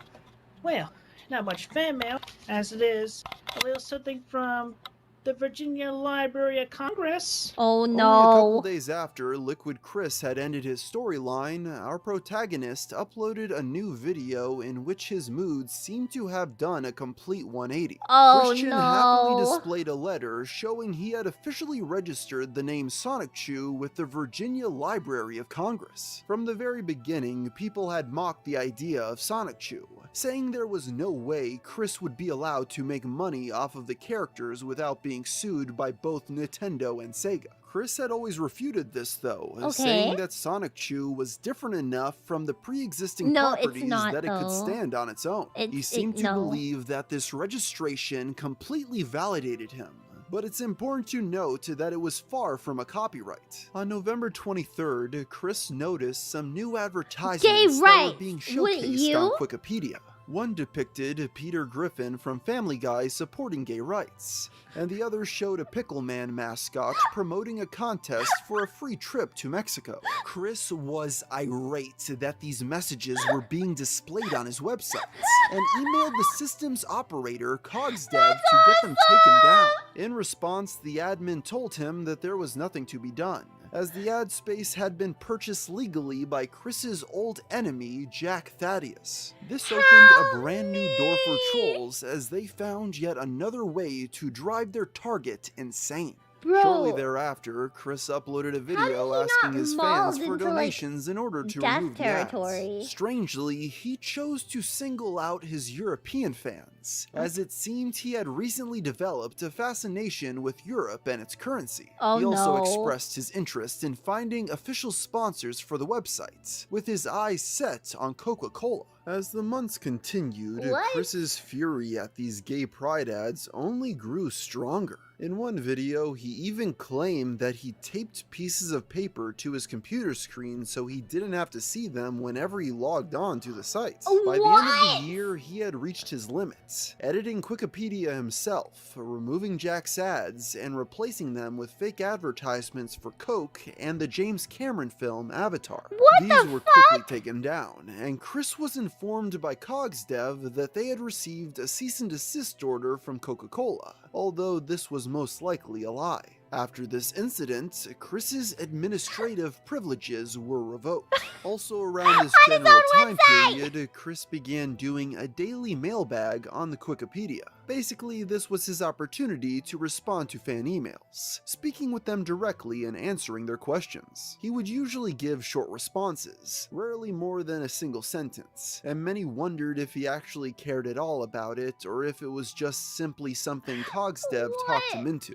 The most interesting bit of information from these, though, was the revelation that Christian had a bizarre and irrational hatred of people with Asperger's syndrome. He seemed to believe that their struggles were nothing compared to those of people with autism, and he despised the fact that the two were often lumped together. This is when an artist by the name of Alec Benson Leary created a comic called Asperchu, taking advantage not only of Chris's hatred of Asperger's, but also his insistence that he own the copyright to Sonic-Chu. This comic was clearly a parody of Chris in his life, with the Asperchu character even looking like Christian.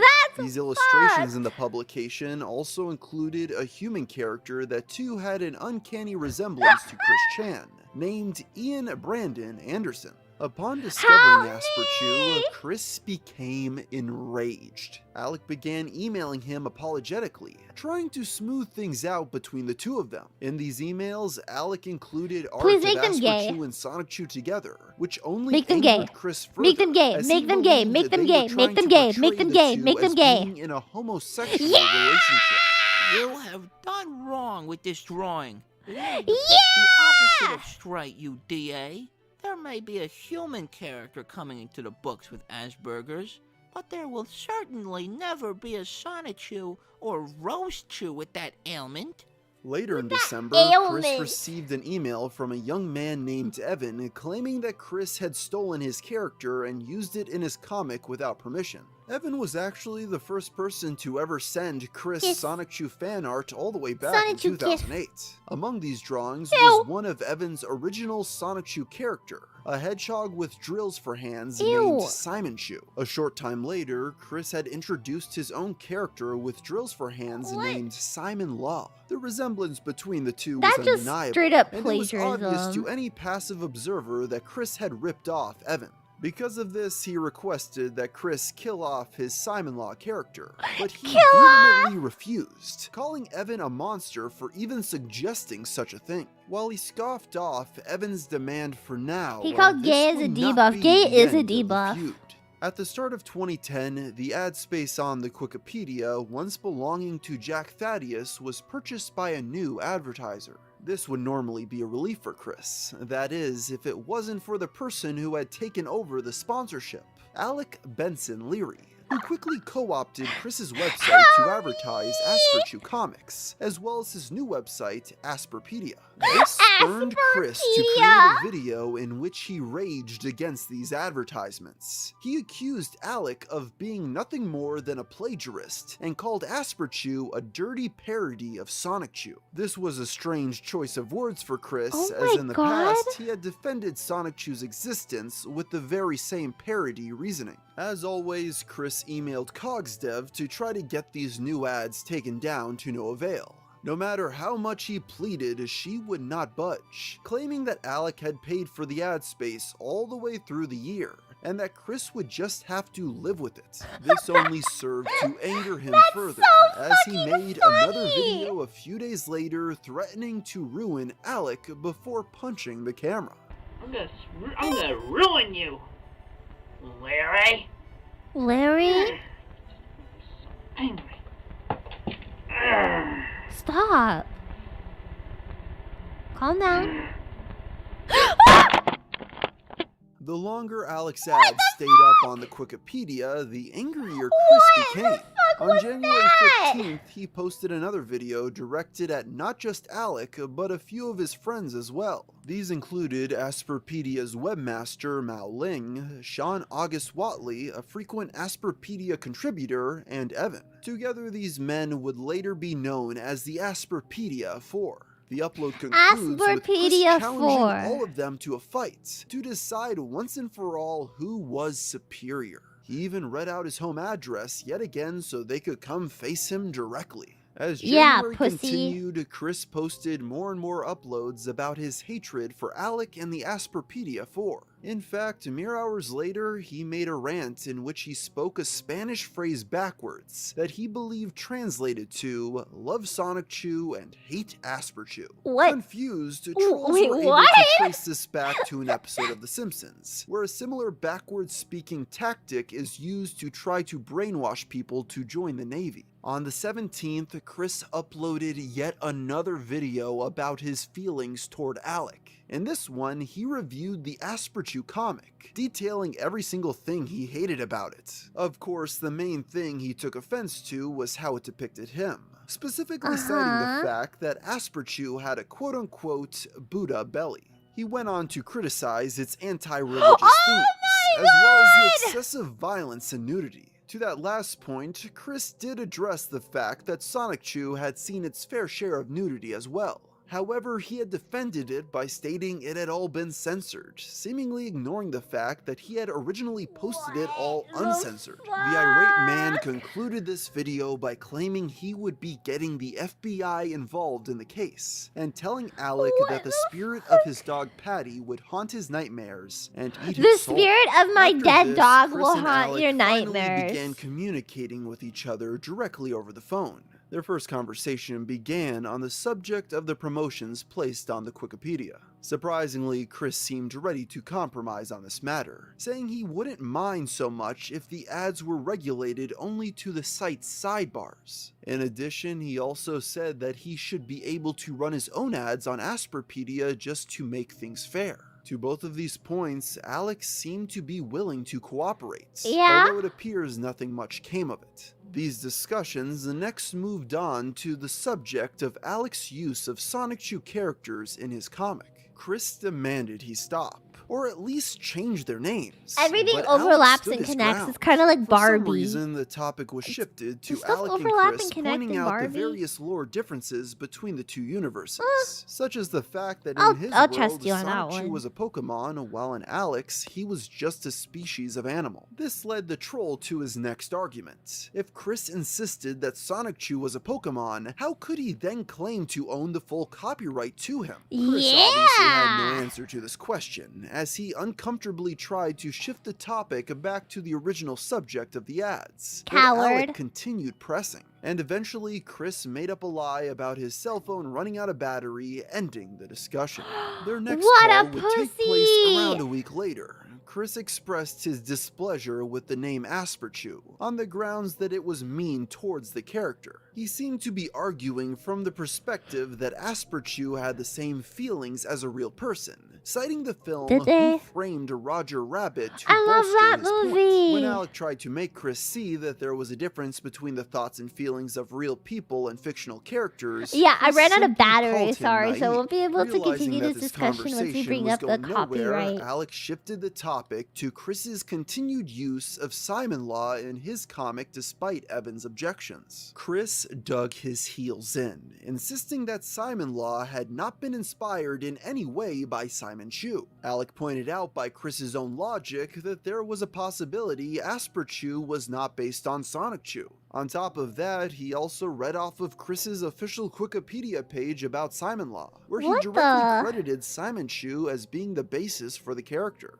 Chris was once again backed into a corner. Yeah, and he I was like Who forced to Framed say Roger he would Rabbit. consider I writing watched it Simon when I Law was out of his comic. really little. As these regular phone So I calls don't really continued, remember. Alec began But I asking do like Chris it. to publicly apologize for the things he had said about the Asperpedia 4. He eventually relented to this point, but Alec was not happy with the apology he made, as he spent most of the video expressing his continued frustration dead bodies with the are ads so on the website. poggers. It seemed to him that Chris Chan was not actually sincerely sorry, and was only apologizing in the hopes that it would make Alec remove his advertisements. The But second would he? apology was No. equally poor. He was at least able to name the things he was sorry for, specifically the threats he made against Alec and his theft of Evan's Simon Chew character. He carefully worded it as to not technically give up the rights to Simon Law, only Simon Chew. As if this weren't Simon enough, Chew. just a few hours earlier, Chris had made a video cursing and threatening Mao over new pro-gay ads that were appearing on the Wikipedia. Yeah, the pro-gay ads. Is this what's gonna Alex drive him stopped to asking suicide? Chris for more apology videos, as it became Nice. increasingly clear that he would never learn his lesson.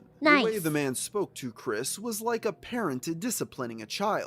Unlike many of the other trolls who just wanted to see a reaction, it seemed like Alec had a genuine desire to make Chris see the error of his ways. But as you would soon discover, this strategy didn't work.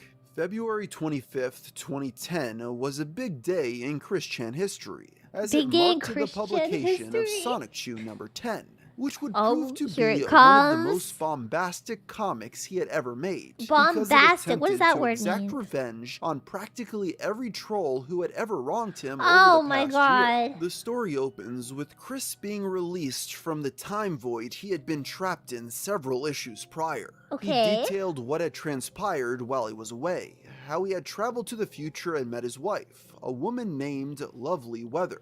She was a scientist working on a What? vaccine for homosexuality. What? Which she was finally able to complete using a sample of Chris's pure straight blood. Chris then traveled back to the present and used the vaccine Wait, on I'm his sorry, nemesis what? Naitsu, turning him heterosexual again, and as a result, redeeming his character. Later in the issue, Chris stated that he meant no offense to his homosexual fans, and that he only included this plot point in order to convince his trolls that he wasn't gay.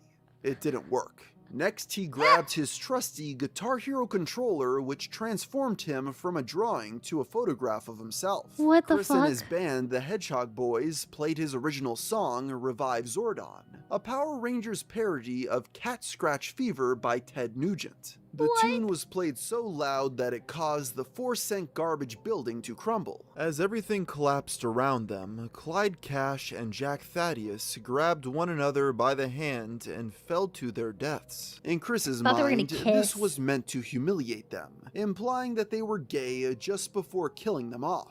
To his dismay, though, most I'm not readers gay, but thought this that's came that's off almost as a like surprisingly a touching and vaccine tragic for end to the two homosexuality. characters. That's so Once based. the tower came down, Chris lamented the fact that the trolls forced him to do such a thing, and added the detail that there were 1,500 people inside the 4-cent garbage headquarters when it was destroyed. The final part of the story came when Chris traveled to the home of Alec Benson Leary and wiped all of the contents of Asperpedia from the internet. Despite the fact that this issue was all about him getting back at the trolls, he did use this section to somewhat honor the wishes of Alec and Evan by killing off Simon Law. Yet he did Hell this in his own yeah. spiteful way, depicting Evan as the one to kill her by planting an exploding Pokemon in her bathroom. That's Following Voltorb, the you lengthy fuckhead. courtroom scene, the entire Asperpedia 4 were found guilty of Simon Law's murder and sentenced to death.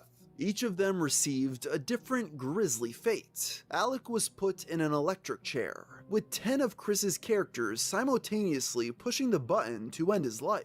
Evan was chained to a wall and sliced to pieces by Simon Law's husband and her recently born daughter, Sandy. Sean was also chained to a wall and shot multiple times, leaving his body bloody and riddled with bullets. Finally, Chris personally used his psychic powers to mutilate and butcher Mao. Upon reading this, Alec called the comic book creator once again, this time to talk about his shock at how he and his friends were depicted in Sonic 2. He asked Chris if he understood the hypocrisy of showing such gratuitous violence in his comic, when he had previously criticized Asperchu for the same thing. But Chris defended himself by saying he had only done it because of how angry he was that they made him kill Simon Law.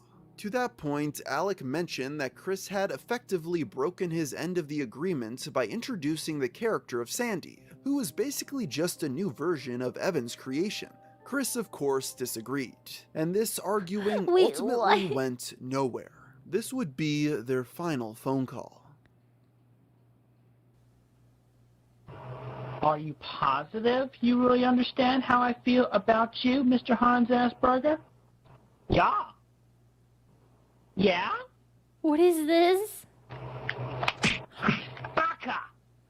Baka! I feel dislike towards you for selfishly putting your ill name in association with autism. At the same time he was dealing with the Asperpedia 4, Chris had also begun attending a young adult social club in hopes of meeting new people, and drumming up more interest in Sonic Chew. It was here that he met a young woman who he referred to as the Wallflower in order to respect her wishes of remaining anonymous on the internet. The two of them seemed to hit it off quite well at first, although she was quick to inform Christian that she was not looking for a relationship, and only wanted to be friends. Chris, being Chris, however, still thought it would be a good idea to escalate things. Oh my The god. now 28-year-old man and the Wallflower emailed back and forth frequently over the coming months, and eventually decided to start collaborating on a fantasy story together. During this correspondence, Chris continued to try to get closer with her. This only served to He make doesn't the know how young to take woman no more for an uncomfortable, though, answer. as she requested Chris limit the visits he had apparently been making to her home. I don't want to sound mean or anything, but I would like some space between visits. I like you and you're nice, but I only just met you. I am in no mood for an actual relationship. And during the once a month thing, stand your I wanna visit ground. with the other young adults too. On March 9th, Chris posted a custom level he had been making on the game Little Big Planet titled The Guardians of the Owl Kingdom. This was meant as an adaptation of the fantasy story he had begun writing with the Wallflower. In the level's description, Christian referred to his co-writer by her online name, Damien Antaria. The trolls were quickly able to use this information to track down the Wallflower's true identity, and decided to email her a link to the quickie. To put it mildly, she was horrified that her private information had been discovered, and was even more disturbed by the things she read on the site. She emailed Chris furious about the entire situation, demanding he find some way to remove all the info about her from the internet. Chris tried to explain, blaming the trolls for all his problems, and concluded his email by saying he loved her, which seemed to be the last straw. You should play that level. I hate you for this. Everything was fine I don't think I until have met Little you. Big Planet. I've never played I it don't know why I before. took up Mom's offer to go to the social club. I had enough friends here at home and on the internet.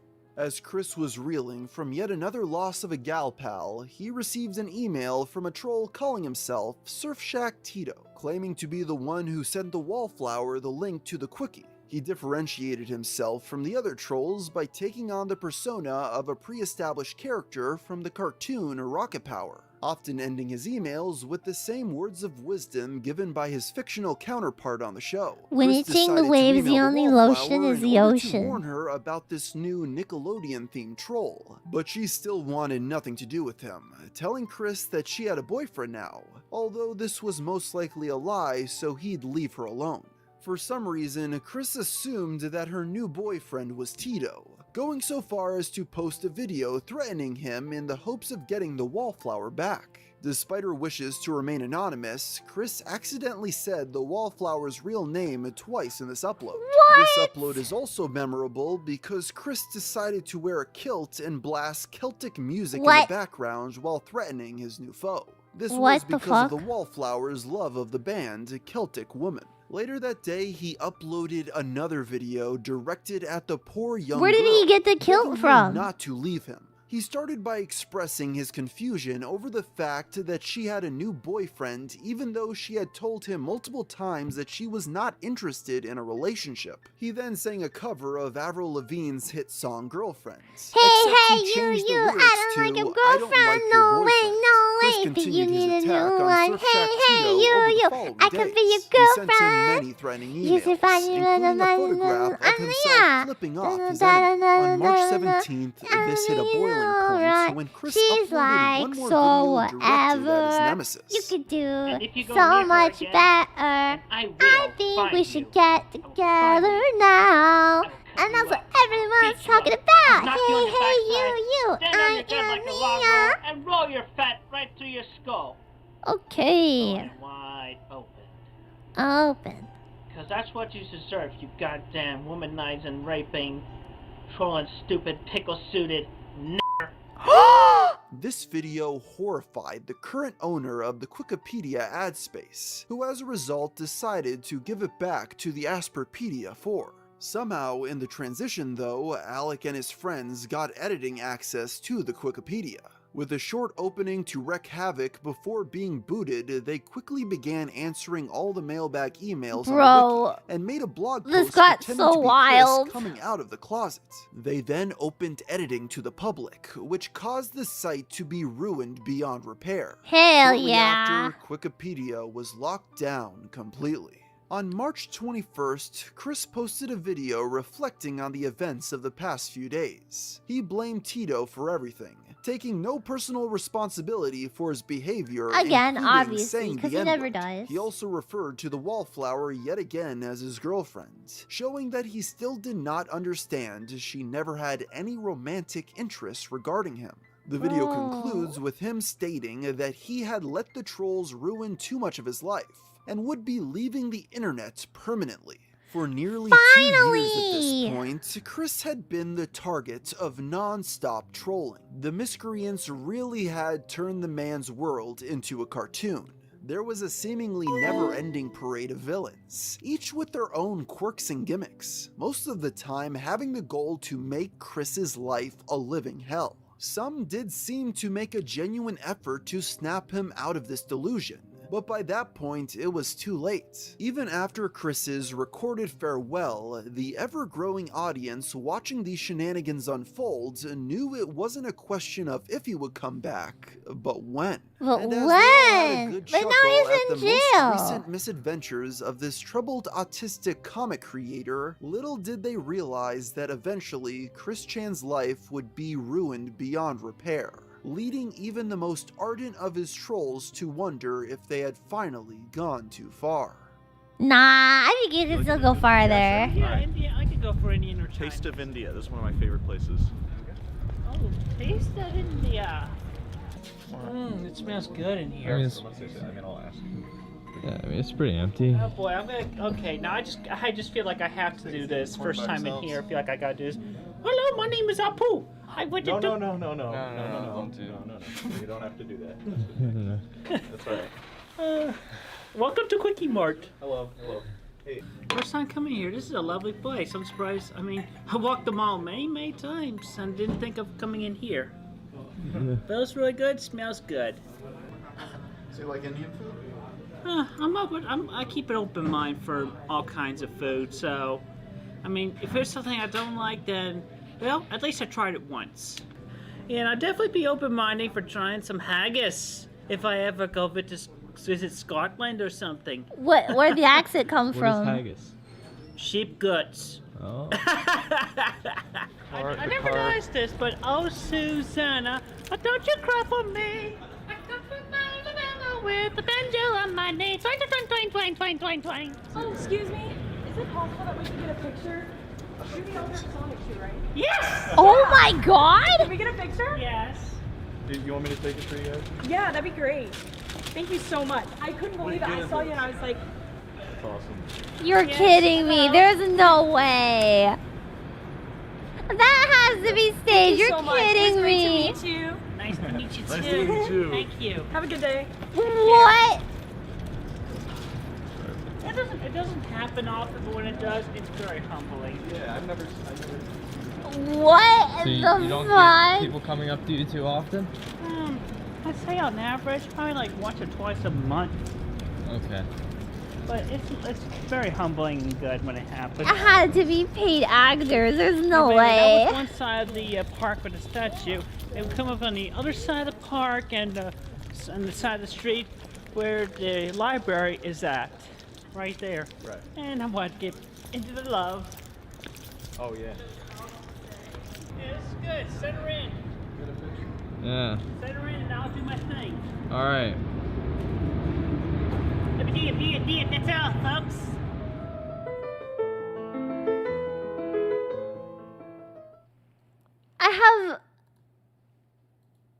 I feel like I have so much to say, but I cannot find the words for it.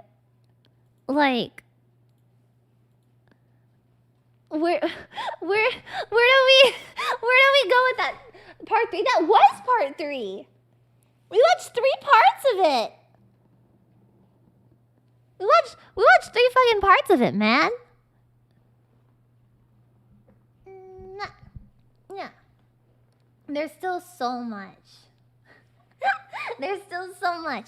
Okay, I think we'll go ahead and we'll finish everything up here because we have been streaming for a long time, and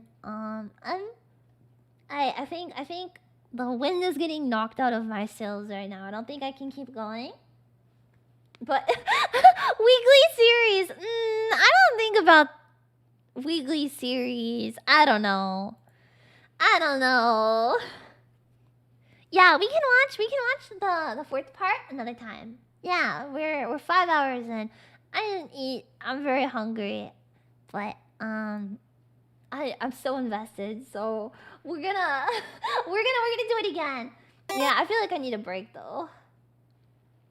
It's 2 days long. Holy shit, man. What the fuck? It's okay. It's okay. I'm going to go ahead and read super chats now.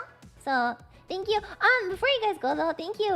Like, start heading up my stream. Thank you guys so much for so many people coming into my stream today. It was really overwhelming experience to have so many people in my stream at one time, but I'm really happy that this is something that you guys enjoyed and that you guys chose to come watch me today. So I just want to say really fast thank you. I had a lot of fun, and this is definitely something memorable. Will always be memorable for me, even though we all lost brain cells together. Was it everything you wanted and more? Not entirely, but I still had a really good time. So just thank you very much. I'm really like reeling from it still, but I hope that I can keep doing exciting stuff in the future. So yeah, okay, we'll read super chats now. So starting with Megumi, thank you so much, and Giant Down, Super Iron Bob, thank you so much, and thank you Ralph too. Thank you. Hi, Giant Dad, thank you so much for super chat. Cyclops. Christian is a lot like Leah. They both have their lives influenced by an animatronic bear. So true. So true. Thank you, Grass Toucher. Truly legendary stream. Thank you for Kino. Thank you so much for coming. And Luganos and everyone else who joined membership today. Thank you so much for joining membership. Hi. Thank you, Melly, for super chat. Spider Dude 93, James, Brian, I think is how you say it. Zanuck, Dancing Heart, thank you guys. Master Yura, thank you so much. Best place to start is with the original comics. I'm glad we didn't start there. I would have been so confused. Postal Knight, thank you so much for super chats. Kriegalo, Ice Swallow Cum, Arsenic, Freddy Fazbear's Jesus confirmed. Hell yeah. Thank you. Thank you, Draft. I'm not laughed this hard in a long time. Thanks, Leah. Thank you so much for coming to the stream.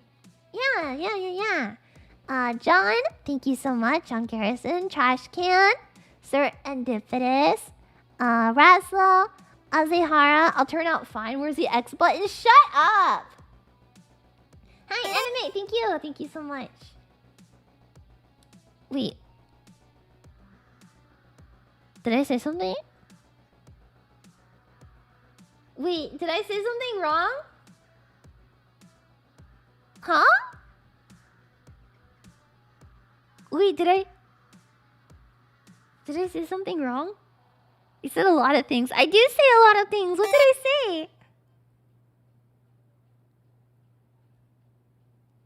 Huh?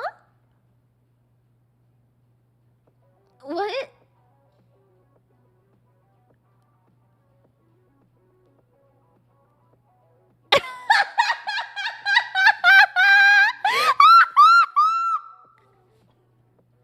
I'm so cool.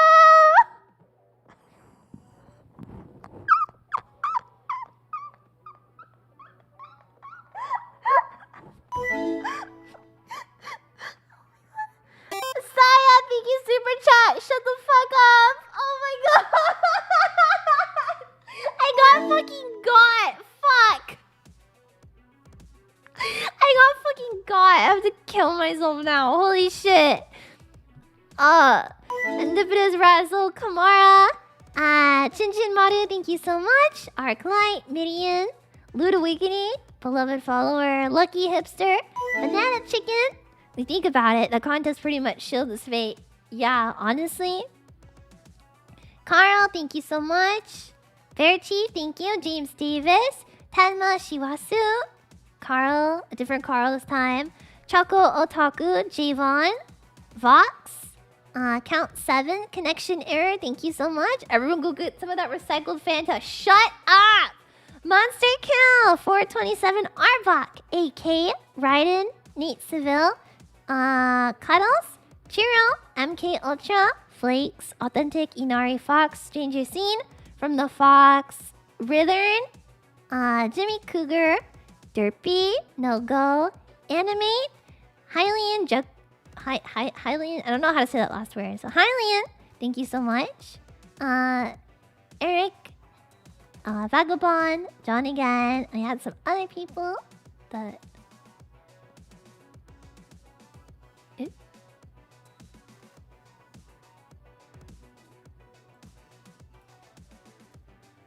Oh, because of this. Hi, okay. Checking this now too. Hi, Spaghetti, Anon, and Jimmy. Thank you guys so much for super chats. And again, thank you everyone for coming to the stream. I'm going to go ahead and set up a raid really quick since I have you guys here. I'm pretty sure Remy is live right now, right? Yeah. I'm gonna go get some food for sure. I'm gonna go get some food for sure. Let me get Remy pulled up. There we go. Okay. Everybody, please make your way to Remy's stream. Yeah, thank you so much for today, and I'll be seeing you guys tomorrow morning over on Twitch for Genshin Impact. Thank you. Bye bye.